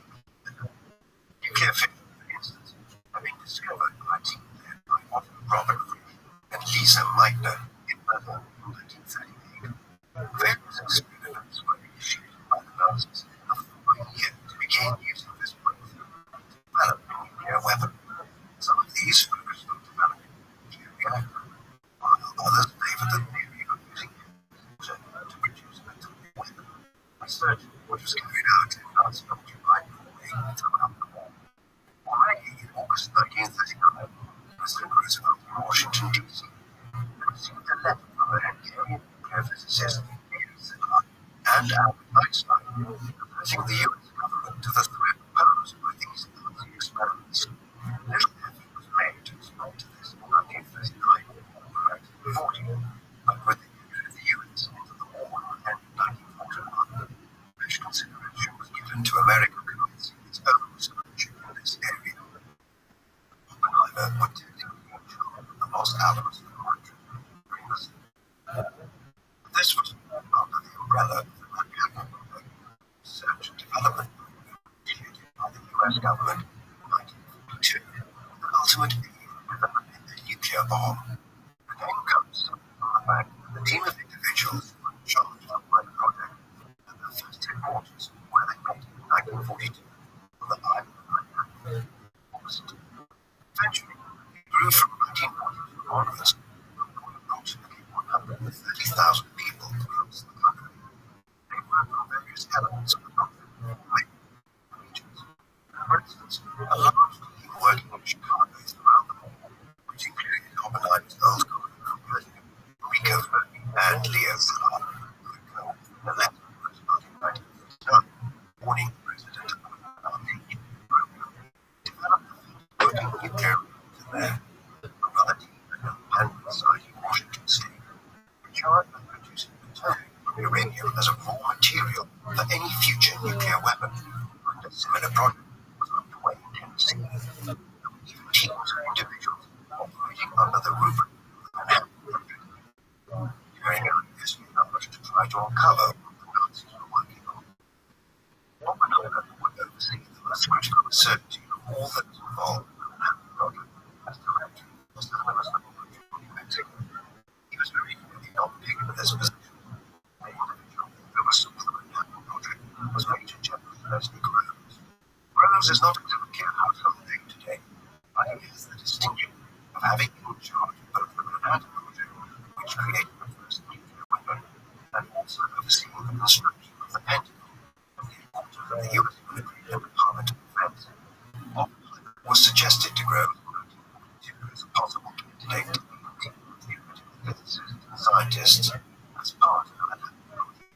But Groves was initially skeptical, favoring the idea of appointing someone who knew Nobel Prize in Physics, and would consequently have enough academic gravitas to lead a team of some other eminent minds of the time. He was eventually persuaded that Oppenheimer had a track record of getting the most out of people he worked with. He contacted Oppenheimer, and after interviewing him, came to the conclusion that he was well suited for the post. In the weeks that followed the early winter of 1942, Oppenheimer was scouting out but occasionally established a research center somewhere around and away from the other centers, where secretly being shown and a nuclear weapon could be tested in due course.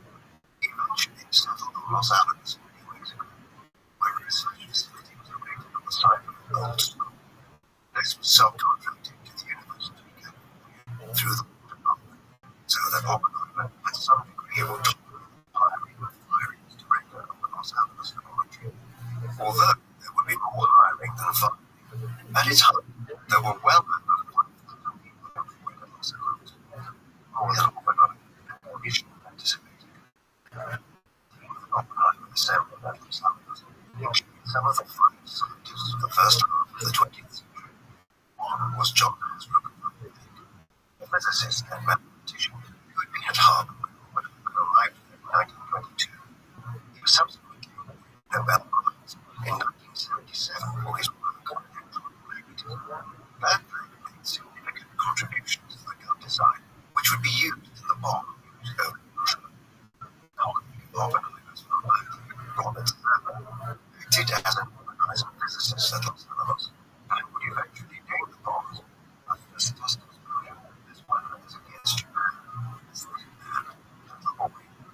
Back then, after penetrating on detective weapons and bombs such as the Maltese Falcon, Hans Mason was a German born theoretical physicist who would later be awarded the Nobel Prize in 1967. He was sent to calculate what critical mass of bombs designed at Los Alamos.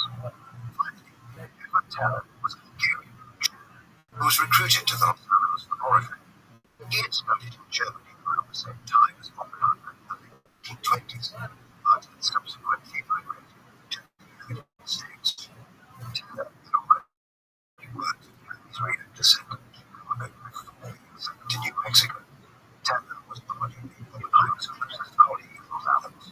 Beyond this, there were hundreds of other engineers, metallurgists, chemists, military experts involved in the research at Los Alamos, working on a wide range of finer details about how the first atomic weapon could be constructed. The task which confronted this team of physicists and other heads and scientists taught him when they assembled at Los Alamos. They had not worked on other than a theoretical knowledge of how chain reaction could be produced. But what must be remembered in theory when we know what a nuclear explosion looks like and the destruction that it results in is that Oppenheimer and his colleagues at Los Alamos were just trying to build a nuclear weapon, but also to predict what would happen when one exploded. Thus, there was an enormous amount of experimentation already conspired around 1943 and 1950. Throughout it all, Oppenheimer worked exhaustively. As Hans Meyer recollected years later, his uncanny speed in grasping the main points of any subject was a decisive factor. He could read himself with the essential details of every part of the work. He did not direct from the head office. He was intellectually and even physically present at each decisive step.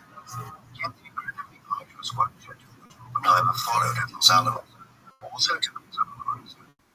He was always a new person, but during the work in New Mexico, lost another 20 pounds, eventually weighing as little as 100 pounds or less than stone. During the course of 1943, research efforts at Los Alamos began to focus on the prototype codenamed Big Man. This was a rectangular gun-type weapon, which would work more like an artillery gun and detonate rather than an explosion-type bomb. The research into producing this was extremely complex from a logistical perspective, with the polonium, which was used in the initiator, having to be obtained from Ontario, Canada. Their manufacturer had a separate facility in Tennessee, which was also part of the wider Manhattan Project, or at the Hampton South Opportunities Way. However, more complex still was the design issue.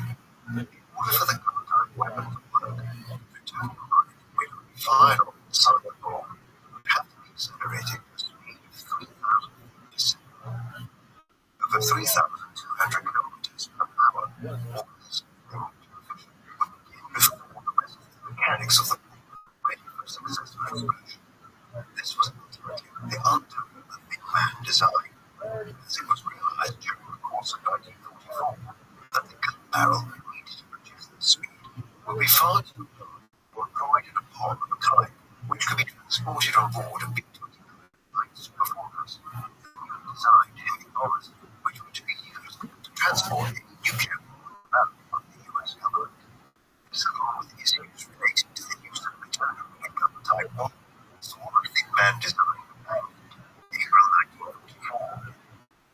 With the abandonment of the Thin Man design, Oppenheimer redeployed many of the scientists and engineers who had been working on it to another design called Little Boy.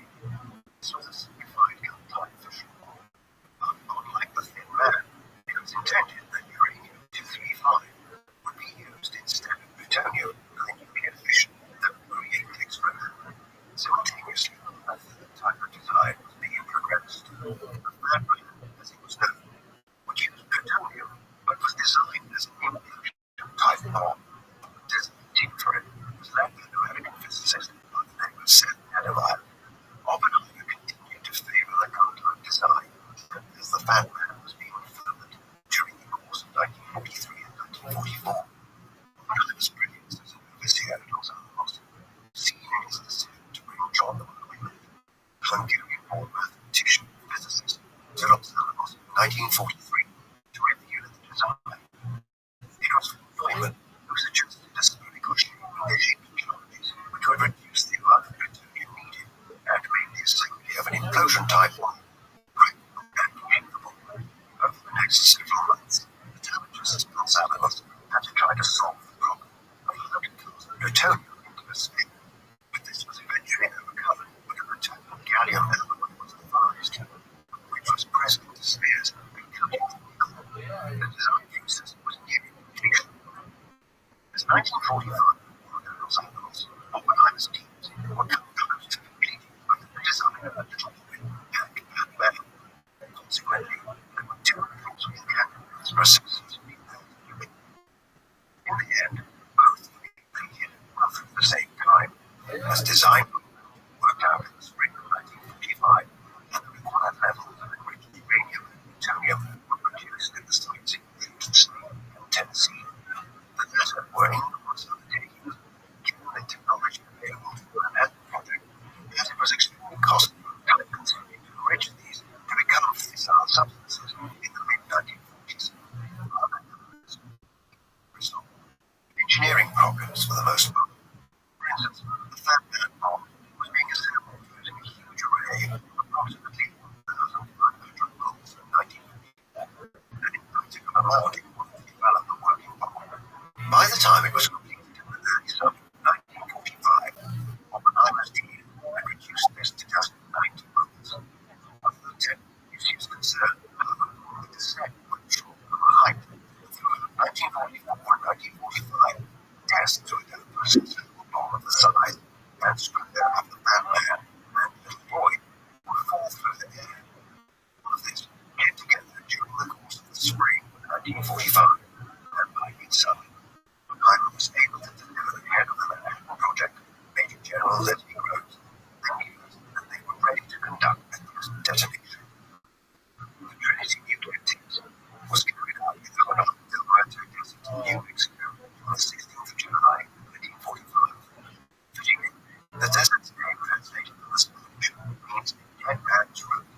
Oppenheimer revealed in correspondence with Groves in 1962 that he codenamed the test Trinity as he had been reading the religious poetry of the 17th century English poet John Donne, around the time that he came up with the name. The device which would be used during the test was a Fat Man bomb, using plutonium and orbital pressure. For the purposes of the test, the bomb in question was christened a gadget. In order for the test to be carried out safely, a location was chosen which was highly remote, almost entirely unpopulated, and otherwise isolated. It was in the old building on the proposed east side of a tall large house, which had been built by a German migrant in 1913, which had been forcibly vacated in 1942 by the McDonald family after they discovered to lower the village under the remit of the Manhattan Project. The test was a carefully planned thing, as the material which was to be used had cost millions of dollars to produce in today's money. Such were the treacherous methods involved in enriching uranium and plutonium at the time. But Gene pushed on its success.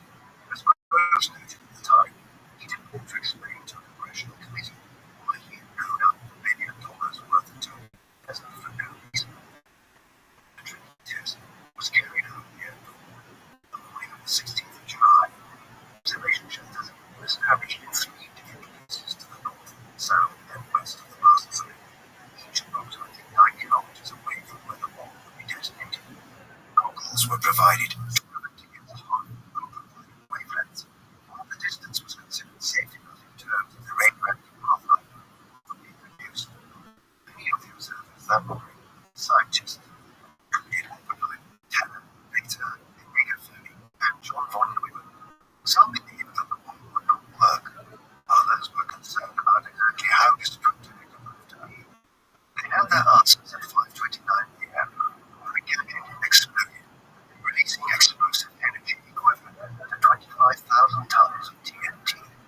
This created a crater a third of a kilometer wide and melted the sand across the launch site, turning it into a light green glass-like rock. Observers 9 kilometers away did not hear the immense noise from the shockwave for 40 seconds after the detonation. But by that time, they were witnessing a broken firewall, which changed color from purple, being orange, venture to white. Then it coalesced into a mushroom cloud, which eventually spiraled 12 kilometers into the sky. The shock from the explosion was well big, but kilometers away. While those at the observation shelters 9 kilometers away, they had regulated that there was a brief period when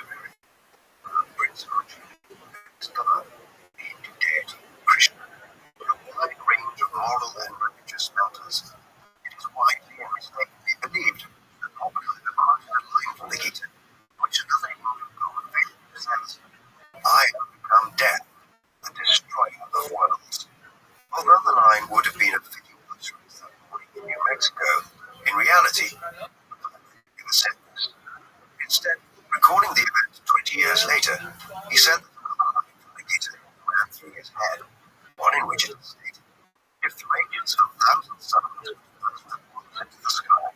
That would be like the splendor of the mighty one. In 1965, he thought the other line would have been pretty, but despite the growth that has developed, Oppenheimer actually uttered the word, "I have become death, the destroyer of worlds." However, what in retrospect should have been a sobering moment, the general reaction of the observation shutters was one of key that the Manhattan Project had succeeded. Oppenheimer, it was later noted, was jubilant. The ramifications of their success, though, would become all too clear within a matter of weeks. Within weeks of the Trinity test explosion, the atomic bomb would be used as a weapon of war. By that time, the conflict in Europe had come to an end, as the Allies had streamed into Germany from both east and west in the spring of 1945, leading to Hitler taking his own life in Berlin in late April, and the Nazis surrendering just over a week later. However, the Empire of Japan, indicating no willingness to surrender, Japanese resistance and military culture seemed to suggest an invasion of the Japanese islands would be necessary to bring the war in the Pacific to an end. The US government had calculated this could result in millions of deaths as the Japanese would the victor end. Consequently, the decision was quickly taken to utilize the atomic bomb as a demonstration to the Japanese government of the new weapon which was available to the administration, now headed by President Harry Truman, who succeeded to the White House following President Roosevelt's term in office in mid-April 1945. The result was the bombing of the Japanese city of Hiroshima with one of the little boy bombs on 6th of August 1945. In Los Alamos that evening, Oppenheimer was triumphant and pleased. The fact that the weapon had been available to use against the Nazis in Germany. However, this mood quickly gave way to disillusionment 3 days later when the US dropped a second bomb on the Fat Man Tongue in the city of Nagasaki in Japan. Surely Oppenheimer and his colleagues concluded this was not acceptable. After all, the Japanese had given enough time to process the implications of the first bomb and to decide to surrender, which they did 6 days after the bombing of Nagasaki. With that, the war came to an end. The bombs of Hiroshima and Nagasaki remained the only two occasions where these nuclear weapons have been utilized in warfare and are accordingly mostly controversial. Today, most analysts of events from August 1945 tend to take the same views but like those colleagues, that the use of the first bomb in Hiroshima was somewhat justifiable, immensely regrettable. It's a means of forcing the Japanese to surrender, the process of potentially saving millions of lives by avoiding a land invasion of the Chinese archipelago. Most agree that the bombing of Nagasaki just 3 days later was important. Importantly, the ethical implications of the work Oppenheimer and his colleagues carried out as part of the Manhattan Project during the war have been questioned. There are two sides to this. On the one hand, development of nuclear weapons has introduced an existential threat to humanity's survival in modern times.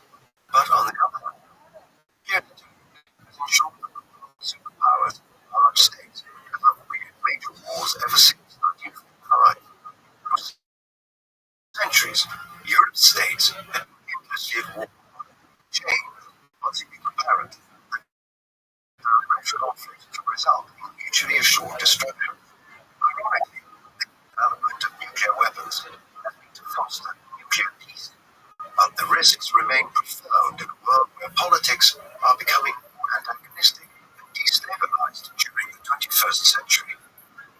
With the end of the war, Oppenheimer's reputation was at an unprecedented height within the radical academic circles. There were accordingly new opportunities open to him, and he decided to leave Berkeley and head to the East Coast to take up a position as director of the Institute for Advanced Studies at Princeton in New Jersey in 1947, an esteemed center for the study of physics in the United States, which included Albert Einstein, Niels Bohr, and Paul Dirac as former charter members and fellows.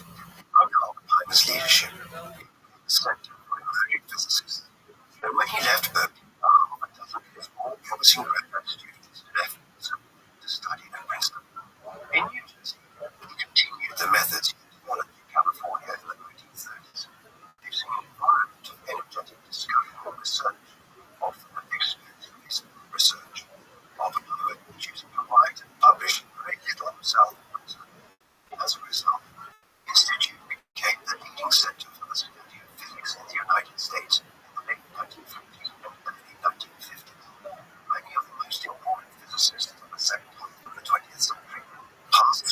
Institute, notably Yoshiro Kondo, a Japanese medic, who in 2008 would be co-awarded the Nobel Prize for his work in discovering the spontaneous Broca symmetry in subatomic physics, and Murray Gell-Mann, who won the Nobel Prize in 1969 for his work on elementary particles.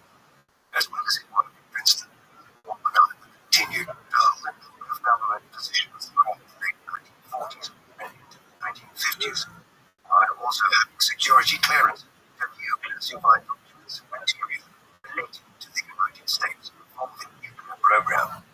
Useful in this respect was his membership of the newly established Atomic Energy Commission, which had been founded in 1947 as a commission headed by the United Nations, itself a newly created body designed to foster world peace and aftermath of the war. The Energy Commission was charged with regulating the proliferation of nuclear materials and of the development of nuclear weaponry, while the United States was for several years the only nation with access to nuclear arms after 1945. It was only a matter of time, now that the world had seen that it was possible to develop such weapons before other nation states began building their arms and trying to develop them. Oppenheimer and several of his former colleagues from the Manhattan Project were central to efforts in 1946 and 1947 to establish restrictions on nuclear proliferation, which are still in force today. As the first chairman of the Commission, Oppenheimer tried to discourage nuclear arms race between the United States and the Soviet Union in the context of the developing Cold War, but these efforts were in vain, and a major nuclear arms race developed once the Soviets conducted their first successful test of a nuclear weapon in 1949. As news of a Soviet acquirement of a nuclear weapon reached the US in 1949, debate began within the government of President Harry Truman about the development of a hydrogen thermonuclear bomb, far more powerful nuclear weapon than the atomic bombs which had been developed by the Manhattan Project and used against Japan in 1945. Oppenheimer and a great many other scientists who had contributed to the work of the submarine laboratory between 1942 and 1945 were opposed to such a measure, claiming that such a weapon could not be used in any practical sense in warfare without causing immense damage and potentially triggering a nuclear war, which would wipe out much life on the planet.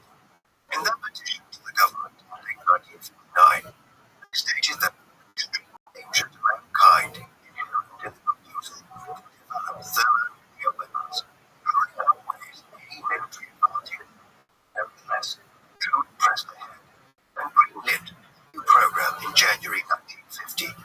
Nearly 3 years later, in November 1952, the first hydrogen bomb was tested on an atoll in the Pacific Ocean. 5 light, the bomb was made, produced an explosion equivalent to even 10 million tons of TNT. So 150 times more power than the atomic bomb which the US dropped in Nagasaki in 1945. Despite the reservations expressed by Oppenheimer and many others, the Cold War was heading into the era of mutually assured destruction. As much as he had been absolutely central to the Manhattan Project and a senior government scientist for many years, Oppenheimer fell foul of the government in the early 1950s during the Second World War.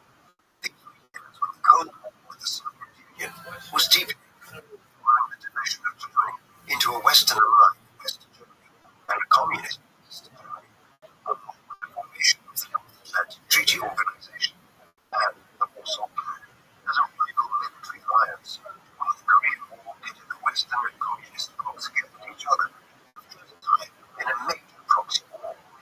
In this environment, American came ranked with what were initially legitimate concerns about communist organizations within the United States, acting as a fifth column to the Soviet Union within America. But this is in no way to against American paranoia about the motives of anyone associated with socialist politics, or even groups such as the American Civil Liberties Union, the second Red Scare, which is termed as such to distinguish it from the first Red Scare, which struck America in the 1910s during the Russian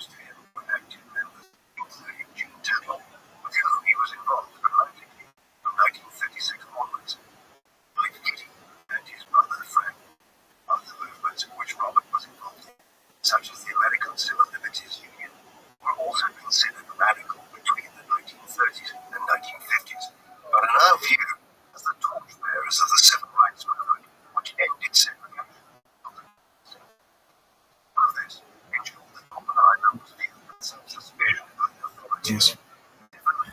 Compelled by his father's birth in Germany, once the United States entered the Second World War. This was a complete situation, as Oppenheimer's Jewish background would have been granted in the Nazi regime in Berlin.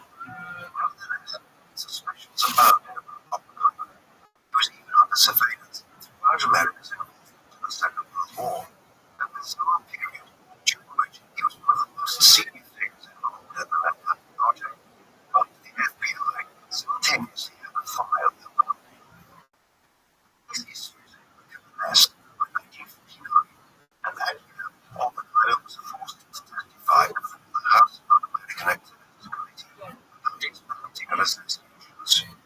After this, he admitted to ties to the Communist Party, and that many of his students early in the 1930s had also been official members of the party, but stated he had never been a member himself.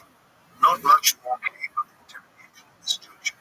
4 years later, in the early winter of 1953, accusations against Oppenheimer were resurrected, and on this occasion, the FBI were convinced, wrongly as it turns out, that Oppenheimer was a Soviet asset within the US.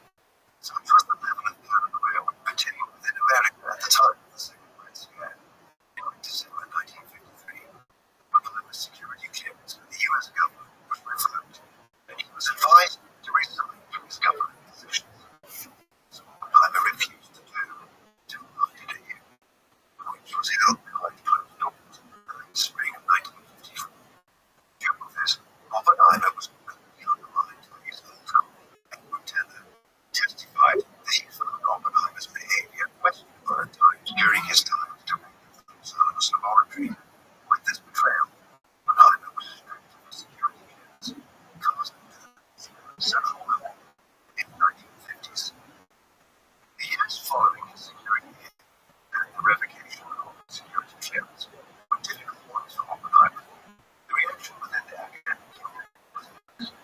Most of this was defending Oppenheimer, but the bureaucrats and administrators around the universities were often sanguine, with many university lectures and appearances with Oppenheimer was scheduled to give.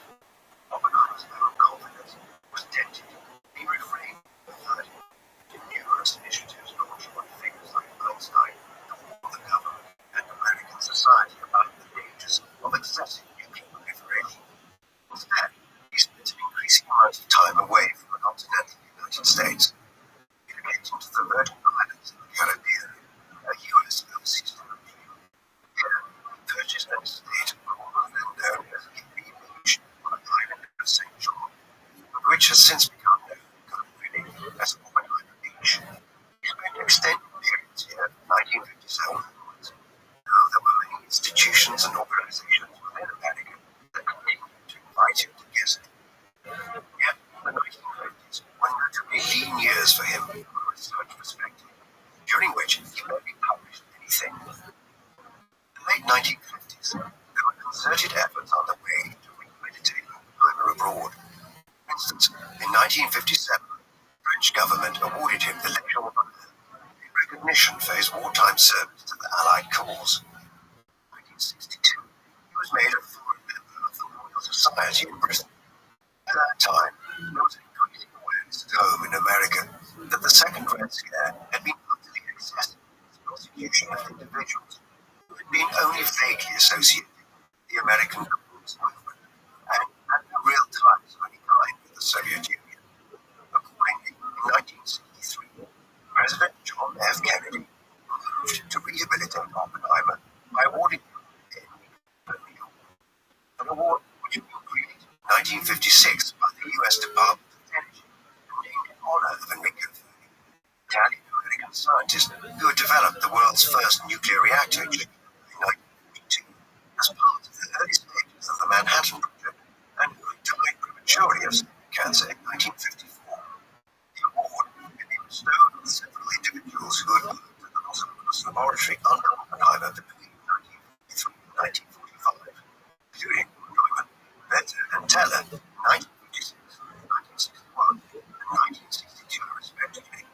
Cancer Oppenheimer's receipt of the award in 1963 was related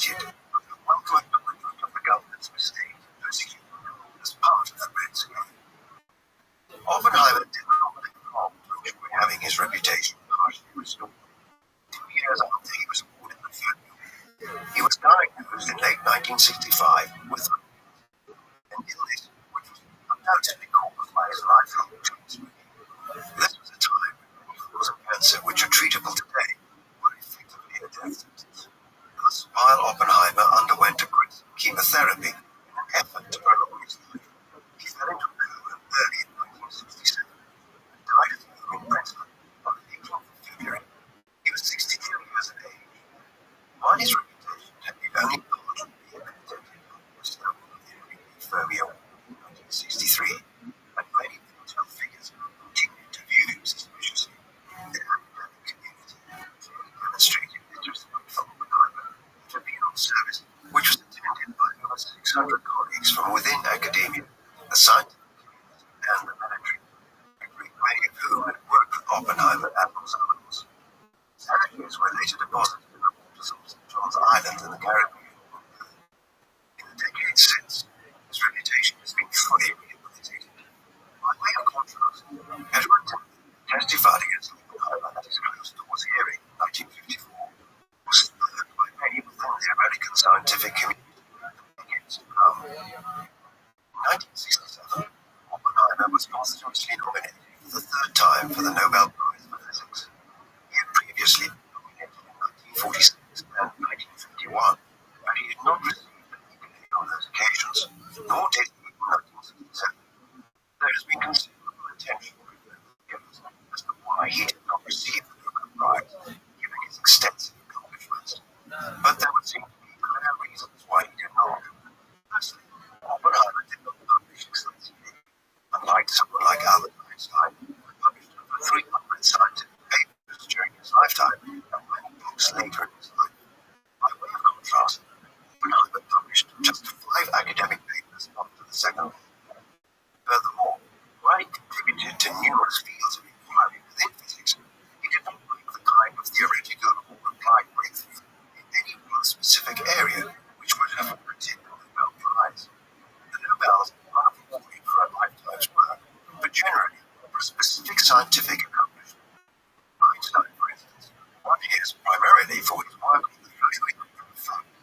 Hence, Oppenheimer was able not to award him the Nobel Prize for his individual contributions to science, though some have speculated that his work on gravitational constant was worthy of one. His primary accomplishments throughout his career lay in collaborative work and overseeing teams of physicists and other scientists. It was this which made him the ideal individual to head the Rothschild laboratory during the war. Robert Oppenheimer, one of the most important theoretical physicists in history, his research work between the 1920s and 1960s added substantially to our understanding of the universe, to be the manner in which the Oppenheimer selection transformed our understanding of molecular dynamics from 1927 onwards, and how the Oppenheimer process allowed for a neutron-induced nuclear reaction after Oppenheimer provided an explanation for this phenomenon in 1935. He will forever be remembered for his role in the Manhattan Project as director of the Los Alamos Laboratory. In this capacity, Oppenheimer is said to have been the lead physicist in U.S. efforts to develop an atomic bomb in the whatever the existential and moral implications of the introduction of such weapons into the world, there is no doubt that this research was considered necessary in the context of the times. Oppenheimer was clearly troubled by what he and his colleagues had unleashed on the world, and spent much of the post-war period arguing against the development of even more deadly weapons of mass destruction. It was in part owing to this that he found himself persecuted by the government he had worked for in the early 1950s, casting to the winds as a result of the Second Red Scare. His legacy, though, is alive and well today. An executive man who viewed the physical universe in mystical terms, Oppenheimer should surely be remembered as one of the great scientists of modern times. What do you think of Robert Oppenheimer? Was he the most significant individual involved in the Manhattan Project? Or should he have been awarded a Nobel Prize? Please let us know in the comments section. And in the meantime, thank you very much for watching.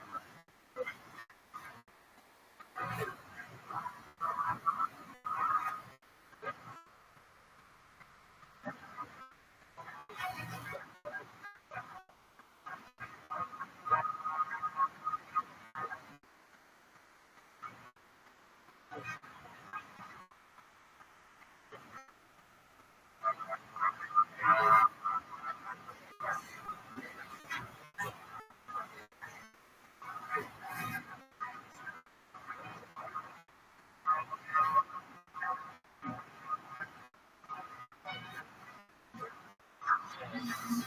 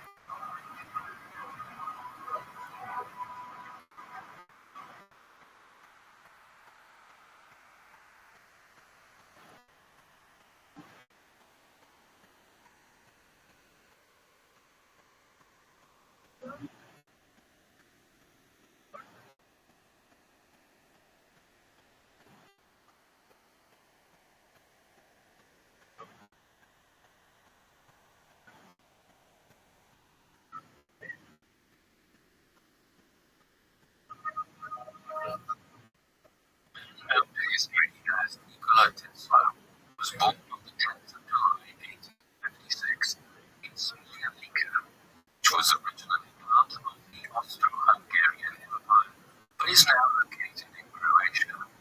His father was Milutin Tesla, priest of the Serbian Orthodox Church, and the son of Nikola Tesla's grandfather, who was also named Nikola. His grandfather had served as a military officer for the French Empire during the Napoleonic Wars and had risen to the rank of sergeant before marrying Tesla's grandmother, Anna Galinich, the daughter of a respected colonel.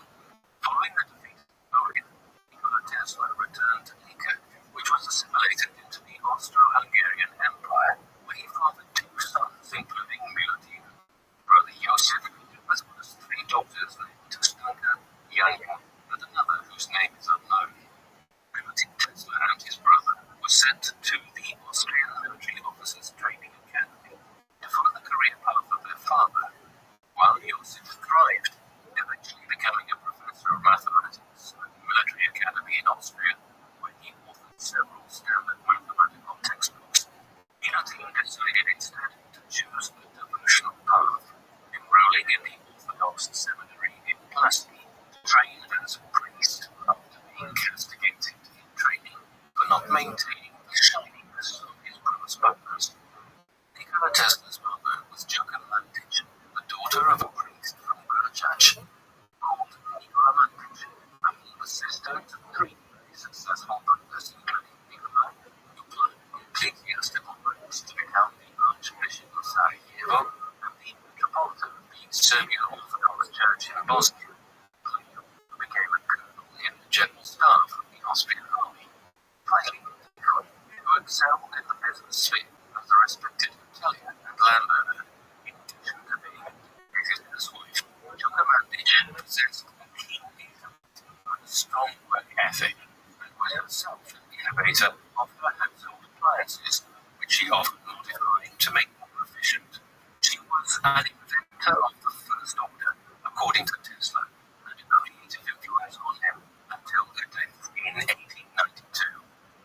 Milutin Tesla was a gifted student and graduated with top honors in 1845, married the 25-year-old Joka Mandic in 1847 after being delegated to oversee the parish of Serbia on the Adriatic coast, settling into a house perched on top of a cliff overlooking the ocean. The newlyweds started a family, Joka giving birth to their eldest son Danik in 1848, and her firstborn daughter Elena in 1850, and finally another daughter, Milka, in 1852. However, due to the poor pay he received in the salty sea air which caused him health problems, Milutin Tesla was reassigned to the Church of St. Apostles in Smiljan, which ranks the place of Sweet Basil in Lika province, where he was provided with a picturesque farmhouse, a castle of fertile land, and even an Arabian horse, so that he could ride to see his parishioners.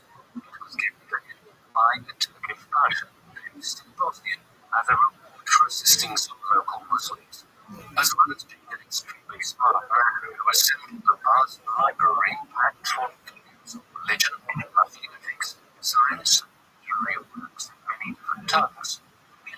Tesla was also an arduous reformer of the Serbian people, regularly writing articles for American newspapers and tirelessly promoting the establishment of language schools where Serbians could learn to read and write. According to his family, Nikola Tesla was born at midnight, sometime between the 9th and 10th of July 1856, in the middle of a terrific thunderstorm. 3 days later, Nikola was baptized as his family, and with his future seemingly already planned, he was also enlisted as a member of the 1st Lika Regiment. In that company, the squadron he was to join when he was 15 years old. By all accounts, Tesla's childhood was happy, and one he shared with his older siblings, as well as his younger sister, Anita. When he was 18, they would often accompany him to the churchyard or the farmyard to play with the chickens, geese, sheep, and the livestock, which his father kept. Tesla was often joined by his black cat, Machak, who first introduced him to the phenomenon that would define his life's work after he set off a loud spark upon smoking him, an event which was explained by his father as a separation of electricity. In another formative experience, again involving Machak, Tesla noted one day how a halo of light suddenly surrounded his dear cat, illuminating briefly the candlelit room he was sitting in. Inspired by such marvels, Tesla devoted much of his energy as a child to experimenting, and encouraged by his mother's inventive streak, drew up plans for flying machines, similar to how a helicopter would later function, using signal clocks to see how they worked, and he signed himself a wooden sword so he could pretend to be a valiant Serbian warrior. Behind the fascination, however, lay a troubled young mind, as Tesla revealed that, as a young boy, he suffered from a strange affliction, whereby he couldn't distinguish images from reality, which troubled him greatly. Tesla's childhood trauma was exacerbated by the death of his older brother Danny in 1863, who was killed in front of Tesla by the family's Arabian. It was a traumatic experience that would endlessly haunt him, and which was also the reason why his distraught father moved his family from the idyllic Croatian countryside to the larger town of Kostic, an unfamiliar environment where Tesla struggled to adjust to urban living.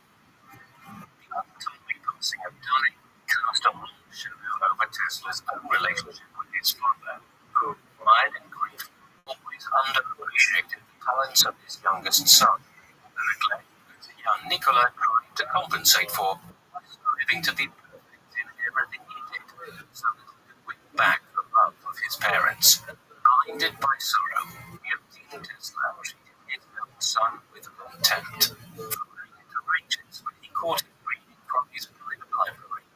And on one particularly hurtful occasion, after Nikola had accidentally ruined a local noblewoman's dress by unintentionally jumping on it as he trailed down the aisle of the church, he slapped his son across the face in public as a punishment.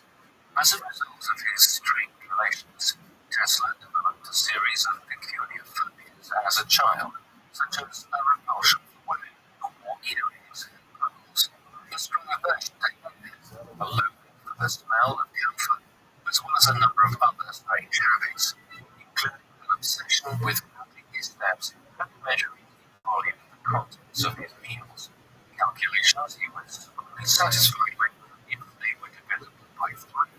Overwhelmed by a plethora of neuroses, Tesla was able to regain some sense of balance after he came across a novel called Rabbi, published in 1836 by Hungarian author Yoshiko, which featured the story of William Rabbi, a young, impulsive, and hedonist, recast as a valiant national hero who sacrifices himself for the well-being of the country. Tesla was particularly inspired by the character of the protagonist, seeing in his desire to better his moral character, or ignoring frivolous distractions, a masterful example of self-restraint. It showed Tesla that it was indeed possible for him to control his wild emotions. Tesla realized that the strategy was to work with, rather than against, the nebulous visions that assaulted his consciousness, and delving even deeper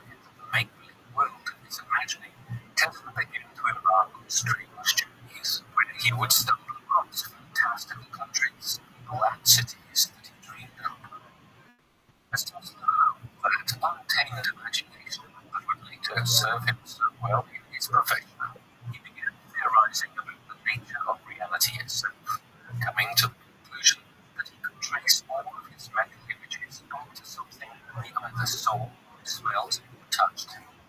Early echo of the mechanistic view of the world he would later espouse. It was also an idea that had real-life application for Tesla. On one occasion, he was extolled as a hero by a band of firemen after he spotted a small cave in a fire hose he instinctively knew was preventing water from reaching a burning building, a problem he quickly fixed by pioneering the fact. Tesla's ingenuity would be further fostered at the Real Gymnasium, the grammar school he attended in Gospich, where he would amaze his mathematics professors by demonstrating a natural ability to calculate numbers. But while he excelled in scientific pursuits, Tesla was unable to translate his talents to drawing class, where a preference for undisturbed contemplation distracted Tesla heavily, leading to grades that were so extremely poor. His father had to speak with the principal, which instilled in the young people a lifelong aversion to diagrams. During his schooling at the Real Gymnasium, Tesla began to take invention seriously, devising a schematic for a flying machine that would use the pressure of a vacuum to push air molecules, a concept that a grown-up Tesla would later go on to disprove. Shortly after he graduated from the Real Gymnasium in 1870, Tesla, perhaps because of his overactive imagination, became very sick with a range of maladies sufficiently serious enough for the doctors treating him to nearly give up on his case entirely. Throughout his recuperation, Tesla began voraciously reading, and it was during this period that he was first introduced to the tales of Mark Twain. It was a story he would later recount to Mark Twain himself, who burst into tears upon hearing it.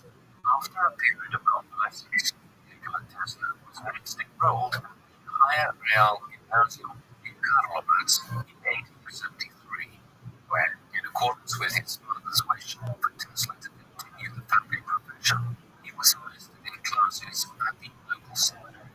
However, Tesla's true desire was to learn everything he could about electricity, a passion ignited by an inspirational physics teacher who taught him about the radiometer invented by British scientist William Crookes, a device that powered a vacuum bulb with energy produced by four rapidly spinning tinfoil vanes. This roused Tesla to conduct some of his first experiments with batteries, induction coils, and electrostatic generators. Yet Tesla would have to put some of his projects on hold after again falling seriously ill with cholera upon his return to Gospich, causing the young prodigy to be written for over 9 months and to experience several close shaves with death. After one particularly worrying incident, Tesla supposedly implored his father that if he were to study engineering, instead of entering the priesthood, that he may recover. Desperate to avoid the unbearable pain of losing another son, till Solomon promised that Nikola would build the best technical institution in the world.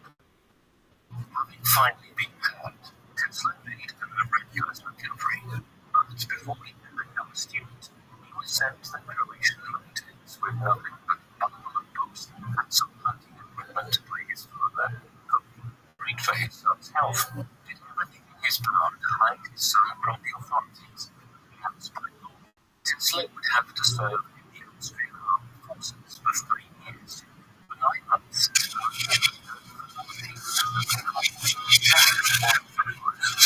some Eastern European countryside, becoming stronger physically and mentally as he thought deeply about invention, reshaping the weakness of his visions from a debilitating weakness into a powerful conservative tool that could be used to flesh out the contraptions that flashed across his mind, such as a pipe installed underwater that could transport letters and packages placed in vessels using the principles of hydraulic pressure, and a ring constructed around the Earth's equator that could be used as a high-tech transport network. When Tesla returned, his father had kept his promise, securing for him a scholarship at the Military Frontier Administration Authority that would enable for him to study for 3 years at the Polytechnics of Graz, Austria, receiving an embroidered bag made from materials from his mother, which he would always prize. In 1875, Tesla left Auschwitz to study in a completely different culture and environment, the same way that his own Serbian relatives had adapted to life in the Austro-Hungarian border decades prior.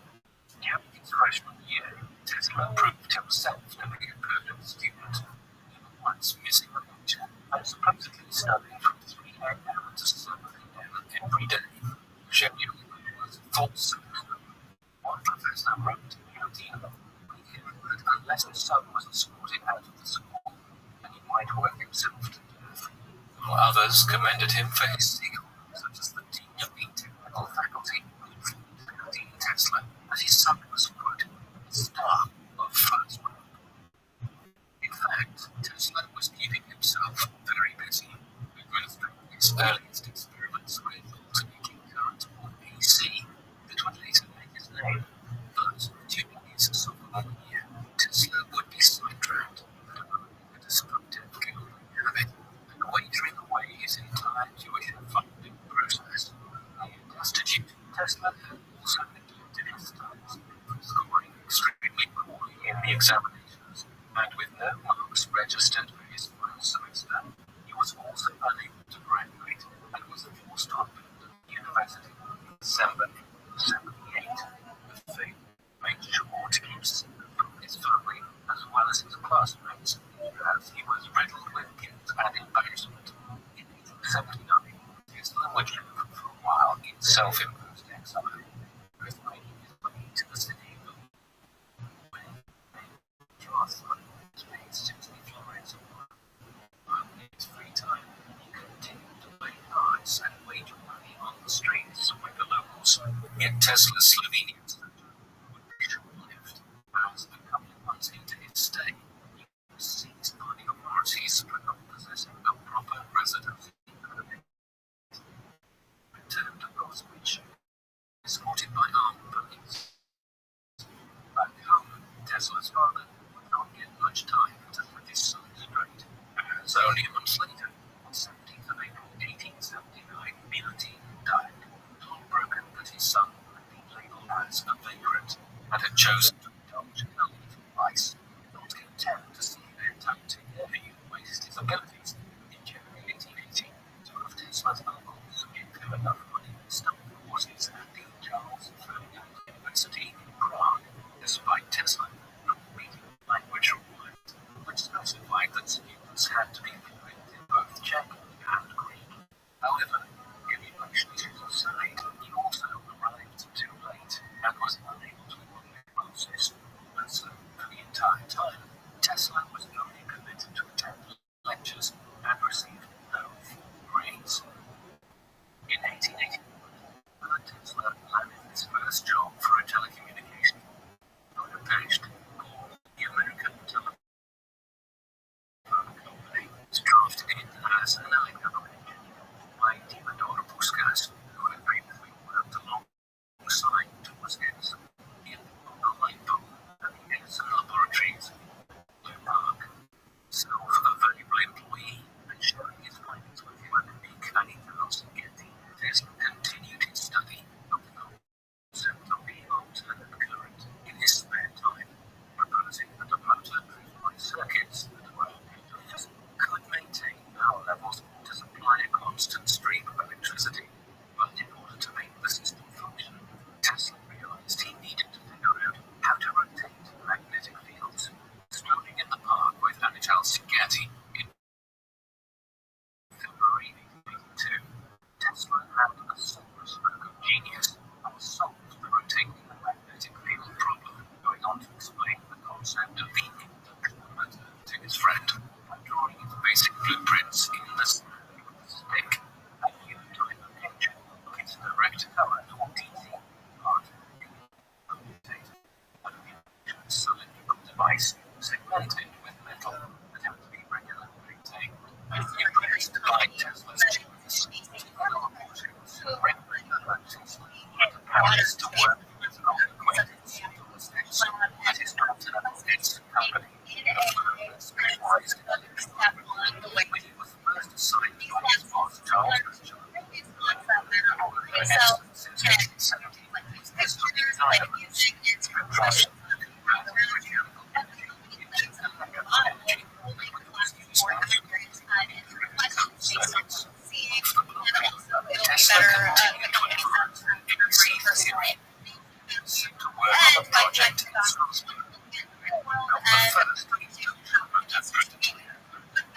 However, Tesla was unable to cover any. This was a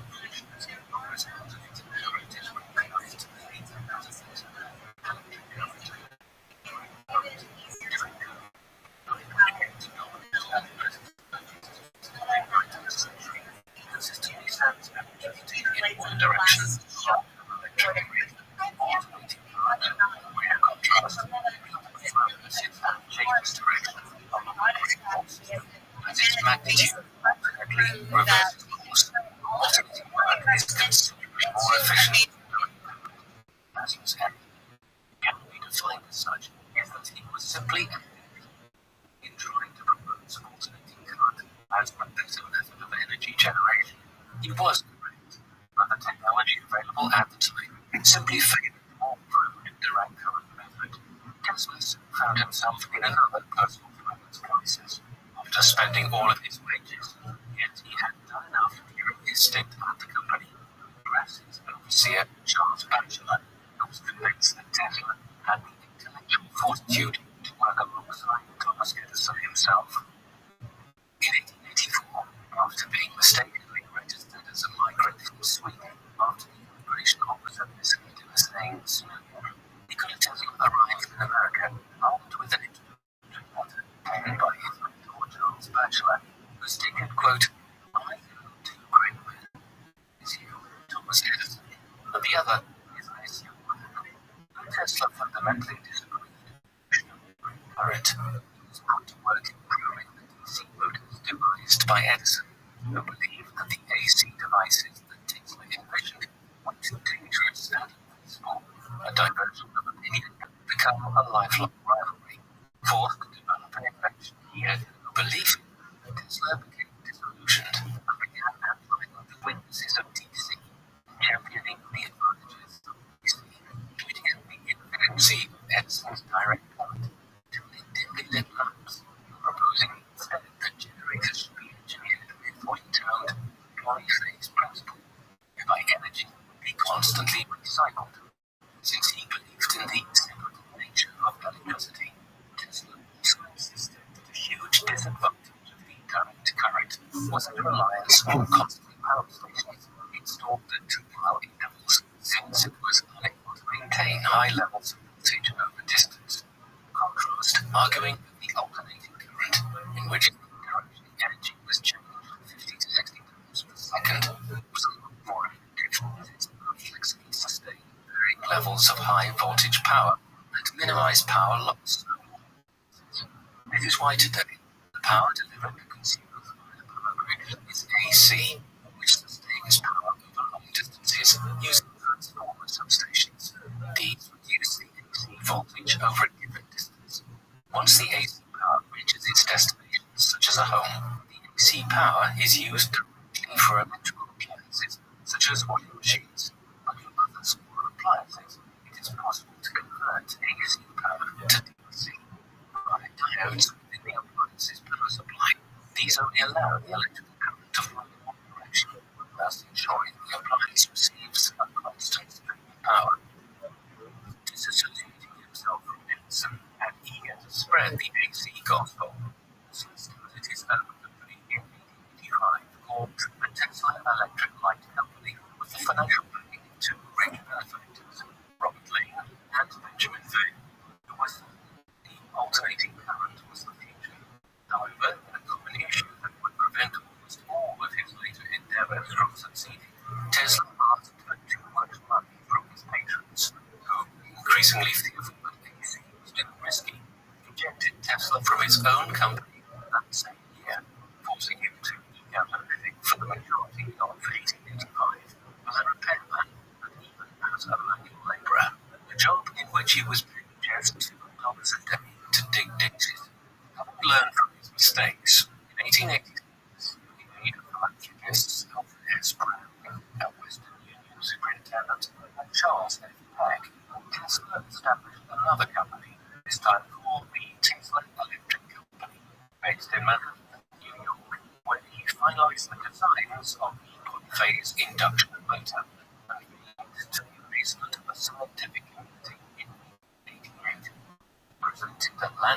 paper at the American Institute of Electrical Engineers entitled A New System of Alternating Current Motors and Transformers. George Westinghouse, an investor who is famous for inventing the railway memory and the Westinghouse electric manufacturing company, was particularly impressed, and his curiosity was piqued in a visit to Tesla's lab a few days later. Shown an early polyphase prototype, convinced that Tesla's groundbreaking invention could power America, Westinghouse purchased all 40 of Tesla's trailblazing patents pertaining to the generators, motors, and transformers necessary to construct a polyphase alternating current circuit, and recruited Tesla as an advisor to serve for 12 months at the Westinghouse plant in Philadelphia, with some of the first commercially available AC devices would be produced. The release of the first AC machine was the harbinger of a conflict that erupted between Westinghouse and Edison, known as the War of the Currents, which pitted AC against DC from 1888 to 1892. During the dispute, Edison would try to use his resources to sway public opinion in his favor, and despite the evidence clearly showing that AC was safe and more effective over long distances, he issued a number of articles, big publications, warning of the dangers of the alternating current. Edison was unable, however, to convince his largest benefactor of the superiority of DC and Wall Street wolf John Pierpont Morgan, who in 1892 merged Edison with General Electric with the AC-focused Thomas Houston Company, removed Edison's payment to create General Electric, switched entirely to alternating current instruments.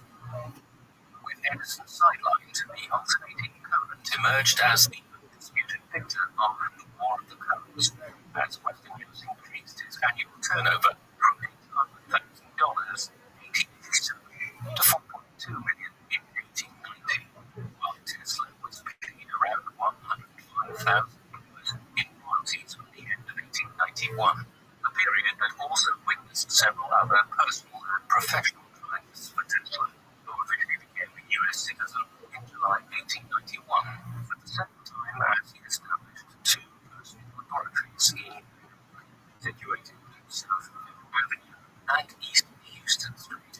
On the other hand, Tesla's dividend checks would come to an abrupt end after Westinghouse's finances were left in disarray.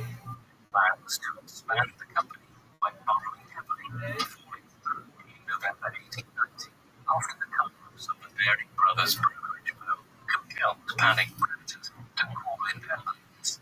To cover its losses, Tesla continued to focus its attention on high-frequency AC experiments, inventing a lamp that required only one wire, oscillating transformer, and a high-frequency alternator, which he exhibited at a lecture in spring 1891 at Columbia College in New York on behalf of the American Institute of Electrical Engineers, to a flabbergasted crowd who were amazed at the ways that AC could be implemented into modern lighting circuits. Columbia Electric established him as the leading electricity researcher of his day, and in follow-up experiments, Tesla would consistently show that electricity from light and water could be transmitted at long distances.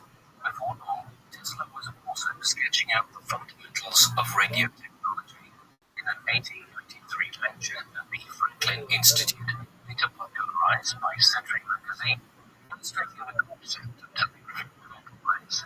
He first underlined the importance of grounding the transmitter and receiver to astonished onlookers. The same year, Tesla's company achieved its greatest accomplishment to date after lighting the Chicago venue hosting the world's Columbia Exposition entirely with alternating current, an honor that Tesla procured after betting electric by $1 million. By 1894, Tesla had gained the admiration of his peers and was awarded honorary doctoral degrees from Columbia and Yale universities, as well as the Elliott Preston Medal by the Franklin Institute. More good news followed after the Tesla Electric Company was contracted to build the first ever hydroelectric power plant at Niagara Falls. The childhood dream of Tesla's that became a reality in 1895 1905, after the schematics were unveiled, the Niagara facility was an accomplishment that represented the ultimate defeat of the direct energy school of thought, and Tesla was lavished with the highest praise and honors, including even the Dalilon from King Nicholas of Montenegro, as his achievement was celebrated worldwide as an important step for the future of humanity. Tesla remained unperturbed after a fire in March 1895 at his laboratory destroyed much of his early research, including hundreds of models, notes, scientific tools, and photographs, with a combined value of $50,000.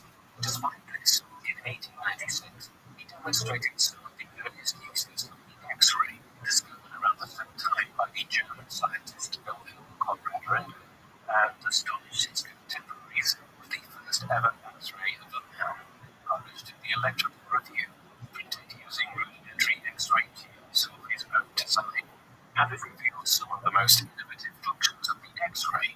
Tesla next devised the basic elements of the radio transmitter, and in 1896 built a rudimentary unit that received radio waves. He assessed his new invention at the Gerlach Hotel, located on 27th Street in Manhattan, where he was living, by sending radio waves to it from his New York laboratory on South Fifth Avenue. Tesla presented his instruments at an 1898 exhibition at Madison Square Gardens, where he demonstrated a radio-controlled boat called a automaton to stop what he did, and by 1901 he had been awarded with a patent clarifying that he had created a system for transmitting electrical energy.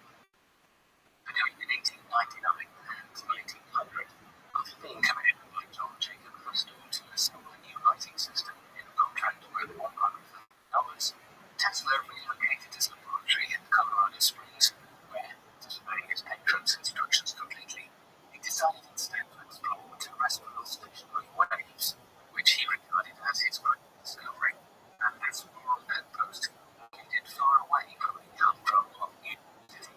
Tesla started to piece an enormous transmitter powered by millions of volts of electricity at an experimental facility built on the outskirts of the town of North Hill. Being inquisitive onlookers away with an ominous Dante line nailed to the front entrance, which read, quote, "Abandoned hope, north of here." It was here that Tesla first discovered that the Earth had electric potential and could be employed as a finely tuned conductor to transfer electrical energy without wires. On next noticing that when his experimental Tesla coil was powered, it emitted sparks as far as 30 feet, could be detected by antenna 10 miles away. Realizing that he could now wirelessly transmit signals using the electromagnetic frequencies of the planet, Tesla explored the practical applications, managing to light up 200 lamps fed by a power source situated 26 miles away. Exploiting the same phenomena, it was even able to produce handmade light. As a result, Tesla noted that the discovery of stationary electromagnetic waves and how they interacted with was a discovery which Tesla would spend the majority of the rest of his career investigating. He felt it had transmit across large distances. Wires. He hoped that his work could one day provide the whole world with clean and free electrical power. However, as with so many of Tesla's ideas, it was supported by investors such as J.P. Morgan, who intended to market his inventions for profit, and were only prepared to fund research which would garner a return on their investment. Thus, it would be the all-powerful market forces that would eventually discover so many of Tesla's imaginings. It was during this futile period of discovery that Tesla also made some unorthodox assumptions, claiming that he had made contact with extraterrestrial beings, but attributed a series of ominous names that sounded from one of those machines. Tesla had first heard this strange combination of noise from the device in the night, and interpreted previous narrative of the waves as a sign that they were being manipulated by an intelligent entity, appearing publicly advanced in a letter to the American Red Cross in January 1901. Tesla's story was discounted by many skeptics. There were still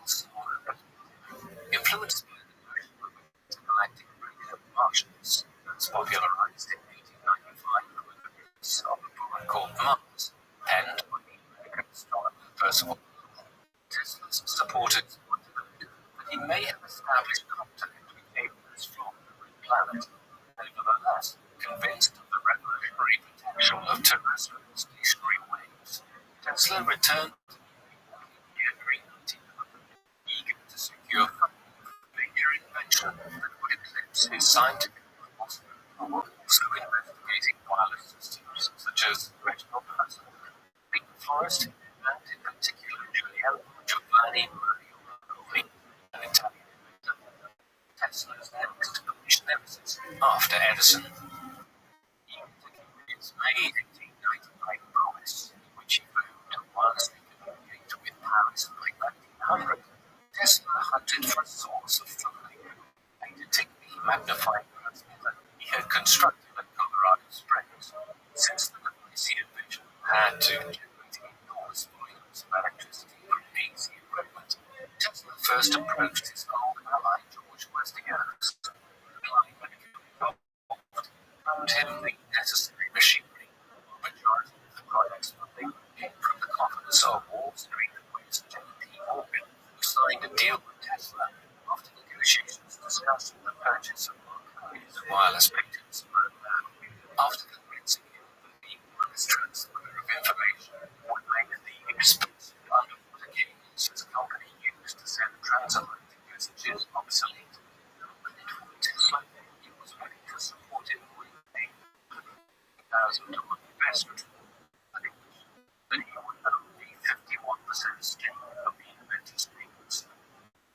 Between 1901 and 1905, the beginning of the biggest financial company in the world, Nikola Tesla constructed the 187-foot high transmission tower at Cliff Laboratory, topped with a 68-foot copper dome. It was the first wireless broadcasting system ever built.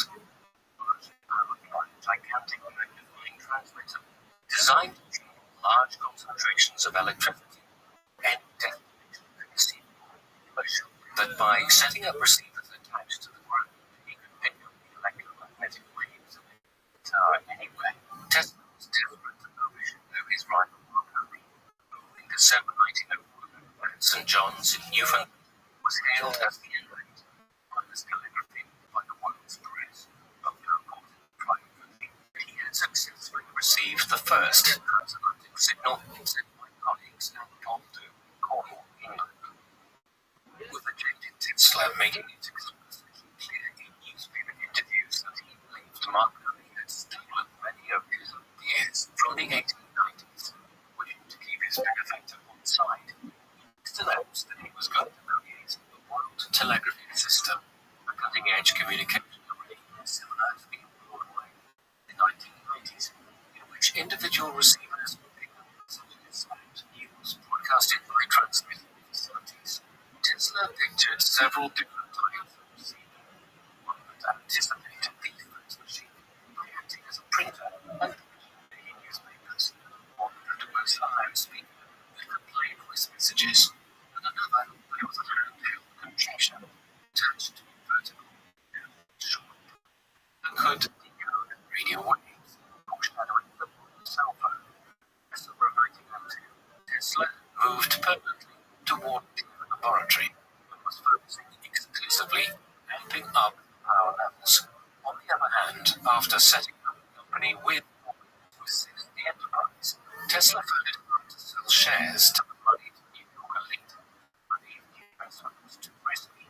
An appraisal of shared by Tesla, who sold $33,000 of his personal property and borrowed a further $10,000 to realize his dream. There was an additional $30,000 bill from Westinghouse for the event, a lawsuit from the landlord James was taking Tesla to court for not paying property tax, as well as another bill from a phone company who had installed a special line out of the laboratory. Tesla struggled financially.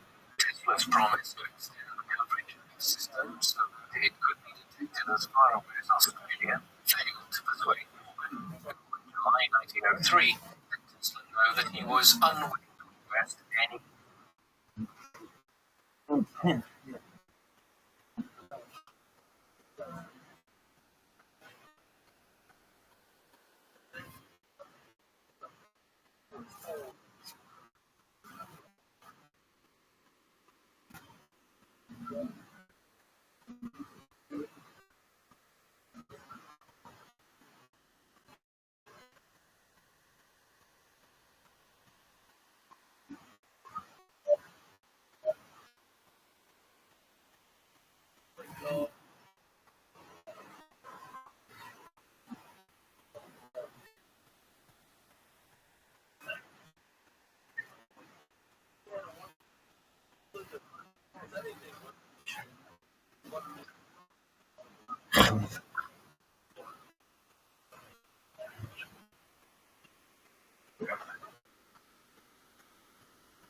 more innovative, a model and unexpected blow to the world delivery system as it reached Tesla, who in full Unit scientist fashion furiously cranked up the voltage of the magnifying transmitter at waterlife to the maximum level and hurled lightning bolts into the New York sky.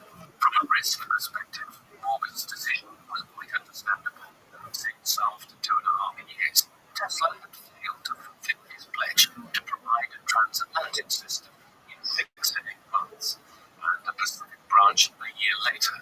Yet others have postulated Morgan abandoned Wardenclyffe because he was worried that Tesla was going to make the enemy completely free from everyone, and thus deploy his firm of a lucrative paycheck. While another interpretation contests that Morgan was growing increasingly less confident in the wireless industry, should be fired instead by the actions of Lancelot Easley. He was confident about his investigation after promising to create a wireless service between Philadelphia and New York. Moreover, Morgan felt inclined to invest in DeForest wireless automobiles.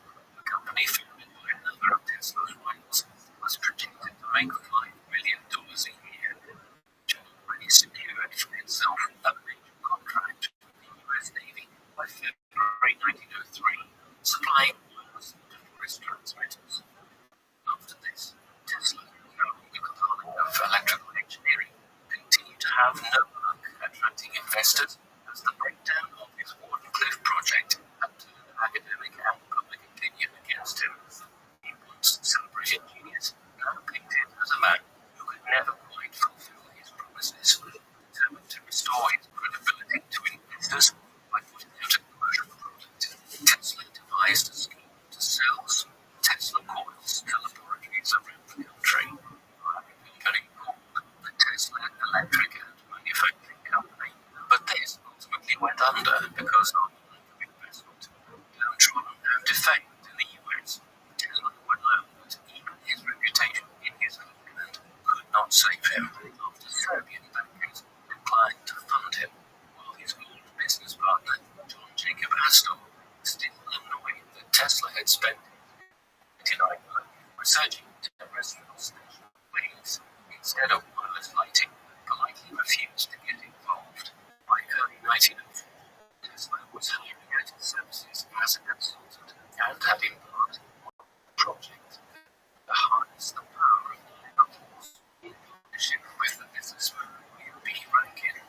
Tesla's real desire was always to restart his experiments at Wardenclyffe, a prospect that was becoming increasingly unlikely since investors were discouraged by the fact that still owed certainties, meaning that business partners always have to consult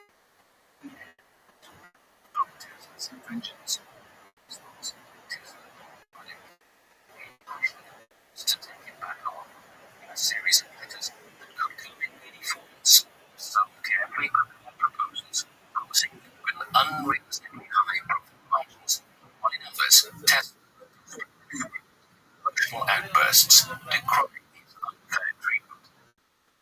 Unable to drum up financial and still struggling to get the Wardenclyffe Tower functioning, Tesla was in a dark place and began spiraling into a true nervous breakdown after the entire death of his business associate and the collapse of Canadian Niagara Power of 1905.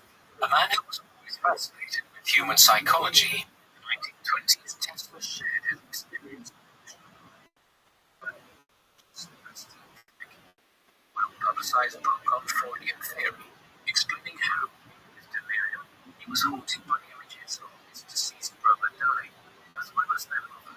Tesla would recover in 1906, and with new determination to prove himself as a valuable asset, he switched his focus from electrical to mechanical engineering, delving into the science of flight, a bit to raise money so that he could continue his work at Wardenclyffe, which in 1904, due to lack of funds, he had mortgaged to George C. Hunt, the owner of the Waldorf Astoria Hotel by Tesla for many years.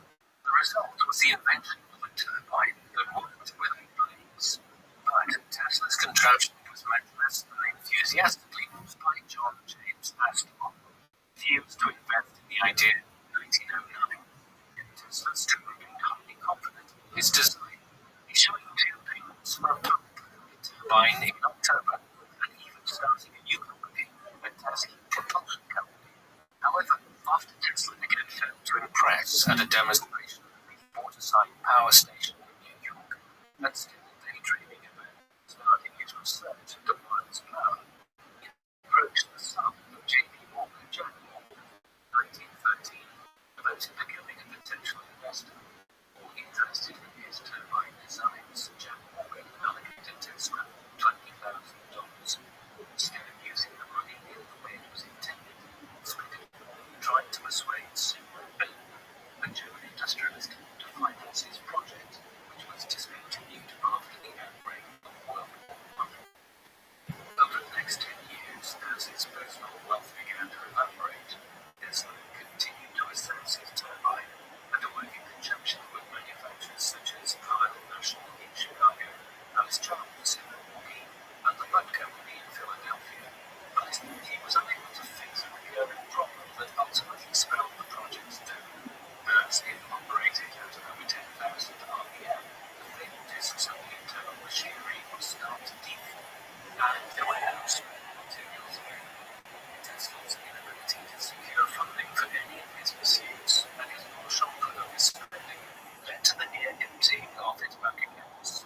And from 1916, he was forced to file for bankruptcy, Tesla admitted that his monthly income was no more than $350 to $400 after declaring he was unable to pay $935 in taxes to the New York Treasury, and although he was still technically the president and treasurer of the Tesla company, over 90% of the company's stock was owned by friends, relatives, and creditors, and many of his patents by then had expired, leaving Tesla virtually penniless. In a bid to save himself from financial ruin, Tesla launched a lawsuit against Rothschild in August 1915, accusing the Italian of illegally patenting radio technology in 1904. But the case went nowhere, and Marconi remained the official owner of the decision later overturned by the Supreme Court in 1943, a few months after Tesla's death. Consequently, Tesla was forced to earn a living by creating minor inventions, registering simple improvements in automobile speedometers, frequency meters, and flow meters, which he licensed to Waltham Watch Company.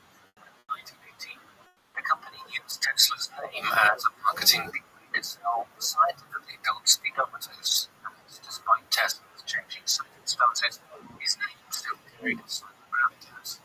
Tesla's opinions and thoughts still garnered much press interest, such as in 1950, when, presaging the advent of radar technology in the 1930s, he forecast that microwave radiation could be employed to detect ships.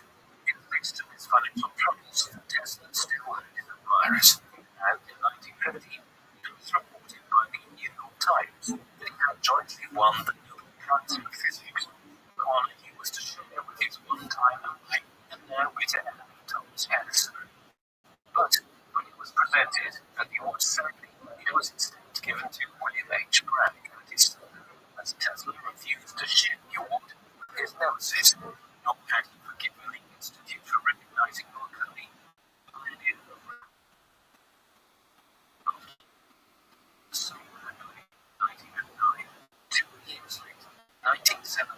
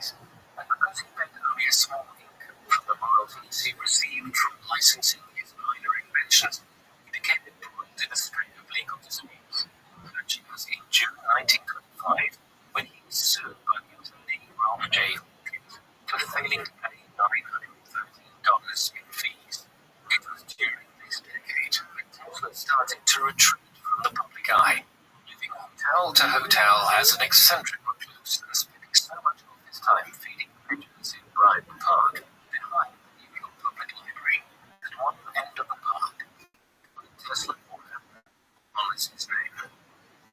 However, on his 75th birthday in 1931, Nikola Tesla was suddenly back in the spotlight, appearing on the front cover of Time magazine. And thanks to the efforts of a young science writer called Kenneth Swayze, he received over 70 letters of graduation published in a testimonial volume from some of the most esteemed scientists of the day, including Albert Einstein. Interviewed by Time magazine, Tesla outlined many of his future plans and confidently disclosed how he was going to disprove Einstein's theory of relativity.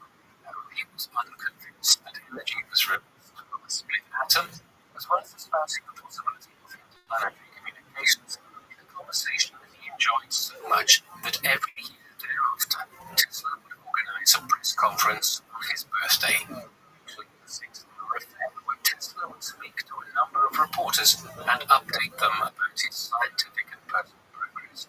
For example, in 1932, he informed the general public about his desire to build a motor-propelled microscopic rays. And in 1936, he told journalists that he whittled his pose hundreds of times before he went to bed, an exercise he believed would turn his body and enable him to live until he was 135 years old. The 1934 party was a particular highlight, where Tesla first revealed he was in the process of creating a particle beam weapon, claiming in the New York Times that it could concentrated beams of light so through the free air of such tremendous energy that they will bring down a fleet of 10,000 enemy airplanes at a distance of 250 miles from the defending nation's border and will cause armies of millions to drop dead in their tracks.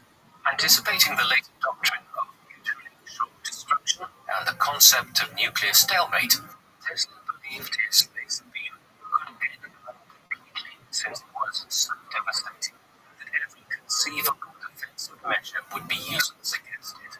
Although Tesla was susceptible to flights of fancy on occasion, it was a real project and was the subject of a Tesla study he discovered in 1984 entitled The New Art of Projecting Concentrated Non-Dispersive Energy Through Natural Media, which laid out the fundamentals of a weapon system that discharged tungsten and mercury particles at 48 times the speed of sound to produce devastating projectiles. Despite Tesla's invention being impossible, it elicited a great deal of publicity, motivating Tesla to recruit Hungarian architect Titus to design a new tower to evaluate the death beam if the project would never get off the ground. As by 1935, Tesla was no longer working with Miller, who had proven himself a slippery character after attempting to borrow money from Tesla and trying to get him involved in an illegal arms deal in Paraguay. Nevertheless, Tesla, ever wily, was still able to use the furore that surrounded him to his advantage in some situations, offering up a working prototype of the laser beam valued at $10,000 to the managers of the government Clinton Hotel as compensation for the $400 he owed them, warning them that the box he gave them supposedly containing the weapon would explode if improperly handled, resulting in terrified staff depositing it at the back of the hotel. The laser beam also came to the attention of the international community, and Tesla soon found himself in negotiations with the League of Nations, the UK government, and even the Soviet Union, who signed a contract in April 1935 stipulating that Tesla was to supply them with the information necessary to construct the weapon, although it is unknown if Soviet scientists actually carried out the research. The project, however, started to disintegrate from January 1938 after the British concluded negotiations with Tesla, while the final nail in the coffin occurred in 1940 after he was left empty-handed following a desperate attempt to persuade the US government that the laser beam could be a viable World War II weapon. Hampering Tesla in his last attempt to deal with international governments was his declining health.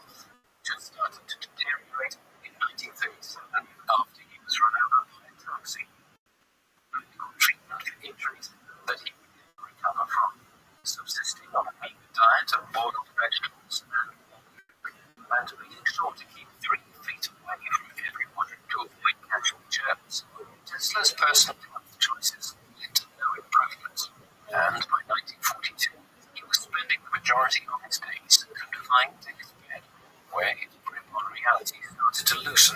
When in July, for example, Tesla tried to send money to Mark Twain, who had died in 1913, opting to see only a select few visitors, including the exiled Prince of Yugoslavia, Peter II, and a young scientist called Peter Fitzgerald, the creator of an anti-tank gun, who would come to discuss inventions. Tesla isolated himself from the world as he deteriorated. Nikola Tesla died of a heart attack in his sleep on the 7th of January 1943 at his executive suite in room 3307 of the Hotel New Yorker, where he had been for the previous 10 years, inundated with letters of condolence from major scientific and political figures all over the world, such as Eleanor Roosevelt, the wife of the U.S. President, the Vice President Henry Wallace, and a host of Nobel laureates. Tesla's funeral took place at St. John the Divine Cathedral in New York City on the 12th of January, where it was attended by over 2,000 people and presided over by members of the Serbian Orthodox Church. Afterwards, Nikola Tesla, who by the end of his life boasted over 700 papers to his name, was cremated. His ashes were placed inside the golden sphere, exhibited at the Tesla Museum in Belgrade. Following his death, the U.S. government were curious as to whether among Tesla's surviving notes there could be information to help with the war effort, and so they investigated his documents but found nothing of profound importance, and by 1951 they could be repatriated to the Tesla Museum in Belgrade and accompanied a few years later, in 1957, by Tesla's ashes. For decades after, the mystery surrounding the laser beam gun persisted, as the U.S. government consistently denied they had in their possession one of Tesla's microfilms, which, according to official reports, had been intensively reviewed for over a month, sometime after his death. The truth of these claims, however, remains unproven.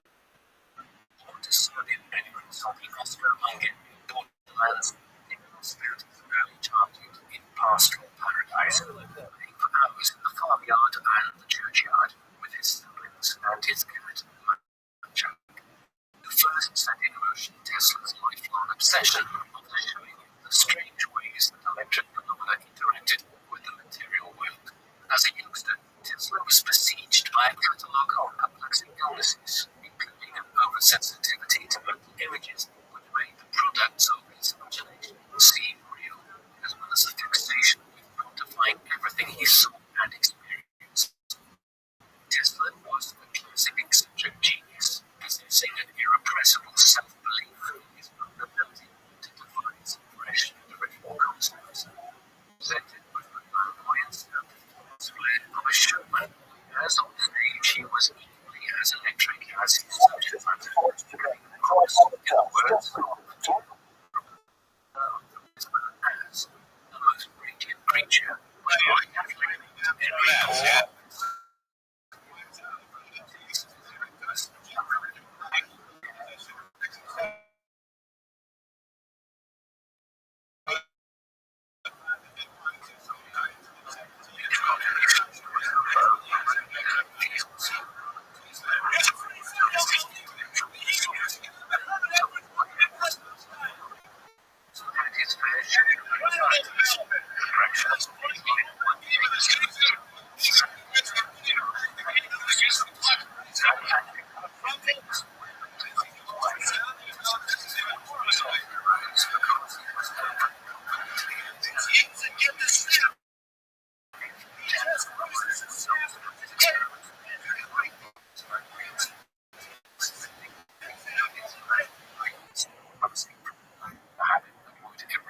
Damage his reputation in his later years, and transforming into an employed recluse who hid away in New York hotels.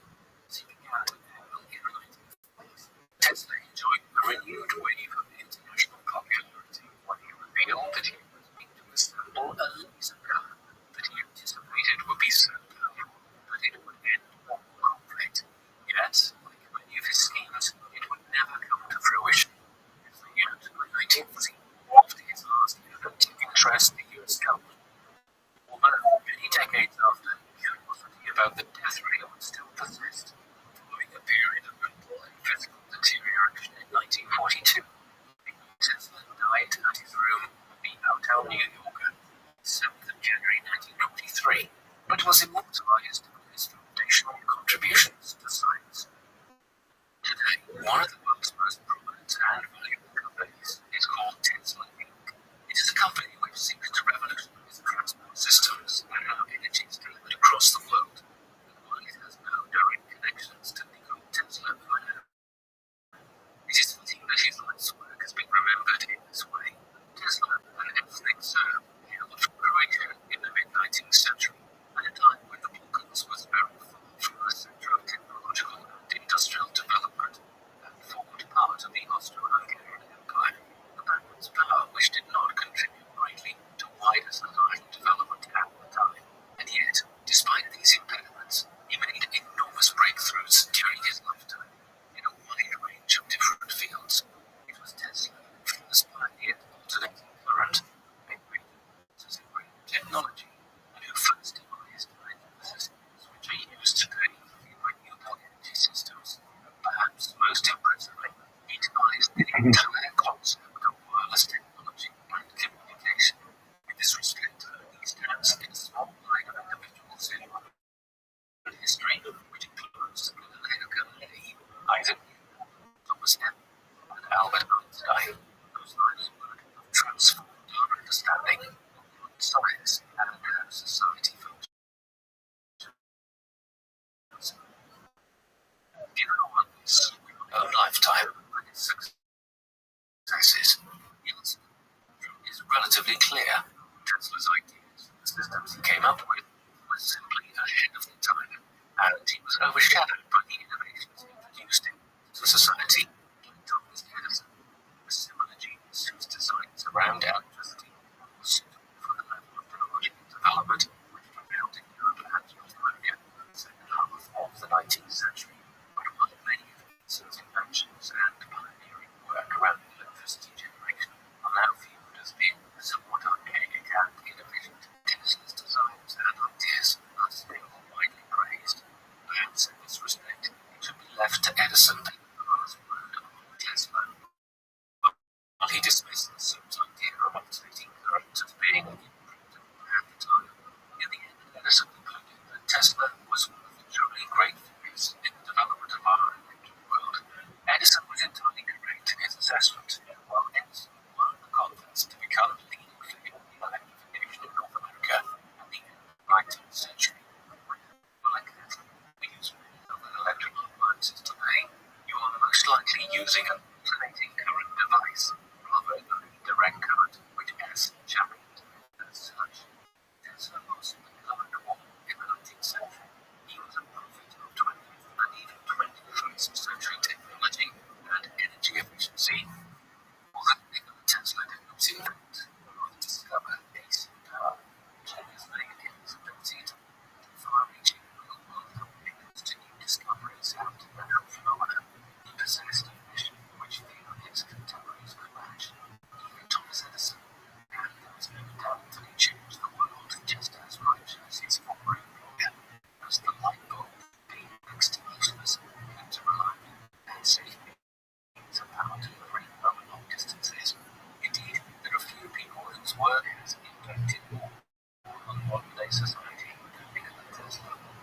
Electric power now made available to the majority of the human race, usually thanks to his work, trying to work out a way in which power could be delivered free to consumers, which perhaps both experiments were so high regarding, but somehow he managed to monetize his work as people perhaps what most ideas to people like Nikola Tesla, Albert Einstein, and really as many inventors and scientists who, with formal education, revolutionized their respective fields, is the image of an eccentric mad scientist with a load on experiments and calculations.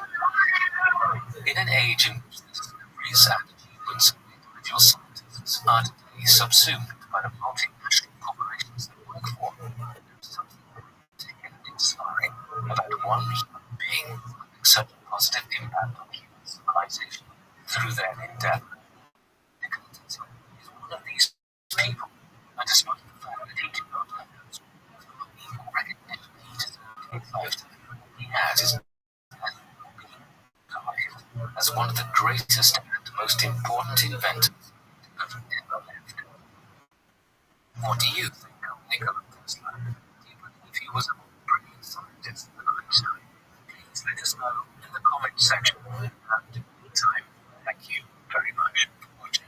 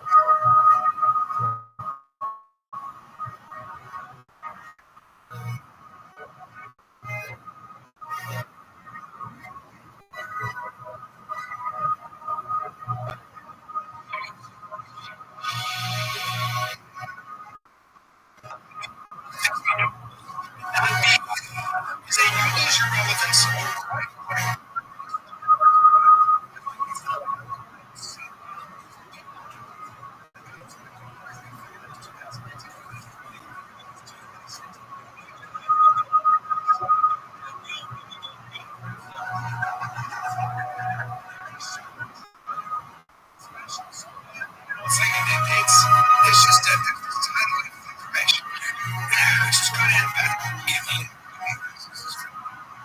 It's amazing down there.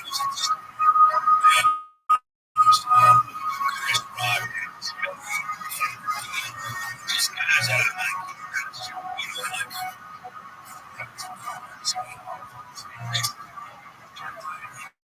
I'm a kind of fanboy or got starstruck in on a 6-way. Like, this is reading with Tom Cruise. Oh, yeah. And I we spent 2 hours together doing that. Then another hour kind of thoughts on the script. And he started talking about this. We started talking about it. And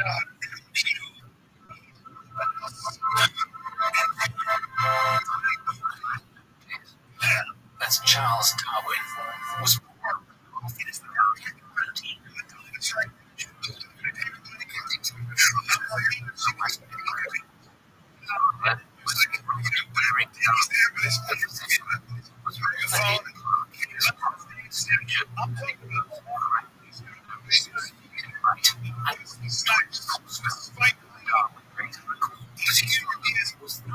just noted the conversation would have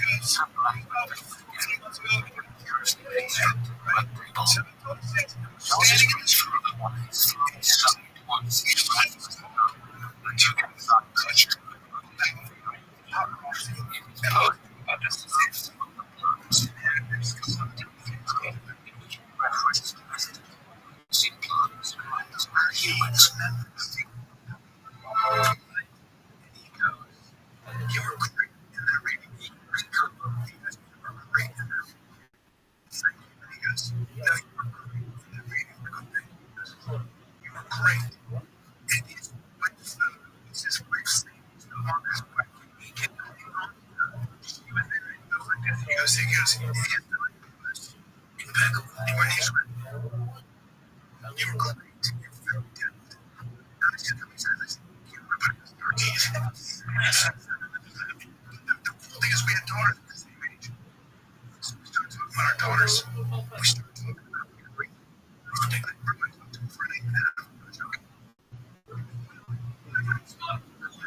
I did it at Springsteen. Where it was just he and I talking about versus acoustics and acoustics. Started talking about how I choose the piece. Talking about how he wants the songs.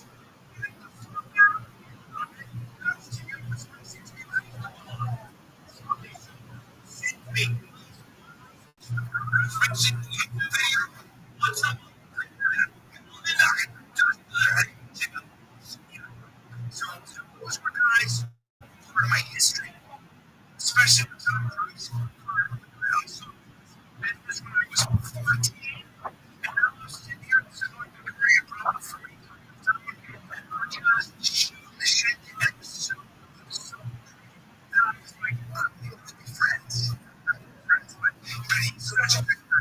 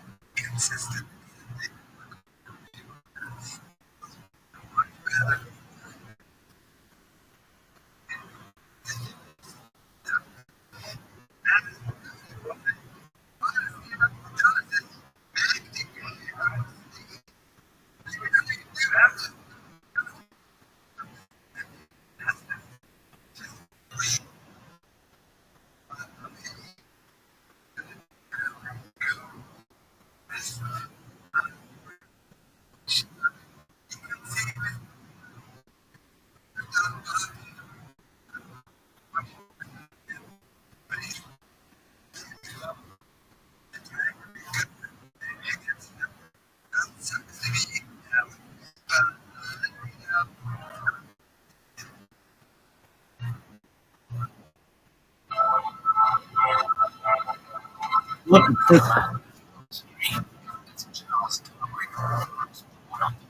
February 1809 in Shrewsbury, the county town of Shrewsbury in the West of England. His father was Robert Darby, a physician who was remembered in part for his towering stature and imposing frame, over 6 feet in height and weighing 24 stone. When later recalled, his father was the largest man he had ever seen, and noted the conversations that he would have with his father, seeing that his son would follow him into the profession.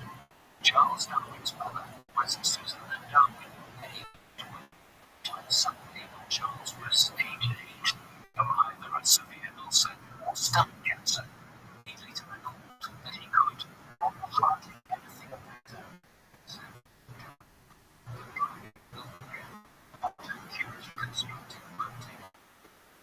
Charles's grandfather on his father's side was Erasmus Darwin, a noted scientist who was very much emotionally loyal, loves of appliance, something in the eye, referenced as to St. Paul's flies.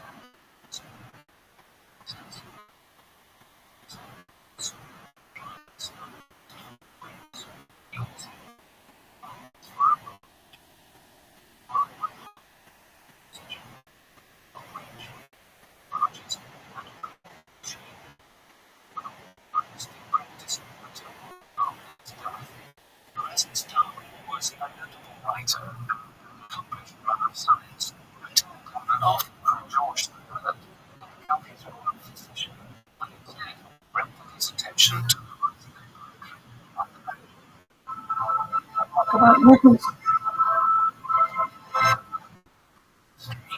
As Charles Darwin was born on February 1809 in Shrewsbury, county town of Shropshire in the West of England. Charlotte was Robert Darwin, a physician who was remembered in part for his towering stature and imposing frame, over 6 feet in height and weighing 24 stone. The later recalled that his father was the largest man he had ever seen, and noted the conversations that he would have with his father, who assumed that his son would follow him into the medical profession. Charles Darwin's mother was Susanna Darwin, who died suddenly when Charles was aged 8 of either severe ulcer or stomach cancer. He later recalled that he could remember hardly except that his bed, a black velvet room, and a curiously constructed work table. Charles's grandfather on his father's side was Erasmus Darwin, a noted scientist who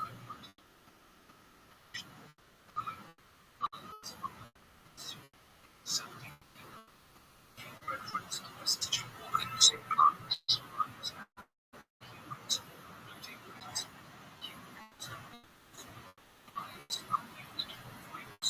he also created designs for an engine which would be and oxygen, a propel wrench which would lift barges, and a copying machine, many of which were not realized in practice until long after his death.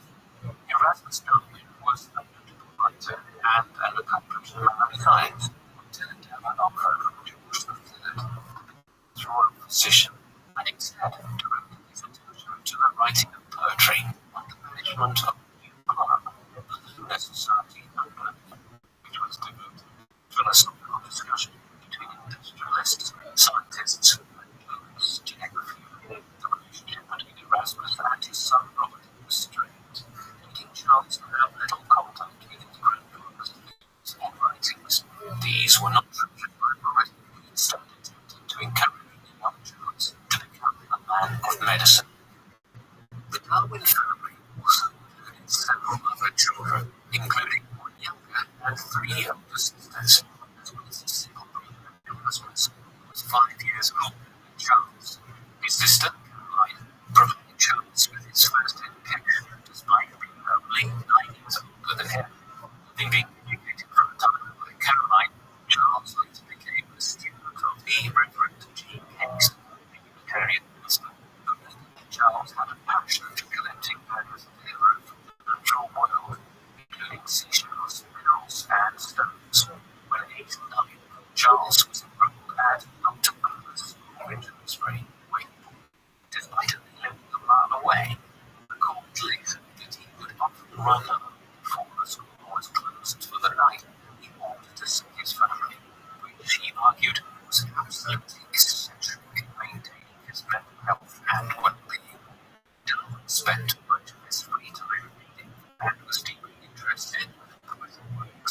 Byron and writings of Shakespeare, though he later lost interest in them.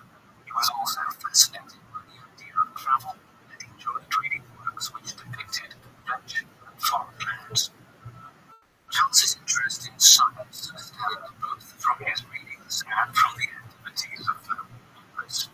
The brothers' interest in chemistry led him to construct a makeshift lab in their shed, and his uncle excitedly instructed Charles on the operation of the reactor.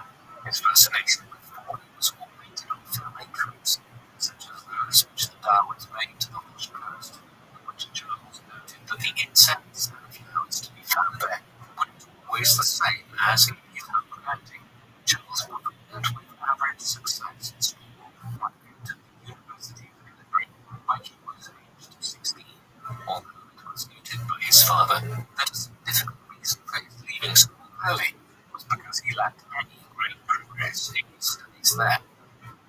Charles was emotionally healthy, from contemporary reports and autobiographical statements, though he recalled that he had once kicked his puppy for the sense of power that it afforded him, and that he was sometimes frustrated by the social standing of the sciences, which were often regarded as beneath the gentleman. Interest in the University of Edinburgh was encouraged by Charles's father on the basis that this would lead to his inevitable medical career. The university was a renowned center for medical learning, and kept amongst its alumni Charles Bell, the discovery of Bell's palsy, as well as the functions of spinal nerves, William Hewson, the father of hematology, and James Lick, discovered cures for scurvy and typhus, as well as the model for the first clinical trial. Charles entered the university with some misgivings about his own enthusiasm for the course, and was not helped by the poor teachings that he found there.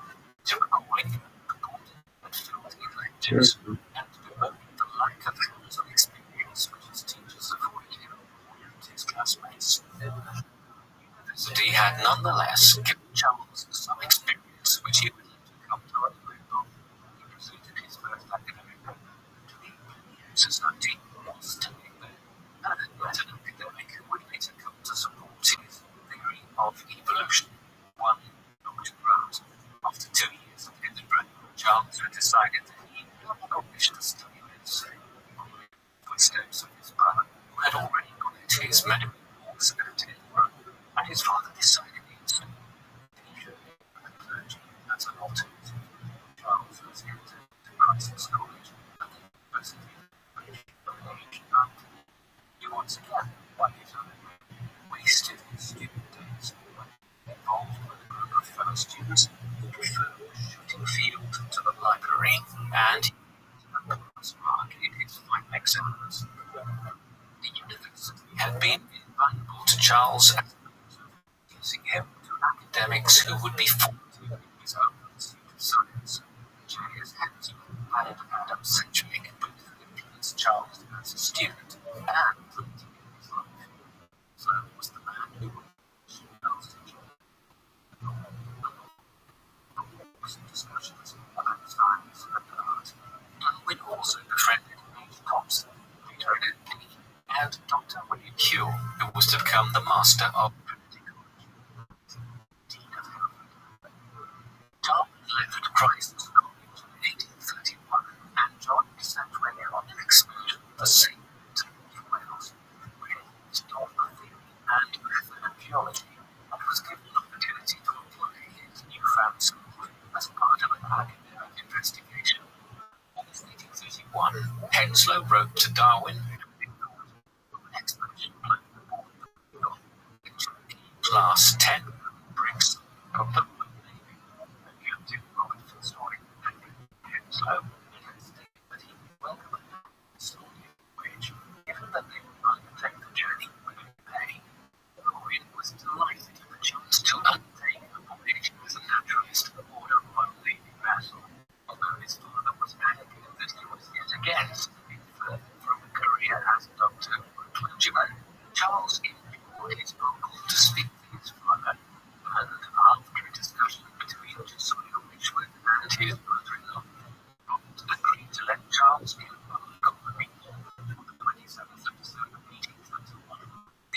as Beagle departed from Liverpool, Charles, with a degree in theology and physics, was a resident naturalist.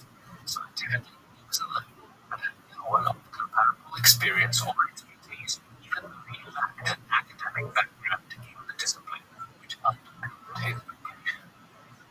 Charles spent his first day aboard the Beagle constructing a timetable for himself, which would allow him to become acquainted more intimately with the subjects of meteorology, mathematics, and biology, as well as other subjects such as French and the Greek New Testament, which he decided would form the basis of his reading on Sundays. He also had copies of Paradise Lost and the Lord's personal narrative, in which the scientist and explorer Alexander von Humboldt tells his adventures to the Americas. Darwin noted in latest life that he had a healthy relationship with the captain, Fitzroy, as did many other members of the crew. Fitzroy was a member of the aristocracy and an illegitimate descendant of Charles II, with a wicked temper which would flare erratically. Darwin also recounted an event in which he argued with Fitzroy on the subject of slavery, which the latter supported. Darwin wrote that the argument had been so fierce that he had ordered leaving the Beagle together. Darwin shared his lodgings aboard the Beagle with Augustus Rothschild, with several other members of the crew, including John Stokes and Charles Rothschild, a first-class volunteer. Susan Covington was a cabin boy who was later to become a personal assistant to Darwin. Over the course of the voyage, Darwin's notes show a selection, as well as his conviction that fossils were the remnants of forms which had existed before humans had appeared, all of which he formulated during his first few weeks at sea. As he studied and won the vessel in his cabin, he concurrently battled seasickness and wrote simply The Company of Biscay. It was hell during the first weeks of 1832. Darwin commenced practical studies and developed an art for collecting plankton, which he studied and wrote about emphatically in his diaries, noting the vast array of colours and forms which these creatures took. On the 16th of January, the Beagle made landfall on San Jago, off the coast on the day of 18. Recalled that upon setting foot on the island, he was entranced by the volcanic rocks, the song of strange birds, and the vast array of flora and fauna he saw.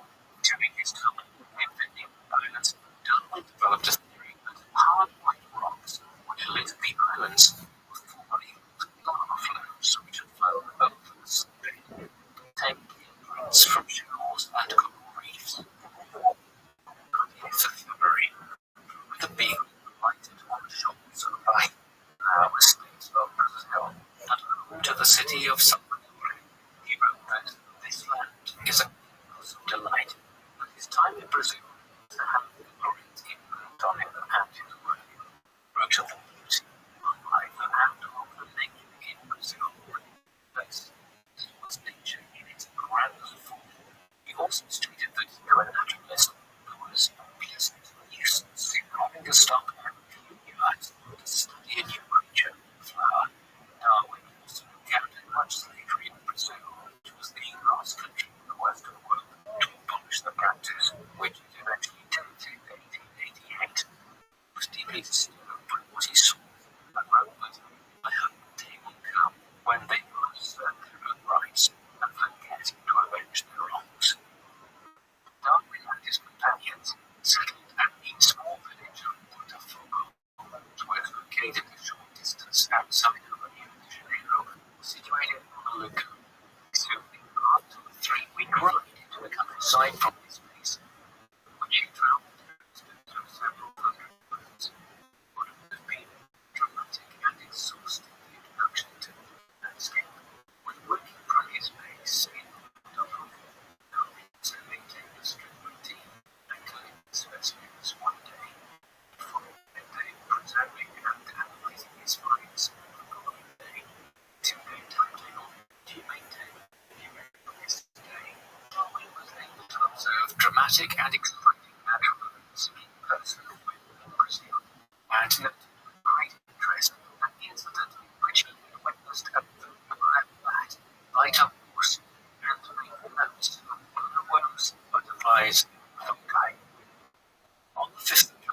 1830.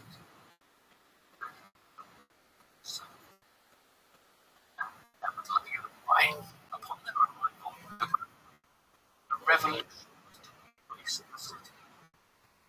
It's part of a series of conflicts which emerged following the Declaration of Independence in 1828 and reflected the conflict between political factions which had entered the vacuum which the conflict to which the people had strayed was the rebellion by the Council in support of Berlin, the leader of the 33 Orient Poles, the revolutionary faction, which opposed the presidency from Moscow. The veteran military commander was the incumbent leader. Fitzroy, the decision not to land in Montevideo, and instead proceeded to Buenos Aires. They were fired at by an Argentine naval vessel, which was fired by the government. After this, the Beagle returned again to Montevideo. Fitzroy requested to land on a private rig. After this stop, the Beagle continued hugging the coastline to observe it.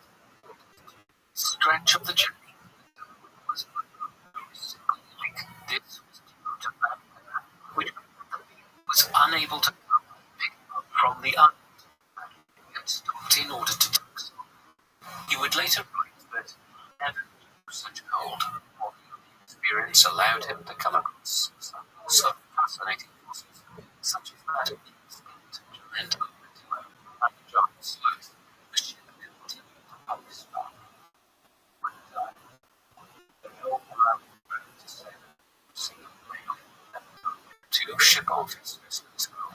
Fitzroy, the captain, was also able to undertake a disturbing practice where he released grief when prisoners that he attempted to westernize from a previous voyage.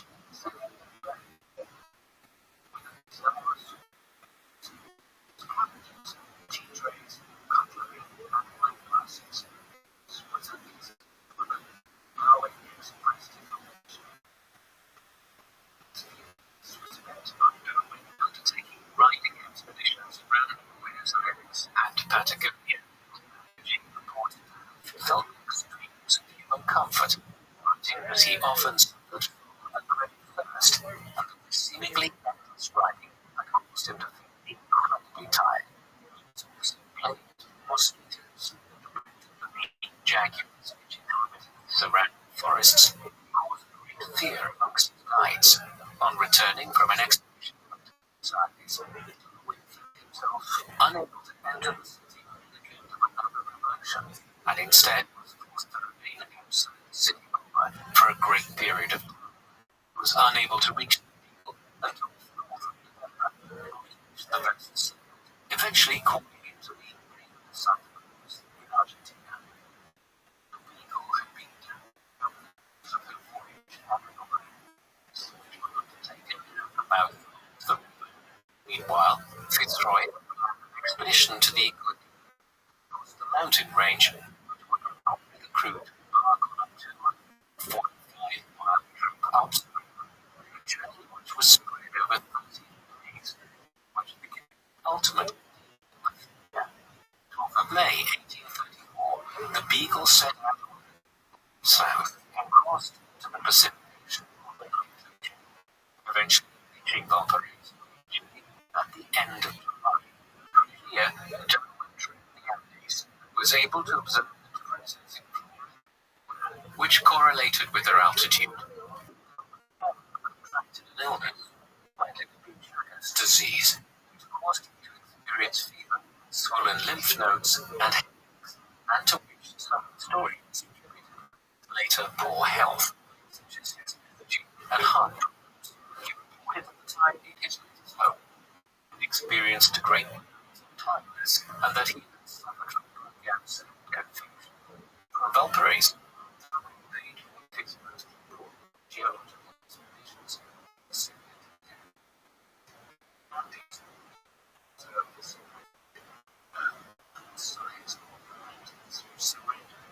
he commented that it was the first view I ever saw which really resembled those preconceptions geologists many convenient inside the earth.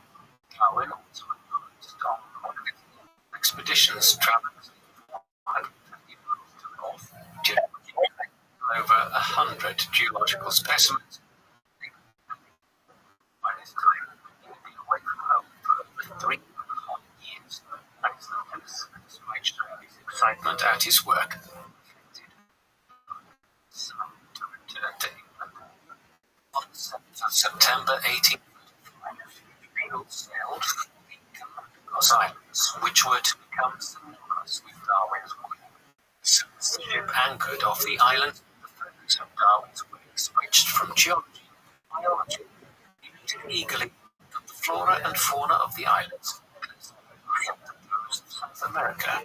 Darwin's observation of tortoises and birds on the islands stemmed from his interest in the fact that locals were able to identify which island an animal came from on the basis of their appearance, such was the localization of their behaviors.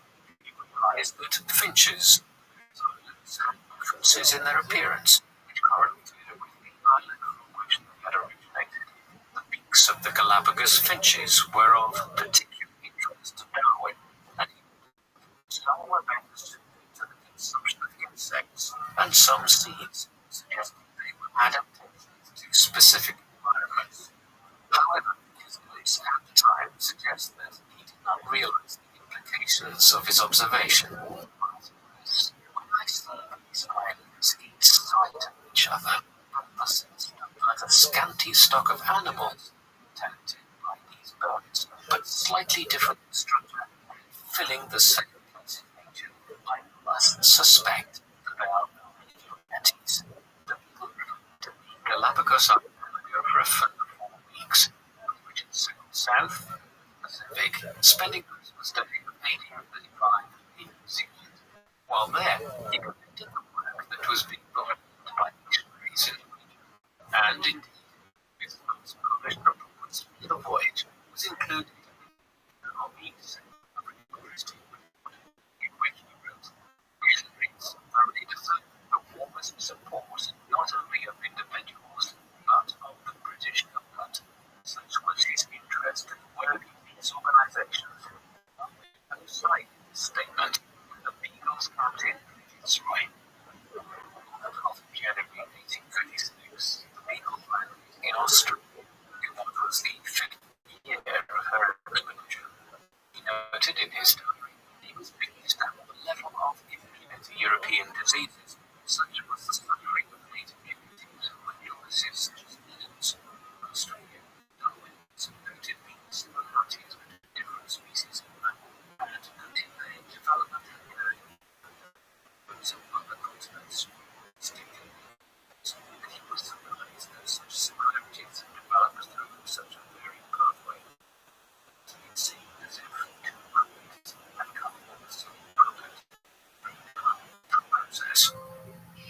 Beagles sailed from home had made an unexpected stop in Namibia, where the ship had landed 4.5 years before. Darwin was exhausted, craved to return to England, writing, "We have now steered, thanks to God, a good course for England." Darwin, on the return voyage, reflected on the majesty of the untouched natural world which he had been able to encounter through his journey, and the power of which he had been able to discover undefaced. It's referred to as an almost religious experience, writing convinced by the feeling that there is more to man than the mere breadth of his body. The 2nd of October 1836, the Beagle landed at Falmouth, and 2 days later, Darwin had returned to his home in Shrewsbury for the first time in over 5 years. He found that his family welcomed him home with open arms, and his father, impressed with his discoveries, accepted his choice of a career as a naturalist. As he had returned home, Darwin went to Cambridge and then to London in order to engage him. A short zoology of the voyage, in which he wrote extensively about the journey, as well as his discoveries and ideas. Along his hero was impressed with Darwin's work and praised his writing travels in the tropics. Over the course of the 1840s, Darwin published further works which stemmed from research which he had conducted on the Beagle.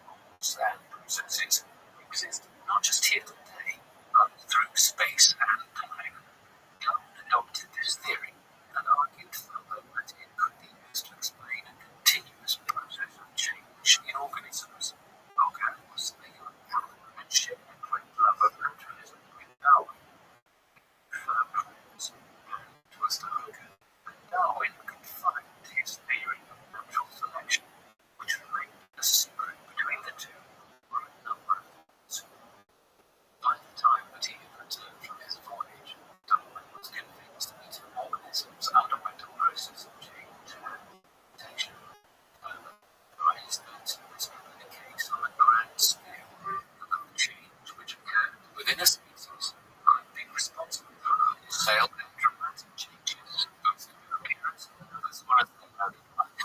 In July 1837, Darwin commenced work on a new text, which he called Transformation of Species, and only just a year later, he had recorded what he called the theory of natural selection.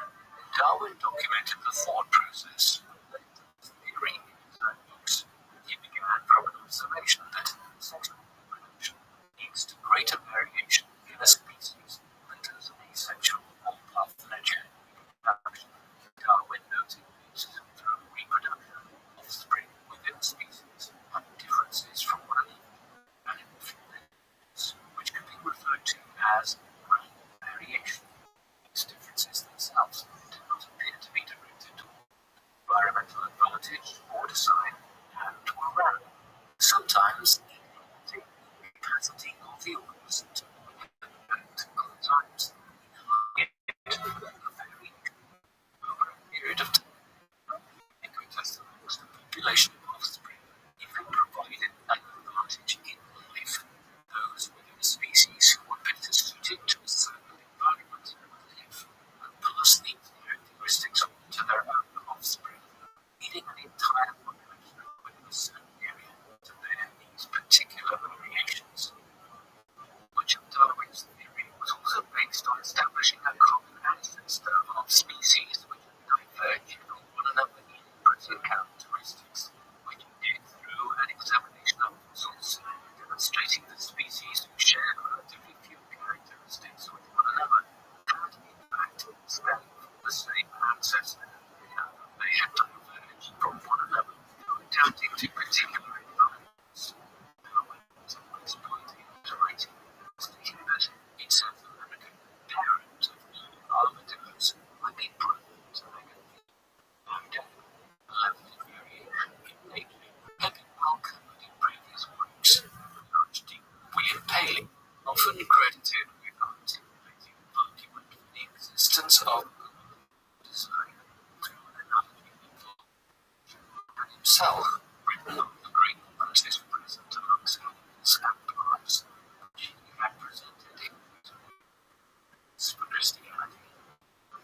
Darwin was puzzled by the potency of simply designed adaptations among species which had evidently undergone the variation. It evidently frustrated him. He wrote later that how selection could be applied to organisms living in a state of nature remained for some time a mystery to me. It was once reading Thomas Robert Malthus's work on population of the 3rd of October 1837. History of selection, explaining the preservation of youthful variation and the disappearance of unhealthy. Much of the remaining Darwin's professional life was defined with the demonstrating the potency of natural selection, explanatory theory, both hard to document it in nature. Darwin also had influences on his mind. So, the latter part, to document, he debated the various pros and cons of getting married, which weighed the fear that he would be unable to travel and have greater financial commitments to a constant companion of music and female church, given of the song of marriage and the woman enjoys. No. Before concluding, marry, marry, marry, he was a constant companion of mine when he wrote his list. He proposed to Ellen November 1838, engaged to the married, and Emma, mother-in-law of his holiday, after which they moved into our house at 12 Gower Street. No. Indeed, 1839 started he was appointed a member of the Royal Society on the 4th of January, 5 days before his wedding. The couple remained in London, although increasingly poor health had motivated them to make a change. Darwin and Emma, a country named Kentish village of Devon, in Cookham, fellow biologists were regular guests at Downhouse, and Darwin wrote lovingly of rural isolation of the place and the solace which it afforded him to experience, read, and spend time with his family and close friends. On the 27th of December 1839, the first of 10 children was born. It was of great interest to his family in many ways, including scientific, and he kept a detailed record of his son and his activities, including the ways in which he developed and adapted. By all accounts, a loving and devoted father, who dedicated time to playing with and his children, and for their health, and them growing free. Downhouse was a perfect environment which Darwin could continue research, and he stored instruments of information from his studies there, specimens and notes, as well as letters and documents that he had received from around the world, with information from experts and naturalists across the globe. Despite the joys of family, Downhouse and his advancing scientific work, Darwin was plagued by illness from 1837 until the time that he died in 1882. When his father died, he was too ill to attend the funeral procession, and a dinner held after a scientific presentation could rob him of strength for a number of days. Darwin also suffered from a great deal of self-doubt, which he had surrounding the potency of his own theory of evolution, refusing to publish his findings until he had collected a wealth of evidence which he could use to overwhelm any potential critics. Originally intended to be a short essay, Darwin produced a draft for a 230-page-long work in which he outlined his theory and provided an incredible balance of evidence for it. He had intended to keep the work to himself, or he was encouraged by Hope and Lyle, who were impressed and urged him to make his findings public. One of the major motives for Darwin's eventual decision to go public with his findings was the receipt of a letter from Alfred Russel Wallace, in which Wallace posited precisely the theory that Darwin developed, and asked for comment.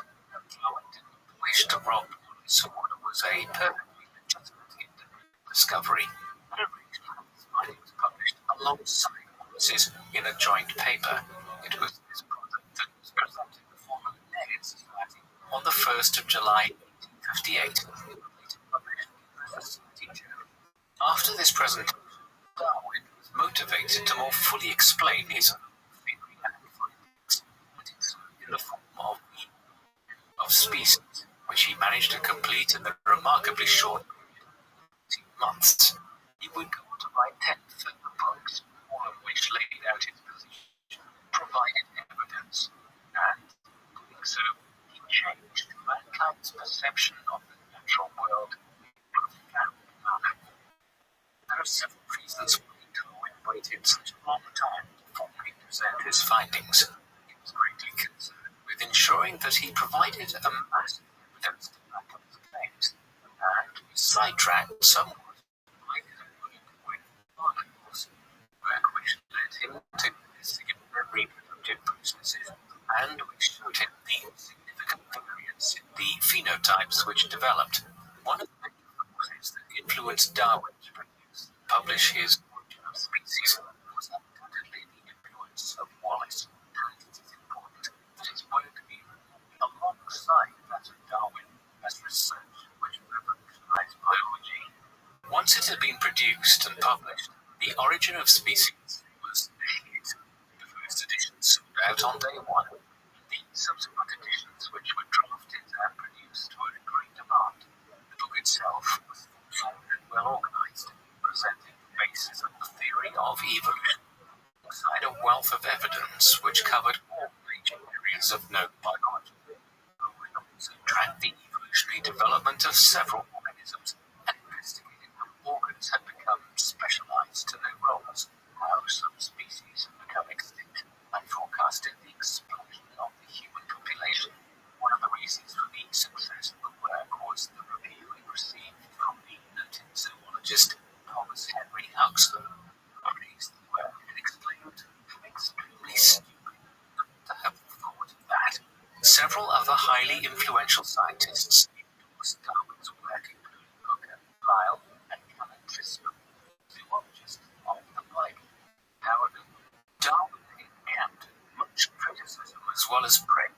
his work and was roundly attacked by writers such as Goss, who asserted in his book On Theos that the world had been created by God in a way that it now appears. In other words, that nothing had changed since the world had been created. His book fell flat. Other critics attacked Darwin on a scientific basis. Rothschild argued that he had abandoned the accepted scientific method as it had been formed under Francis Bacon. Another dangerous opponent was presented in the form of Richard Owen, an anatomist and paleontologist who attacked the origin of species in a lengthy review which Darwin himself stated was malignant and clever.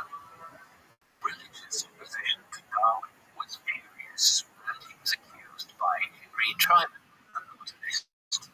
But the threat he had posed to the doctrine of creation was so powerful that the origin of species had made Darwin the most dangerous man in England.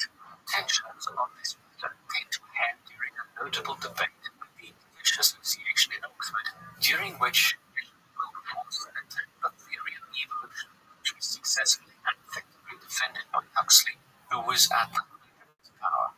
Indeed, Huxley remained a staunch defender of Darwin, and at a later public encounter with Bishop Wilberforce was reported to have informed the bishop that he would rather have an true ancestor than a man who used his reason and intellect to attack those seeking the truth. The incident apparently caused an audience member to faint, and Huxley's following scientific arguments, combined with this comment, led Wilberforce into silence.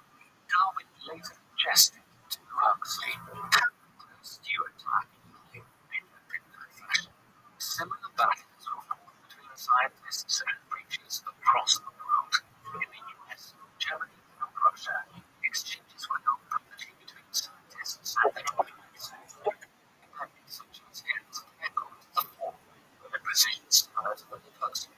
Darwin attracted political as well as civic attention. Karl Marx repeatedly tried to dedicate his book Das Kapital to Darwin. However, this was rejected on numerous occasions. Darwin was later honored with a statue in the Soviet Union, which was used in part to spearhead a rejection of religious ideology. After 1859, Darwin published 10 biological works, 6 of which were engaged with particular botanical problems, dealing with questions concerning devices for securing cross-pollination, as well as the operation of climbing plants. One concerned earthworms and their effect on the natural environment, and the other three concerned themselves with evolutionary biology. Many of these later works were designed to augment and complement the theory that he had presented in the origin of species.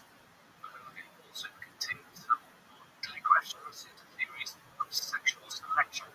First of these was the variation of animals and plants under domestication.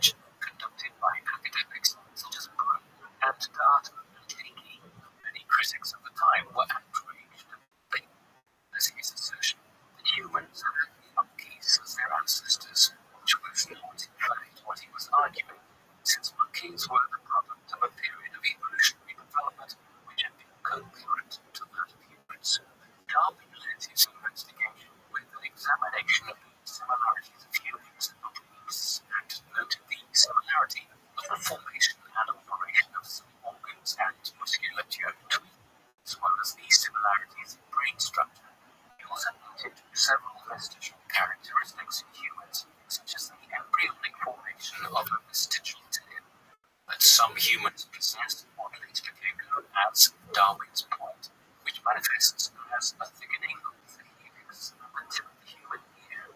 Evolutionary traits connected to the pointed tips of several primates. Darwin also emphasized that humans and primates shared not only physical but also functional characteristics. He argued that apes demonstrated advanced emotional maturity, which manifested itself uniquely through imagination and sense of morality, although he emphasized that once recognizable as a distant embodiment of human-like intellect, not of mankind, was boundless greater. Also dedicated a great deal to to the topic of sexual selection and argued that much of the struggle in nature was reproduction. Others attempted to win out over one another for sexual engagement or physical combat, which made shows of strength. As for many species, the size of the wing is important to take from the use of